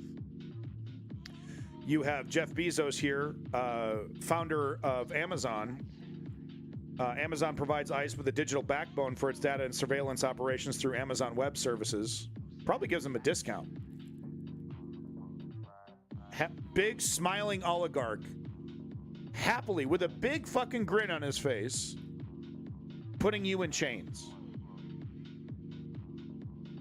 Yeah, he's a Lord of the Rings fan, but that doesn't necessarily make you a psychopath. If anything, it ruins Lord of the Rings. But no, watch some videos. The videos have been coming out about Mr. Alex Karp here. Psycho. Like, Elon Musk is an incel loser, Nazi, who has all the wrong ideas, but calling him a psycho isn't quite accurate. Alex Karp, psychopath. Like, if you're in a room with Alex Karp and there's a knife on the table, don't you fucking take your eyes off this man. Psycho. Psycho. Yeah, exactly, female eunuchs. He bought up Washington Post. Yep. Big list of protests over here, Lenny pointing it out. Big list of protests, but also check this out. God damn it. Hold on. There we go. Mobilize.us is maybe even better than the big list of protests. Lots of resources for you folks to follow the 3-step program. Step 1, we inform ourselves. Step 2, we sign up and show up using resources like this and the big list of protests. And step 3, we make that shit a lifestyle. Fighting fascism is not a hobby. Your children deserve it. You deserve it. Your family deserves it. Freedom. This is how we get it. But check it out, mobilize.us. One more time in the chat, mobilize.us. Big list of protests. There's no excuse. You have the Library of Alexandria in your pocket, okay? It's not just a titty machine, okay? It's not just for titties. And watching Palestinian children blow up. You can actually join a movement right then and there. Pretty amazing stuff. So make sure you check out these resources. Cats. Oh, I thought you were talking about women dressed as cats. You're talking about actual cats. Yeah, for some reason my algorithm doesn't give me that. My algorithm gives me war, death, destruction, and titties, and some video games. Why? That's so weird, isn't it? And also a lot of gay porn. What's up with that? I don't like gay porn. I don't like that stuff at all. Oh, but for some reason, my algorithm keeps sending me handsome butts. You go to onehandsomebutt.com, and then all of a sudden, the algorithm thinks it knows you. You know. So anyway, John Stanky, that's his fucking name. Hey, thank you, Lenny. I appreciate the support. And folks, make sure you're following Lenny. Make sure you're clicking on that Lenny stream. Really good content. No. Heterododos. No. I don't like handsome butts. Get out of here with that silliness. John Stanky, CEO of AT&T, he likes handsome butts. AT&T has 83 million IT networks, so you get it. Michael Dell, contracts with ICE. Raj Subramaniam, CEO of FedEx, 1 million deliveries. So, all these oligarchs working with ICE. Mike Walsh, LexisNexis has 21 million data brokerage contract with ICE. Greg Brown, Motorola Solutions. So, like the communications, the database, the back end, the logistics, computers, shipping, AT&T, communications, Tim Decker, Home fucking Depot. And this, I gotta admit, I'm really ashamed of myself for doing as much shopping as I do at Home Depot. Right? I definitely need to get away from Home Depot if I can. So, license plate readers, law enforcement surveillance systems accessible to ICE. Their parking lots are also regular sites of ICE raids targeting day laborers. Allows it to happen. Lets ICE use his parking lots as kidnapping territory, as hunting grounds. These are the enemies of freedom. These are the enemies of freedom right here.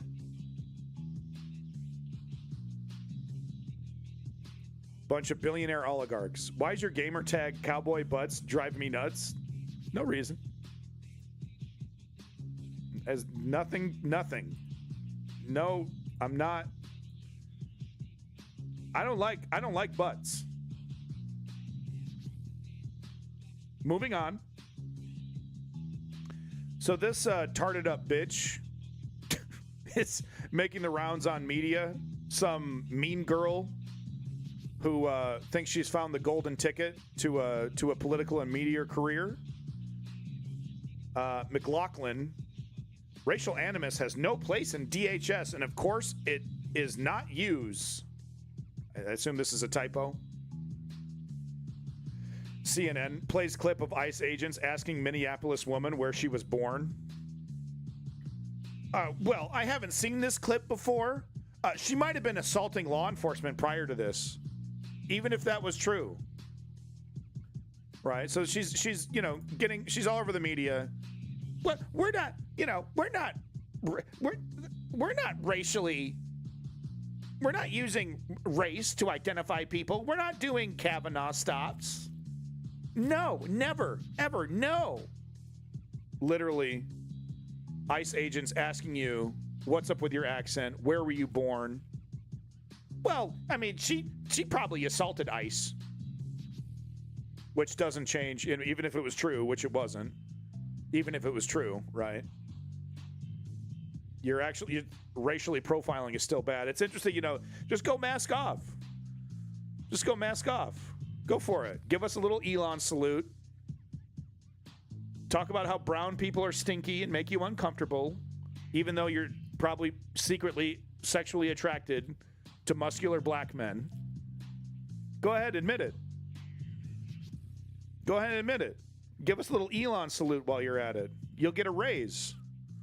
Give us one of these. While you're having fantasies of getting railed by black men. You know she does. You know she does. She likes it big, black, and fucking thick, baby.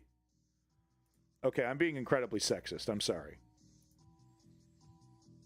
I'm sorry. Is this her?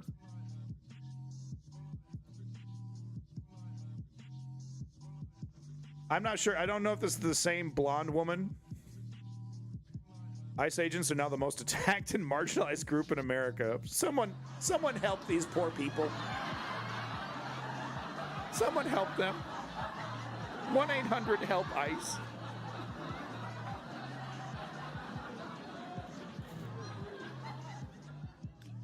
Folks, we got ourselves a Mockler Shockler coming up. Mockler Shockler. We got a Mockler Shockler right here. I don't know if this is the same hateful blonde woman. I think it is. Kind of looks like her. But we got a Mockler Shockler right here. Let's have a listen. What other acts of violence have they been committing against these agents? Well, Sean, your viewers can see that car was driving, pouring cold water on the ground so that it would freeze the ground in front of our federal law enforcement vehicles so that... Yeah, he's solid. Mockler's I'm all right with Mockler. Mockler Shockler. I just like saying that. But yeah, no, I'm all right with Mockler, They would potentially slide, crash, and potentially kill them. That is a federal crime that your viewers are seeing there. Are we kidding here? What sort of Looney Tunes ass reality is this? I mean, she's basically just saying my ICE agents are completely effing incompetent without saying her ICE agents are incompetent. Lenny. We have videos of ICE agents slipping and sliding, and there are no, quote, paid agitators pouring water. It's so absurd. Watch this video. ICE agents. So I showed you this video. This is where he does an accidental discharge of his pistol. This is where I learned that it's totally normal for cops to keep one in the chamber, which is pretty disturbing. Good way to blow off your dick. But apparently that's just normal standard operating procedure for cops. We learn something new every day. Yeah, I'm quite shocked that this is a normal thing for cops to just keep one in the chamber. Smart move, cops. Hey, you don't need nuts anyway. You don't need your testicles. Come on. Slip. Whoop. Slips again. Whoop. Oh. Whoop. Oh. I don't see any paid agitators. What about this? This is a good one. Oh!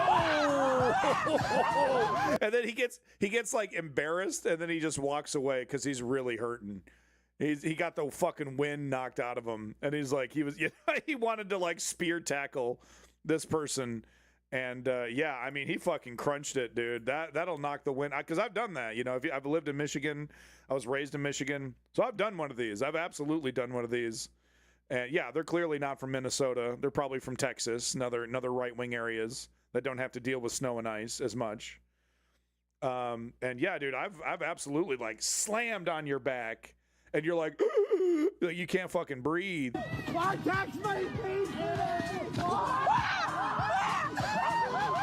Look how excited this evil bystander is. She laid that trap. Like, she's the roadrunner and he's the coyote. Obviously, I'm joking. Yeah. So there you go, folks. That was your Mockler Shockler. Mockler Shockler. I was going to say something derogatory, but I won't.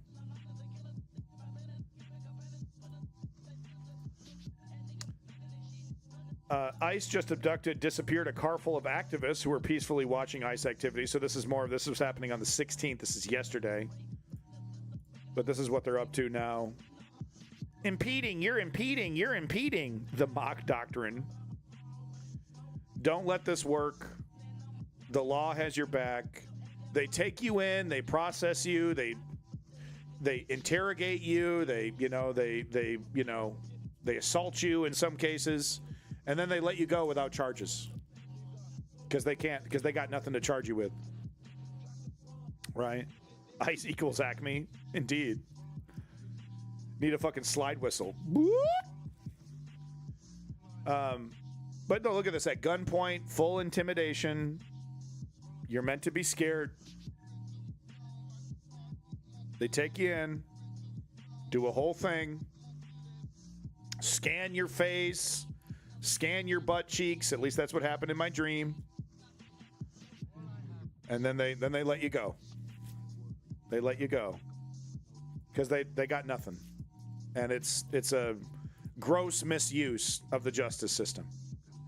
Oh, this is good. Oh, this is classic. Oh, okay. This is why you stick around. Oh, man. Wait till you hear this. Wait till you hear this shit. So your boy, Too Lazy to Try, who has been, blowing up. Look at this. 435K subscribers. Blowing up.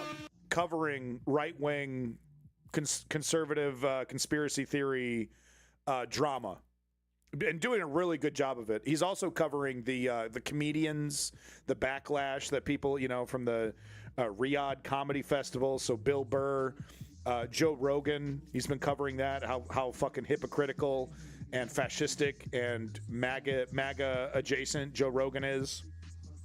Really doing a great job. I can't stand these people. I'm not listening to the Joe Rogan Experience. I'm not listening to Dave Smith's fucking podcast, the Fighter and the Kid. I'm not watching this garbage, okay? I need somebody who's willing to subject themselves to their fucking moronic nonsense and clip it so that I can understand what I'm criticizing here, right? Because we do need to understand what we're criticizing. But I'm not going to sit through a 4-hour Joe Rogan podcast just so I can tell my audience Joe Rogan's a piece of shit. Okay, I'm just not going to do that to myself, right? But we got to know what these fucking assholes are saying. And Too Lazy to Try has been doing an amazing job. He represents himself with this single still image of George Costanza eating chips and drinking a diet mug root beer. I remember this episode of Seinfeld. Funny stuff. Remember how he killed his wife?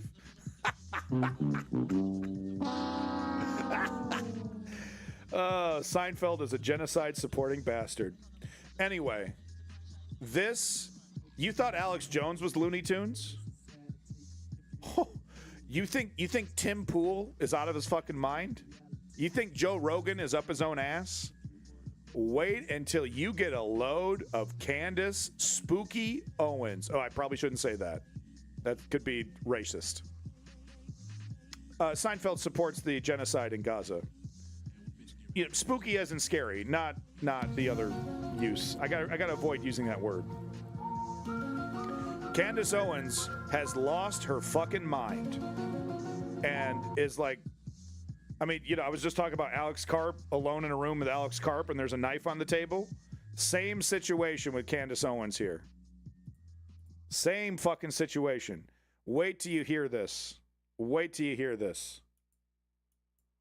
Charlie Kirk thought that he was a time traveler. He told me he was a time traveler, and instead they decided that they could send him to this X-Men school. That's the best way I can describe it. A lot of weird things used to happen to Charlie. He would go on runs. I think I told you guys this, after sundown, and when he was running, street lights would go out. Like it was like he was in a burst of energy, like he was a lightning bolt or something. All right, so it looks like Candace Owens has the deep state panicking again because she's finally exposed the truth about Charlie Kirk being a time traveler, energy ball X-Men character. Also, he's a Beavis and Butthead cosplayer. Let's not forget that. Crazy to somebody who trusts the Fed slop narrative, but if you've been paying attention to the Candace slop narrative, you know this all makes sense, and people just think it's crazy because they know Candace is getting close to the truth. True. I mean, she's right on the money with this, just like with the Egyptian. Really, my criticism of Candace Owens is really my own jealousy manifest. There's no doubt about it. I'm just incredibly jealous of her success and how right she is, how correct she is. This is true. This is true. Planes, the beekeeper cult, the maroon T-shirts, and Fort No, she's not looking for a comeback. She's in a full-blown resurgence. She's beating Alex Jones. She's beating Joe Rogan in the ratings. She's like the number. She's beating Kelly. What's her nuts? What's her nuts there? Fox News biatch. She's beating them all. Megyn Kelly? Yeah, Megyn Kelly. She's beating them all in ratings right now. And it's pretty wild. It's kind of interesting how this incredibly bigoted and racist movement loves Nick Fuentes. They love Hitler. They love fascism. They talk about the Great Replacement Theory, and it's like a bunch of ethnic people. It's like, Vivek Ramaswamy's. Anyway, Candace Owens is in full-blown comeback mode. It's wild. Yeah, good job, Ben Shapiro. When he's not kicking a Palestinian child, he's kickstarting. Okay, okay, all right. I tried to do a thing. It just kind of crashed and burned there. Okay, moving on.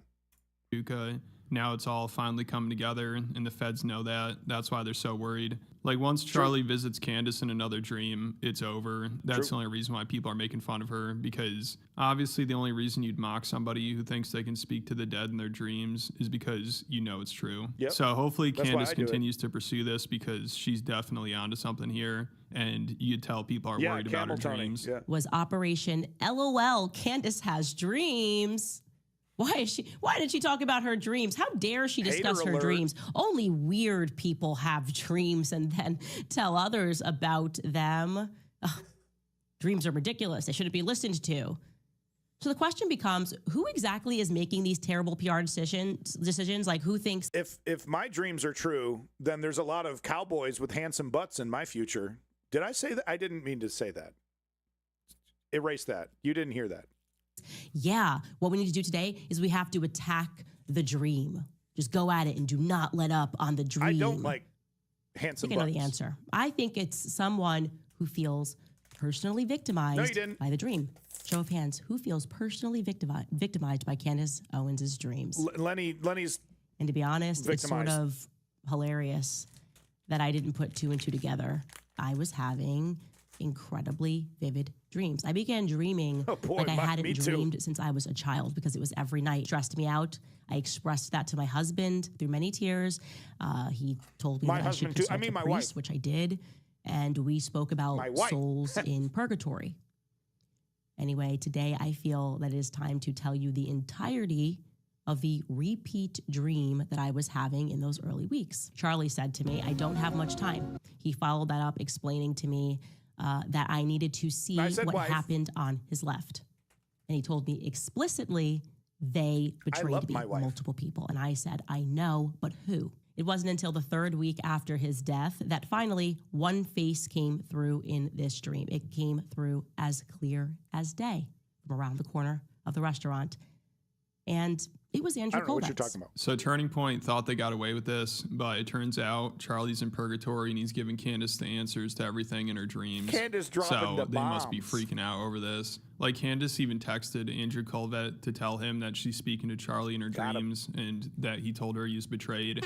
And Andrew didn't respond, which obviously means he's guilty. Because everyone knows Candace's dreams are the best way to figure out what happened to Charlie. So I think the jig is up for Andrew. He better pray that Charlie doesn't visit Candace again, because if he does, it's over. I had to text him and tell him what I saw. And this is the text, just sharing with you so you guys know if this all really happened. I said, I rarely have vivid dreams, but I had one clear as day this weekend. Charlie came to me and he sat down and he told me that he did not have much time, that I needed to know that he was in fact betrayed and that they are hiding what happened to my left. I believe his soul is in purgatory, and I believe that you know much more than you've said publicly. He does. Or privately. He does. And Andrew Colbett never answered. Last time Andrew Colbett and I spoke. So very suspicious stuff going on there. I wonder why he answer. wouldn't respond to such a normal message. You'd think he'd want to know what Charlie's doing in purgatory, but I guess not. He's not a true friend and doesn't really care about him. I think they're just using him for his supernatural abilities, which Candace is starting to figure out. That's why Charlie went to an X-Men type of school and thought he was a time traveler and could turn off lights with his mind. He's got She also superpowers. started getting a bunch of messages after this from her fans about how they also have Super racist. supernatural abilities.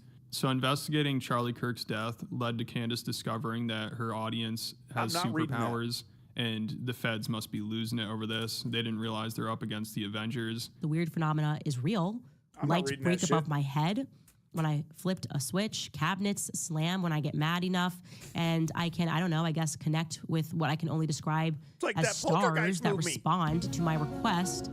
So many comments of people reflecting this, that they, yes, when I run, I was in the GATE program, lights go out. I told you that was something that Charlie said. We're going to talk about this stuff. We're going to talk about the GATE program. We're going to talk about telepathy. We're going to talk about kids running with street lights that are going off. And yeah, it's opening up a lot. I think that it has the government quite nervous. So I'm sure Candace will get a lot of answers to Charlie Kirk's assassination if she investigates the streetlight phenomenon. There's definitely something there. Like maybe Mossad was spying on Charlie using the streetlights, and he used his time traveler energy powers to destroy them, and that's why he was taken out. Or maybe the streetlights were part of the stolen ancient Sumerian technology that the CIA was using to harness Charlie's time traveler powers to see into the future. This Project Looking Glass in the CIA, I wonder what they saw. Looking into the future, stealing not Egyptian but Sumerian technology, which is what they did. These are culture vultures. These are thieves. They're glorified thieves. is what Sumerian these mentioned. people are, and they've always been this since the beginning of history. And they stole Sumerians were some in Sumerian history. technology that allowed them to predict outcomes, and that technology stopped working in 2012. We're going to get into that tomorrow. I find it to be fascinating. I wonder if they saw Charlie Kirk. So I'm surprised Candace didn't tie this into the Egyptian planes. You know, I think that's why they're following him around. It's all starting to add up here. Of course, Charlie was a time traveler that had supernatural powers. And the maroon t-shirt beekeeper cult that was following him around in Egyptian planes tried to kill him because they couldn't control his superpowers anymore. And I think that's what the top secret meeting at Fort Huachuca was about. The one that Candace's source, Mitch Snow, happened to stumble into. Also, another development came from that story. Mitch Snow, it turns out, he announced he's actually the son of the Zodiac Killer. So there are a lot of discoveries being made during this investigation. It seems like we're figuring out the truth about everything except for who killed Charlie Kirk. But we now know he was a time traveler. That's pretty big news. And they were using ancient Sumerian technology that can predict the future. And he was using telekinesis to destroy lights. We also discovered the son of the Zodiac Killer. And now Candace believes she might be an alien sent from another planet that I think was sent here to expose Bridget McCrone for having a dick. I think that's what Candace's superpower is. She can spot trans people. Yeah. So this has turned into like a parody No, of and it's so good. I think he gets into, does he get into the Alex Jones stuff? Yeah. He points out, no. Alex Jones is losing his fucking mind because this psycho is taking all of his business, right? And he's got like $1 billion he's got to pay the Sandy Hook family. You know what I mean? He's got to make that money. He's got to keep his audience. And she is leeching his entire audience. She has completely stole his entire fucking shtick. And it's glorious. It is fucking glorious, okay? It's so good. X-Men movie. Charlie Kirk thought that he was a time traveler. He told me he was a time traveler repeatedly. I showed you guys that text message exchange. I said to him in response, that I didn't feel the same way and that I thought I was from another planet, that I was an alien my entire life. Just do not get it here.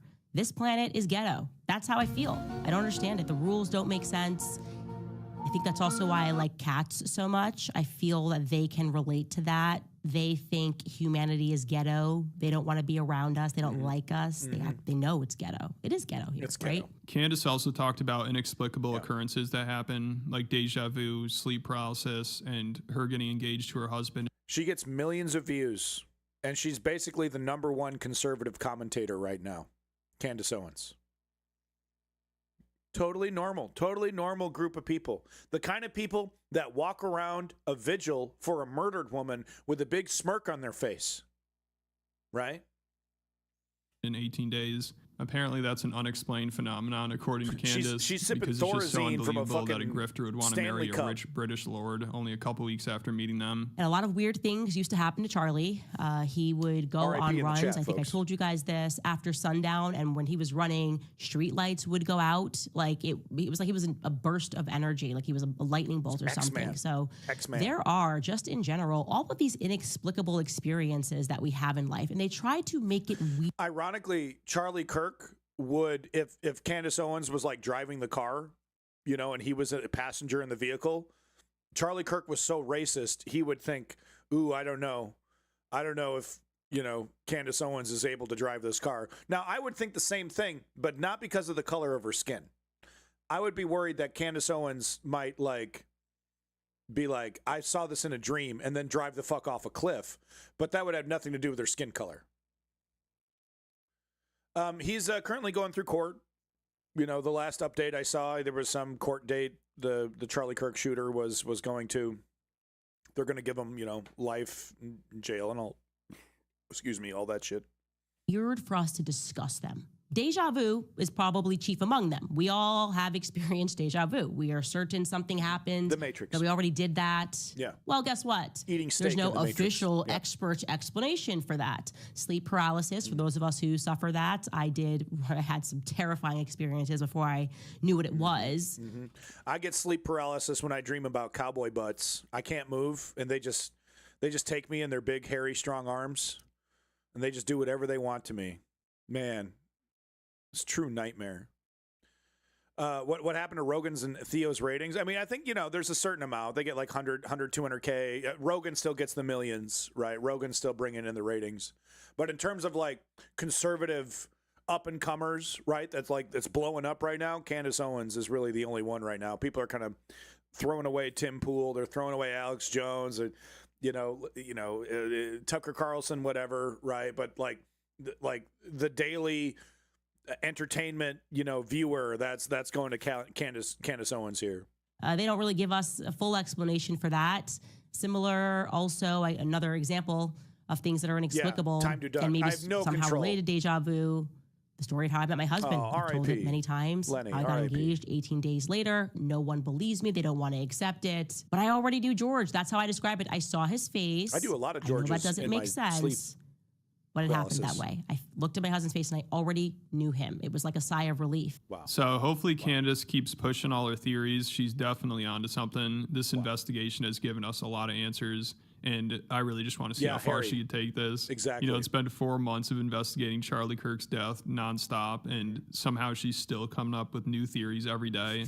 And people think they're getting crazier, but maybe that's just because they know she's telling the truth and they're worried. You know, that's definitely what's going on here. That's me. So hopefully she keeps pursuing the truth.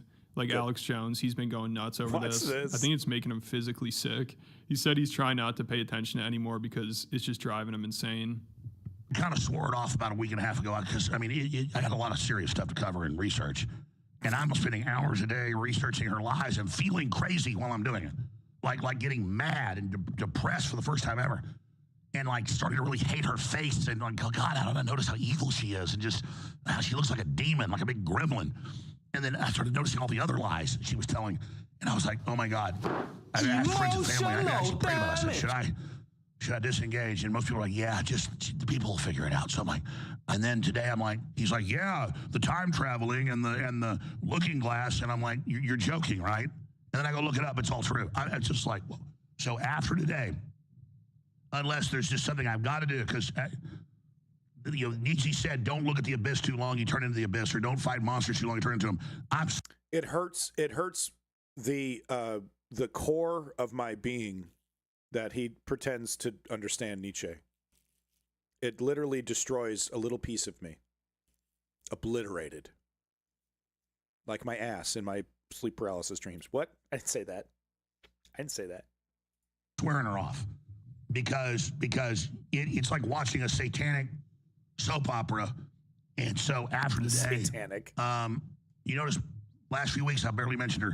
I'm done. So maybe she's just trying to drive everyone insane. That's what it seems like, because you look at her show and you hear what she's saying and the amount of people that believe everything she says. And it's like, holy shit, she's definitely onto the truth. No, I'm kidding. Obviously, I think she's a total nut job, but I do want to see how far she's willing to go and how many people still buy into this lunacy. So I encourage her to keep pushing. I think she's almost there. She almost has the answers. But let me know what you guys think about it all down in the comments. No, it's like, are we going to get like a Candace Owen moment? Like she's like standing on top of a church and she's like, it's all for you, Charlie. It's all for you.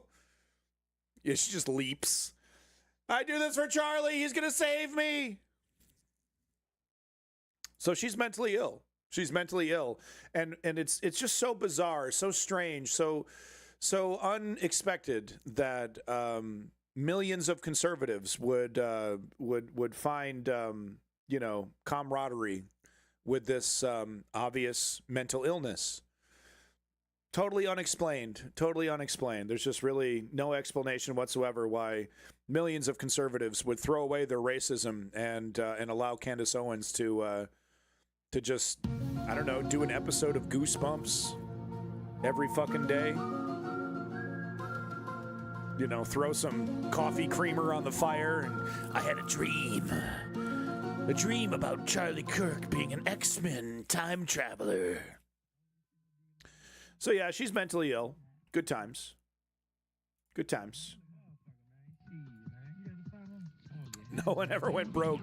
Underestimating the intelligence of the American people. P.T. Barnum. Fucking wisdom from a carnival barker who knew. That's hilarious. What an hilarious quote. Is she mentally ill or does she know her audience? I mean, that's always the question, Time to Duck. And here's the thing. It's moot.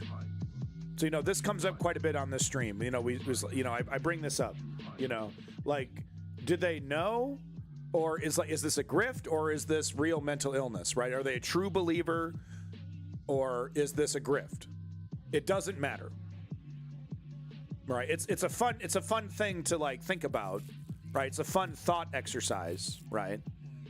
Doesn't actually matter, right? Because what matters is their actions, and their actions are fascistic and destructive, and destroying, dismantling our democracy, right? So it actually doesn't matter. But it can be fun. It can be fun to just as a thought experiment, right? To talk about it. But in terms of does it actually matter? No. Like it shouldn't change your actions whatsoever, right? Your actions should be nonviolent, direct political action. Are they a true believer or not? Is Ben Shapiro just doing it for the money? I think Ben Shapiro's a true believer. I think Tim Pool's a grifter.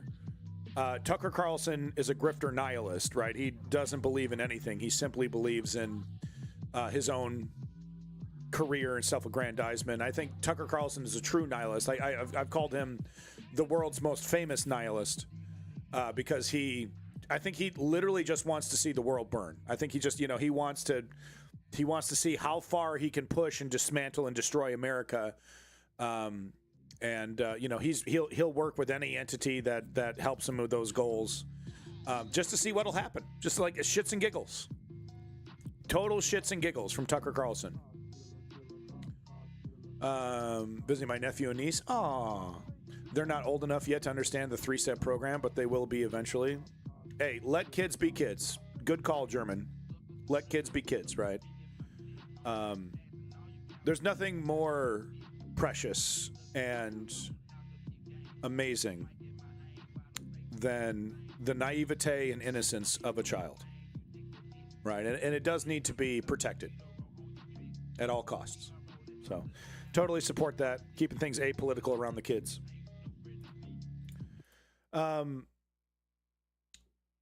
Wanted to show you this. We got time for just a little bit more. We'll go for just a couple more minutes here. I got a couple more clips I'll show you, and then I got to get going. Speaking of my kid, I got to take over for my wife there, give her a break. Absolutely, Lenny.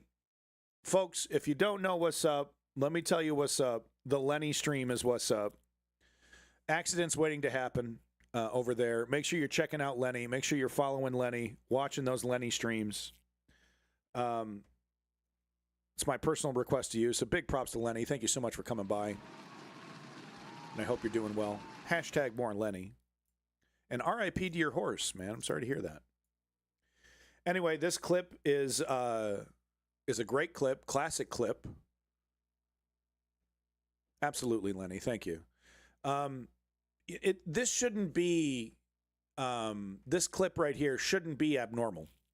This should be the standard. This should be the default. And we got Hakeem Jeffries and Chuck Schumer, too busy cashing checks from tech oligarchs and AIPAC to really, have the kind of sack necessary, to make this the normal default message of the Democratic Party. But hopefully you enjoyed this clip as much as I did, because really this needs to be the default of this needs to be the default message of the Democratic Party, without a doubt. Anyone know if Greenland becomes independent? Would they have to leave? Becomes independent? That's not what would happen if Donald Trump were to steal and conquer Greenland. It would become a vassal state of the United States. That does not imply independence.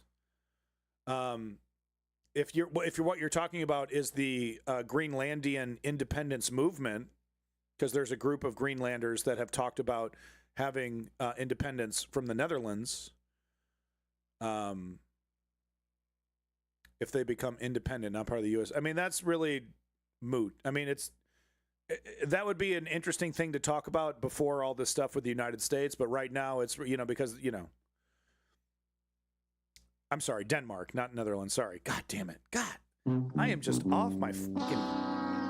I've been watching too much Candace Owens and having dreams about cowboys. Thank you, Splendvanius. Thank you, Denmark. But no, I mean, if Greenland were to, if the people, the 50,000 or so people in Greenland were to somehow convince Denmark to, to relinquish them as a member, as a part of their country, they would have to renegotiate NATO and the EU. Yeah, they would. Yeah.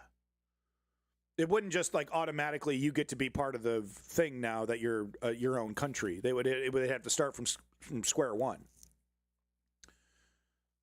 Oh, dang, that sucks then. What are you talking about? It's not going to happen. It's not even remotely close to happening. Especially now. Now they've done man on the street interviews with people in Greenland, and they're like, yeah, I don't want to, we need NATO right now to prevent Donald Trump from stealing our country. So it's like, it's interesting because like Donald Trump has completely decimated the Greenlandian independence movement,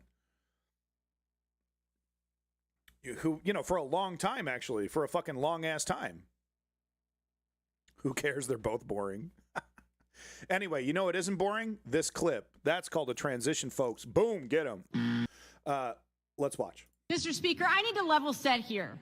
The president cannot take money from the proceeds of seized Venezuelan oil and control it himself via means of a highly illegal and improper offshore slush fund. No.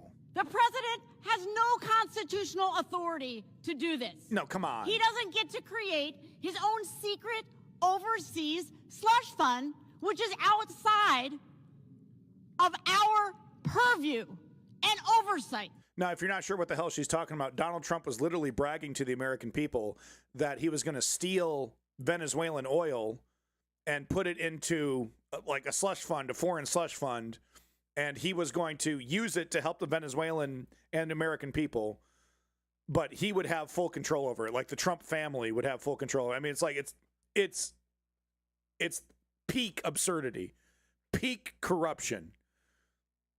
I mean, it's the kind of shit that even Putin and Gaddafi wouldn't do.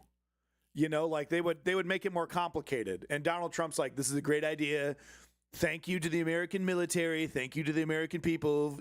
You know, we're gonna use American resources to steal Venezuelan oil. Okay, and then we're gonna sell it, and that money's gonna go right into my pocket. Bitch. And that's gonna be great. It's gonna be great for the Venezuelans. It's gonna be great for the American people. I'm gonna rebuild Jeffrey Epstein Island. It's gonna be amazing. Okay, we're gonna get all the girls back. It's going to be something else, folks. You're going to love it. This is absolutely insane. No. We take Venezuelan oil at gunpoint, engage in regime change and nation building, and then the president personally controls the proceeds? What has happened here? Oh, come on. Why do my colleagues give up their power? Mr. Speaker, where is the Republican opposition to this lawless, half-baked, absurd plan? You know, if any Democratic president claimed this kind of maniacal power, you would be enraged. So I ask you, Mr. Speaker. Yeah, they're raging hypocrites. So why are you asking a hypocritic, fascistic, authoritarian party, why are you asking them anything? You know what I mean? Doesn't that make you even more pathetic than they are? That they're doing whatever they want? And you're just kind of like, and it's not nicely. I'm not going to say you're asking nicely, but that's all you're doing. Screeching into a microphone. You know what I mean? Doesn't that kind of make you just as fucking pathetic or more so? That they're blatantly corrupt in this way and you're just kind of screaming into the fucking void ineffectively? Where is the outrage now? Why are you asking them?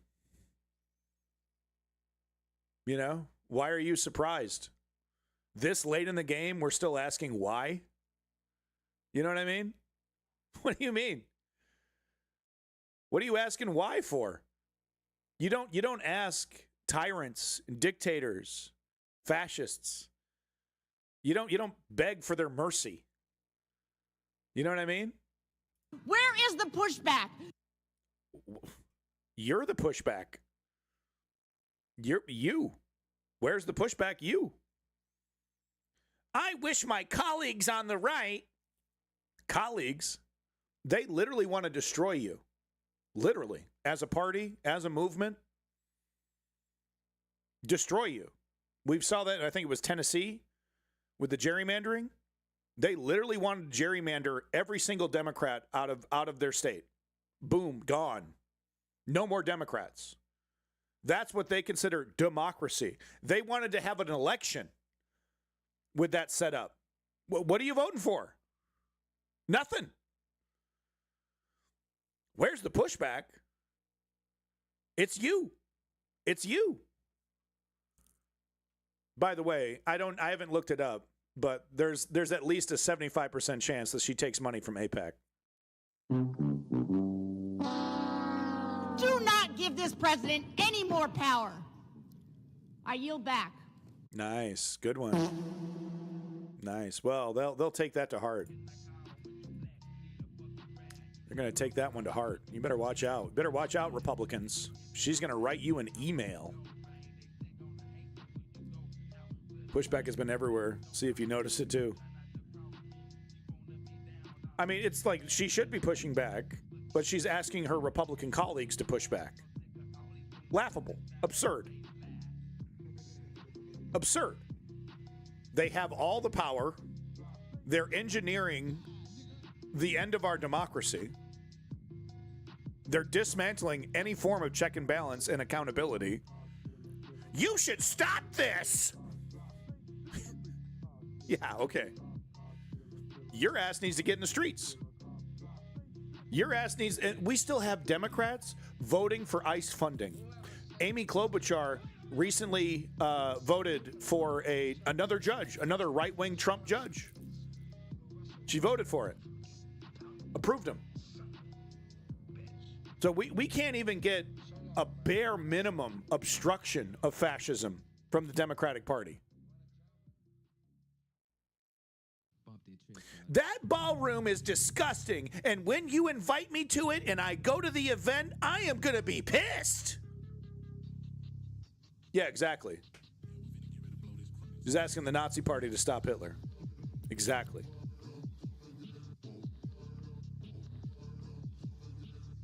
I am going to get in my best dress, and I am going to show up, and I am going to be so mad as I take hors d'oeuvres off a plate.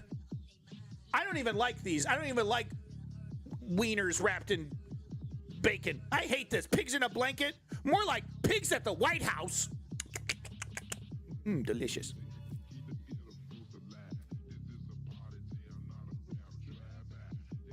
Here's some good news. Seriously. From CM Lewis over here doing a skeet, Blue Sky. Probably the worst way to describe a post, but skeets over there at Blue Sky. Every single successful general strike in the U.S. history has had union backing through the AFL-CIO. I still believe in unions.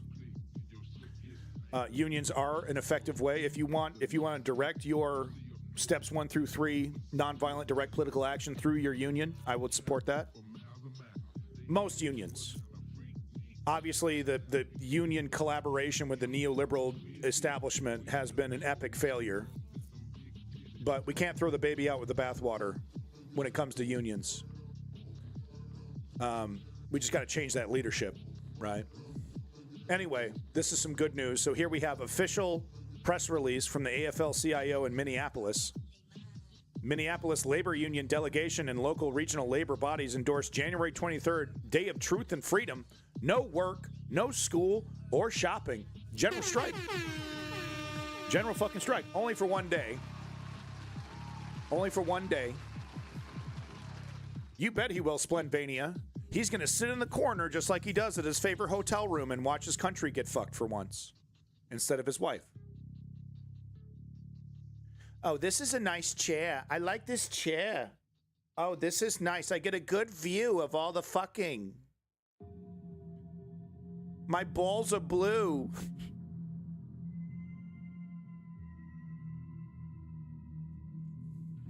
But no, this is great news. We have a union calling for a one-day strike. It's a start. Oh, careful. I'm sorry.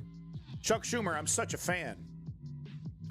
Why don't you pass me a little bit of that APEC money, Chucky? Chucky, baby.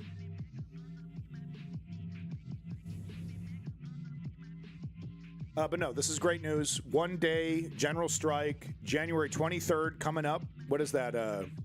Friday? Okay, next Friday. Be there or be square if you live in Minnesota. I'm sorry, if you live in Minneapolis. God damn it. Yeah. Maybe I should start smoking weed again. You know what I mean? I'm just going to start, I'm like completely off my game. Calling Denmark, the Netherlands. Dreaming about cowboys. I was a normal man when I was smoking weed. Oh God, don't do that sample. That is not a good sample. But no, this is great news. No work, no school or shopping. If you live in Minneapolis, quite frankly, let's do this across the nation, right? Let's show some solidarity. Try not to go to work. It's not that hard to ask a student not to go to school. And try not to shop. No online shopping, no physical shopping. No, everyone is very normal on Twitch. Super de-duper normal. I had a guy that's, his name was I Eat Farts, and I enjoy eating farts. That was his entire username. And he told me everyone here is pretty normal. Here's something that isn't normal. Nightmare-inducing. Trigger warning. If you don't want to see physical violence, this might not be the best time to be watching. This, I was telling you earlier about an activist, a young man, very young man in his 20s, blinded in one eye for the rest of his life. And this, of course, hits very close to home because my son is totally blind at birth. Thankfully, it wasn't ice ripping his eyeballs out yet. But this is incredibly tragic. And, you know, totally normal. Yeah. But no, this, you know, will there be accountability?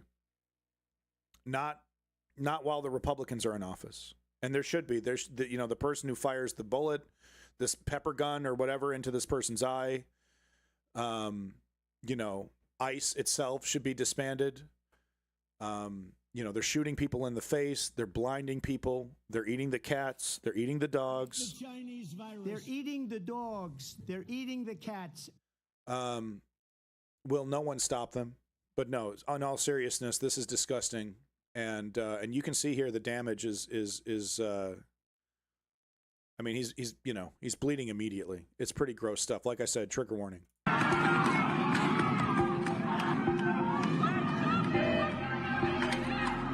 So he, you know, he resists.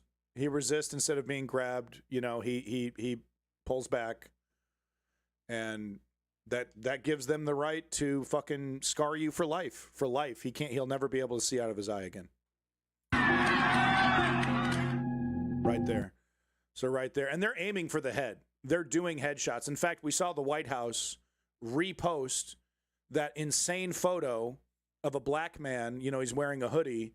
They blast him in the face with a tear gas canister, right in the face. And the White House proudly reposting that image. So they're intentionally trying for the head. And this is what happens. You know, you can kill somebody with this stuff, which is why chemical weapons are considered a war crime. And this person right here with his actions permanently blinds this individual.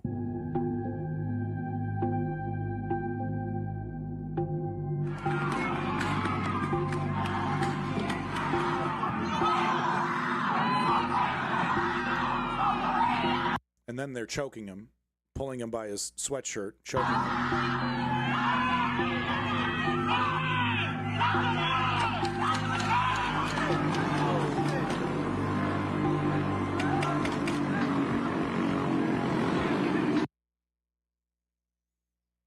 Pretty disgusting stuff. You know, they're already getting away with murder. They're covering up a murder. They're permanently disfiguring activists and protesters. It will only get worse. Look what they do to you in Russia. Look what they do to you in China. They disappear your ass. They send you to some gulag. Your family doesn't get to contact. Excuse me. Your family doesn't get to contact you. You're lucky if you get out of there alive, and if you do get out of there, you don't even look like yourself anymore. You're a stick figure with a bunch of diseases. It's torture. It's torture, and for them, it's standard operating procedure. For China and Russia, North Korea, many places, Iran, Syria until recently, El Salvador. There's a lot of places, Venezuela, and unfortunately, was another example of oppression against dissenters, against people who are fighting for democracy. They torture you, they disfigure you, they kill you. And it's just standard operating procedure for authoritarian governments, right? I think this is the last video I have time for. Actually, let's 2 more videos. This is a quick one.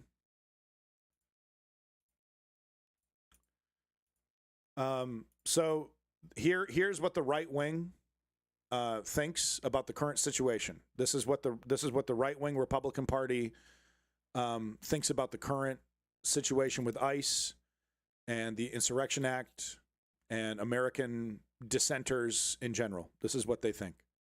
All the bad people out there, the people that are obstructing, fighting with federal law enforcement, my warning to you is this: if you comply, you will not die. That's it. Just comply. If you comply, you will not die. Pretty American, huh? These are people that once called themselves the Tea Party. If you comply, you will not die. That's what's written on the base of the Statue of Liberty, by the way. Comply to all law enforcement or be murdered by the state. These are people that call themselves patriots, festooning their bodies and their property with the American flag, shaming anybody that would disagree with them as anti-American terrorists. Comply or die. He might as well just have given us an Elon salute to top it off. What insults me the most is that they consider themselves American. The founding fathers would have hung this man for treason with this kind of mentality. Comply or die. That's the kind of shit that King George would have said. The fucking redcoats. And with his little dollop of hair and a big smirk on his fucking face, he says that sitting in the halls of government.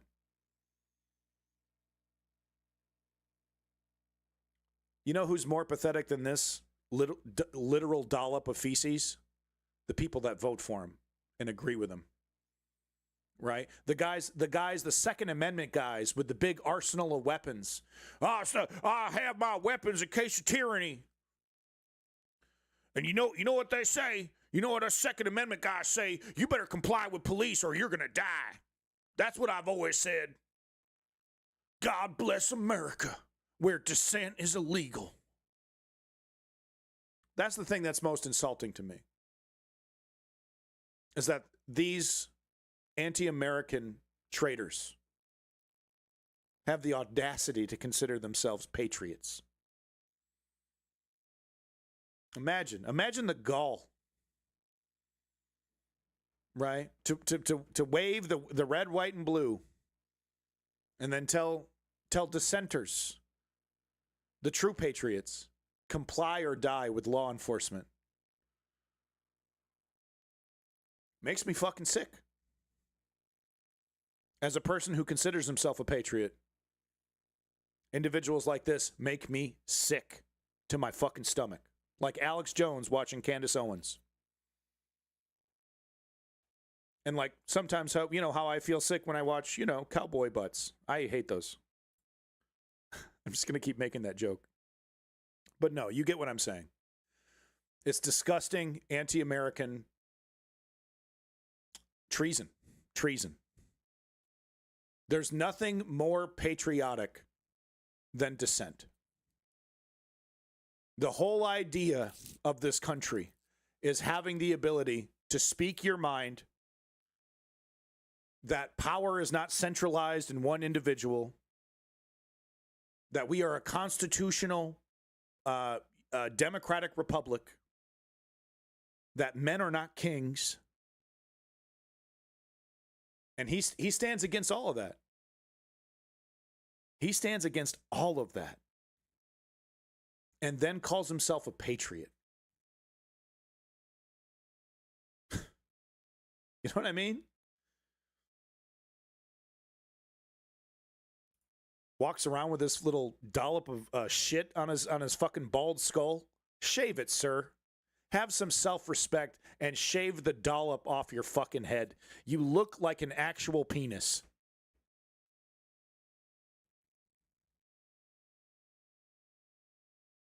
Comply or die. You think that's cute? You think your little rhyme is cute?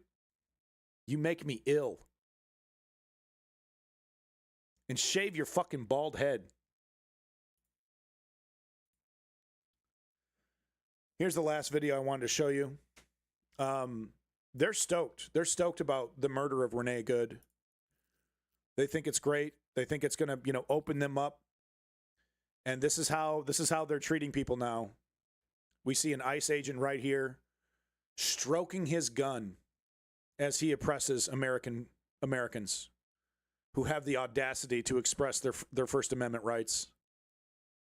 Can't fucking wait And he knows the more they realize the government has my back, Greg Bovino has my back, Stephen Miller, Tom Hooman have my back, the more they're going to do it. We're going to start seeing every day killings. ICE. ICE was recently given the ability to strip search children without their parents present, without an adult present, but their guardian. And they have the ability they're starting to kidnap 15-year-olds. They're kidnapping women. So the rapes and sexual assaults of women and children are going to skyrocket if they haven't already. But the killings, the overt, blatant killings, are going to increase. And look at this psychopath stroking his gun like his little penis.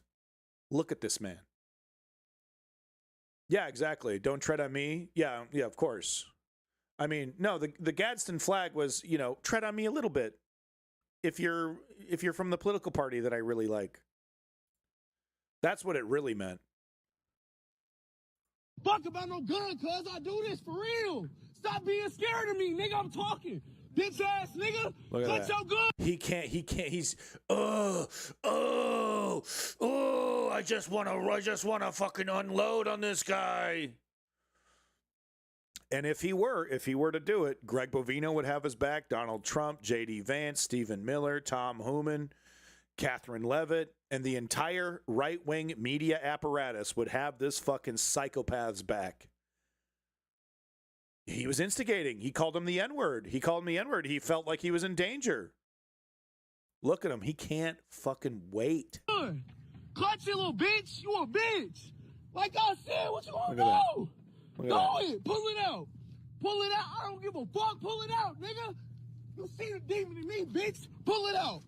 Pull it out while I'm unarmed. Do it. Do it. Get in your car, nigga. Get in your car. What you saying? What's up? He's blinded with rage, this ICE agent.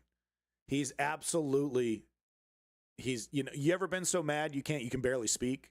I mean, maybe that's just me, right? You ever been so mad you can barely fucking think, you can barely process, right? And because like the only thing that's going through your head is like murder. Maybe that's just me thinking about cowboy butts. But that's where he's at right there. Seething. Yeah, 47 days of training. And in some cases, not even that. Yeah, and he doesn't know what the fuck to do, right? Because that's what he's expecting, Blase.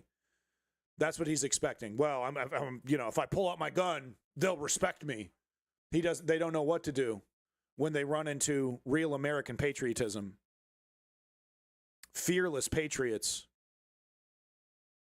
who are willing to die for this shit, willing to die for their fucking freedom, willing to die fighting against tyranny. They don't know what the fuck to do because they're bootlickers. They're cowards. That's how they act. When someone they deem is more powerful than them tells them what to do, they go, yes, sir. Yes, sir. Yes, sir. Let me lick those boots. That's how they are. They don't know what to do when they're around people who respect liberty and democracy. They don't know what the fuck to do because that's not them. Stop touching me. Stop touching me. You need to back away. Nigga, what the fuck is you gonna do? What is you gonna do? Yeah, don't waste no time, dog. Get in the fucking car. He's getting in the car because he knows what the fuck's going on. And he's like, if I stick around here, I'm going to shoot this guy. Completely unhinged. These guys are supposed to be trained in de-escalation. What a fucking joke. He's seething with rage. Stroking his fucking gun. Can't wait to pull the trigger. Out here, I'm telling you, because we all got shots. What's up? What's up? We all got shots. Scary ass nigga. I'll put that K on you bitch ass niggas. Fuck wrong with y'all? Y'all niggas is bitches. Y'all niggas is bitches. Yeah, bitch made. Certified bitch niggas. Certified bitch made. Bitch Fuck wrong made. with y'all? Pull y'all heat out while y'all pull off. Yeah. Fuck wrong with y'all? Cowards. Hit me with that motherfucker if you want to. Cowards. Cowards who defend a pedophile. Pedophile rapist. That's who represents them. They put that shit on their hat. They put that shit on their shirt. Imagine that. That's who these people are. Yes, I'm suing. Hit me. Hit me. Bitch ass nigga. You niggas is bitches. Y'all corny than a bitch. Yeah, putting on their little fucking masks. They can't Corny than a wait. bitch. They can't wait. Harassing our crew members and shit. Come on, cuz. And what, what I fear is that, Donald Trump will do the Insurrection Act and he'll do this executive order that basically is just a word-by-word quote of Stephen Miller, who said, absolute immunity for all ICE, absolute immunity, executive order. And then the fucking fun begins. The fun fucking begins. That's what they're waiting for. Stand by and stand back.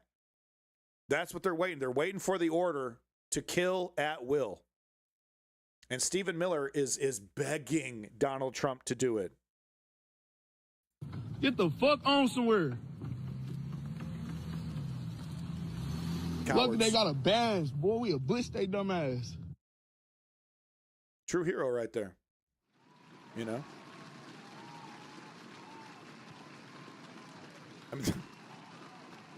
don't know if I could be that badass in front of a psychopath stroking his gun. Okay, maybe you don't like his choice of words, right? Throwing around the N-word and stuff. Okay. That's his culture. That's where he's from. It's his free speech rights. But that's what I worry about, is that these guys, Stephen Miller wants to tell these guys, go nuts. That's what Greg Bovino wants. Go nuts and then give him a Sieg Heil on the way out. Greg Bovino. They want to go crazy because that's what they think is going to, they don't want to de-escalate. They want to conquer. They want to dominate. Right? They want to dominate. And that's what they think will work, right? Doesn't work on their wife, doesn't work on their kids. But that's what's going to work on the American people. Right? They're going to scare us and use violence against us. And we'll just, a couple massacres and they'll get right in line. This is how tyrants and authoritarians work. Look at Iran. Right? What was their solution when their back was against the wall? Massacre. I wish I had time to talk about it. I should have. I feel bad now.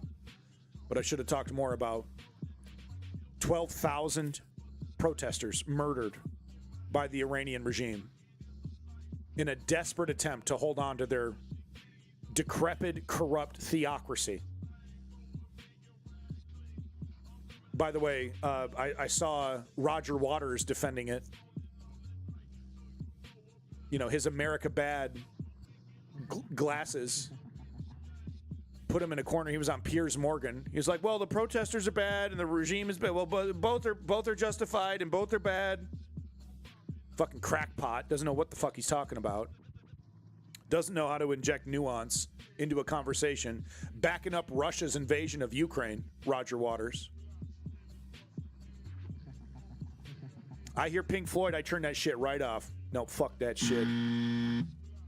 Dark Side of My Ass.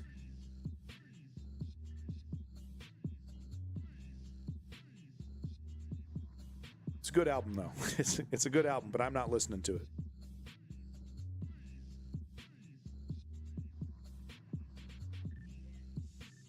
But that's what I worry about, because that's the last direction.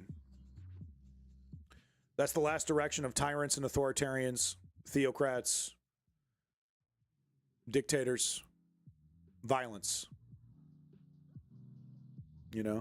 And hopefully Americans, because I don't think it'll work.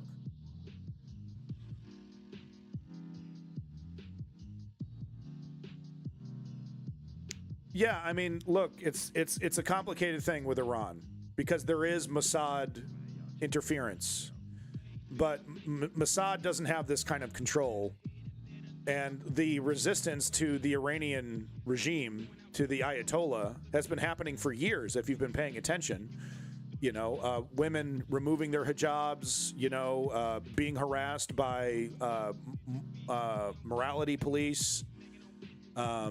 This has been a long time coming. The idea that this, was artificial and was, created out of whole cloth by the Mossad, totally ludicrous. Really, the catalyst, of course, being the water situation. The West not helping with the sanctions, but the Ayatollah and the Iranian government not helping with their support of Hezbollah. It's a very, very complicated situation in Iran.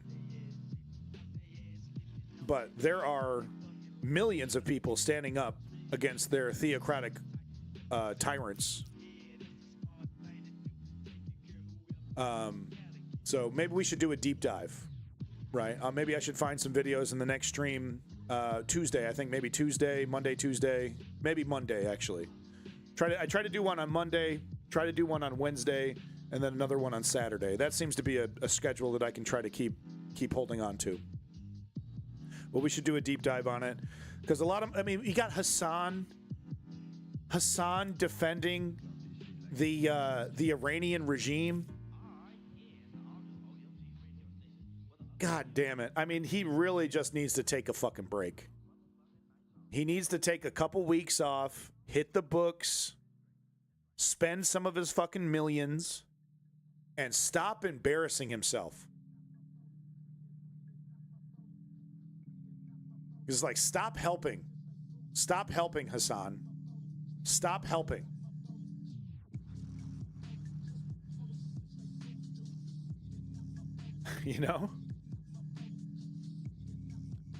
No, and that's the lack of nuance that I'm talking about. That's the lack of nuance that I'm talking about. Watch it. Watch what Hassan said. Because it's like if you need to have some nuance there to talk about it, right? Because you need to point out how the West has treated Iran, but you also need to point out the failure of the theocratic government, the failure of Hezbollah to intimidate any of these elements. You got to talk about Israel. It's one of those things that's like, there's a lot of different elements happening here. There's a lot of different, things happening at the same time coming from different directions. And if you don't have that ability to be nuanced and talk about the context of it, you're going to look foolish. You're going to look foolish. But no, to what Woke Patriot is saying, opposing U.S. intervention in Iran, no, of course that doesn't mean you support the Iranian regime. But there are ways to have an intellectual conversation about that without embarrassing yourself. It's just hard. And, you should probably have some, information ready to go. It's tough, though. It's tough. It's like, I really wish I could just say, America bad. Israel bad. But that, the theocratic regime in Iran, they're pushing gay people off buildings, seeding terrorism through Hezbollah. This failed counterproductive strategy that was supposed to make the West terrified of Iranians hasn't worked at all. Yeah, no, Woke Patriot, 100%. Absolutely. I'm not calling for intervention. I'm calling for the Iranian people to take back their government and finally start fixing some of the problems that America created with their previous intervention that completely went tits up. It's an opportunity for the Iranian people to get their government back and turn their country into what it once was in the 70s. So that's who I'm rooting for. And that's, I'm not rooting for Mossad when I'm doing that, right? But it's, just like Israel has to and the CIA, right? They make it even more complicated because, like, that's what the bad actors want to say, is that if you support the Iranian protesters, you're supporting U.S. intervention and Iranian intervention.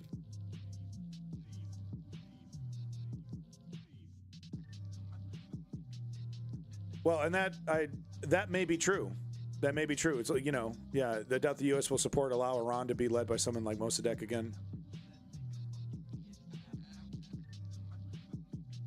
It's not up to us. It shouldn't be up to us. Many leftists are actually defending the Ayatollah regime as a polar opposite to regime. That is not nuanced enough. That is not nuanced enough for this situation. You know.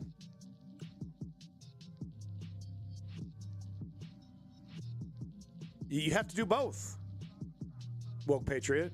You got to do both. You can't just knee-jerk defend a theocratic government, especially. I mean, you know, especially if you're doing it because you're opposition to Israel, which is a theocratic government. So you can't have opposition to Israel, a theocracy, and in support of a theocracy in Iran. You got to come correct with that shit. And nobody talks about how counterproductive and terrible Hezbollah has been. Giving weapons to Hamas, you know, seeding a bunch of fucking, you know, doing a bunch of, you know, shady ass shit all throughout the Middle East. Well, this conversation started specifically by talking about Hassan, and there's a viral clip of him going around basically defending that. And I was also talking about Roger Waters, who recently went on Piers Morgan and did something similar. So it's okay. You don't have internet brain. You're busy reading poetry, which is, you know, probably healthier. But unfortunately, I've poisoned myself, and I do watch some of this stuff. And I'm telling you, the people that supposedly represent the left, and you know, Roger Waters and Hassan unfortunately do. They're out there saying some pretty ignorant shit. Okay, now I got to get going. I got some cowboy butts to dream about. It's been a very good stream. Thank you once again to Woke Patriot for always keeping it real. Always injecting that realness. Keeping us, keeping us in check. I always appreciate that. Thank you, Seneca. I blame the American education system for that little mix-up. I did, Blase. I did. I did. Goddamn, Greenland owned by the Netherlands. What the hell is he talking about? Smoke another. But no, thank you everybody. Big props to Woke Patriot. Good, big props to Blase, Jabubot, Camel Tony, who's also dreaming about cowboy butts with me. Denmark is responsible for Lars Ulrich, and they have yet to apologize. From Metallica? Those sons of bitches. Big props to Ice King of Space. Wait, that was the wrong button. There we go. Big props to Splendvania. Thank you, Splendidvania, for making this stream better. Big props to Camel Tony, Seneca Athena.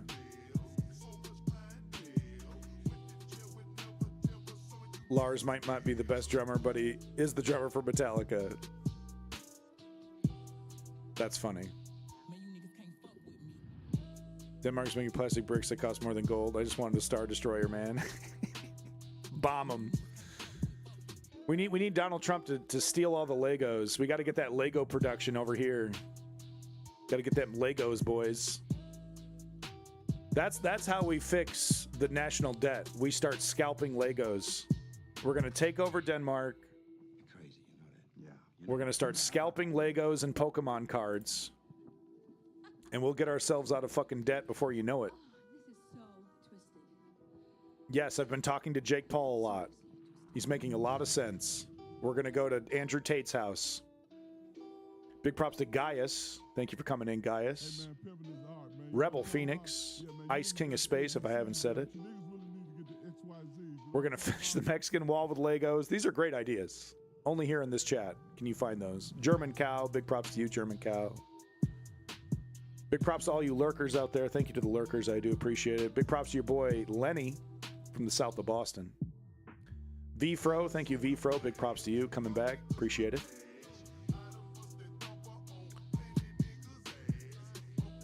Let's see here. Keep thinking of cowboy butts.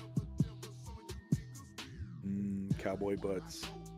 Time to Duck, big props. Harry Haas, big props. I'm going to go to Ram Ranch. That sounds like fun. I keep hearing about this Ram Ranch. I want to head on out there. Female Eunuchs, big props. Thank you, Female Eunuchs. Number one in the chat, your boy Strategy member. Thank you, Strategy, for coming in. And thank you to all the contributions in the Discord. I really do appreciate it. I'm seeing a lot of those.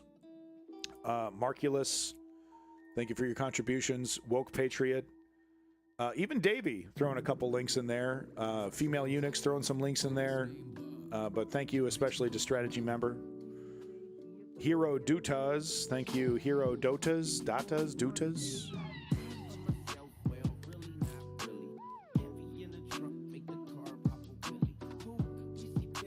And everyone else. Ram Ranch is under siege, under lockdown. Ram Ranch taken over by ICE. Ram Ranch invaded by ICE. All the sexy cowboys deported back to sexy cowboy land. Yeah, woke patriot, 100%. Yeah. True. One thing that always helps me with nuance is people like you and people like, the folks in the chat who are able to enlighten me, right, on certain things. So I couldn't do it without you. And all you in there, all you viewers, all you lurkers, all you chatters. So thank you so much for offering your intelligence and your time to help me out. I do appreciate it. Folks, let's not forget why we're here. Well, I mean, we're human. What can we do about the emotion? Let's not forget why we're here, though. We're here to create nonviolent, direct political action so that we can, fix our fucking country. How do we do that? 3-step program. Step 1, we inform ourselves. Think about cowboy butts. Step 2, we show up and sign up using resources like the big list of protests and mobilize.us. Right here, easy, Googleable, sign up and show up, no excuse. And step 3, we put in the motherfucking work. No, that's not a real kick chat. No, it's not real. No, sorry, not real. That's not a real one, sorry. I know that's not really a thing anymore. The days of Buckley are dead. No, the days of Buckley debating Vidal Gore are over, woke patriot. It's just emotional social media idiots now, okay? Mourn it. I didn't even get to live it. That shit was happening. It was dead and over before I was even born, woke patriot. So at least you got to see it. I didn't even get to see it. Peace in that motherfucking Middle East. Glory to the Ukrainian democracy and free Palestine. I've been Abandoned Nihilism, and this has been the News Underground. I miss, I'm nostalgic for those days that I never got to see, because I've watched the Gore v. Buckley debates, and it did seem like, at least they were wearing suits. Motherfuckers don't even wear suits. They just show up in a hoodie. Different times. I'm nostalgic for things that haven't happened yet. Amen. Take care of yourself, everybody. I'll see you on Monday. I'ma think about them cowboys. Pretty butts.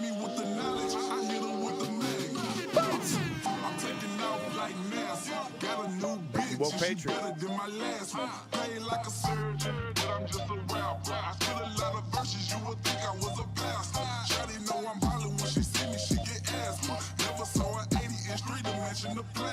Just graduated, now she tryna get her master. She hit me with the knowledge, I hit her with the magnet. I'm taking off like NASA. Got a new bitch, and she better than my last one. Play like a surgeon. Thanks again, folks.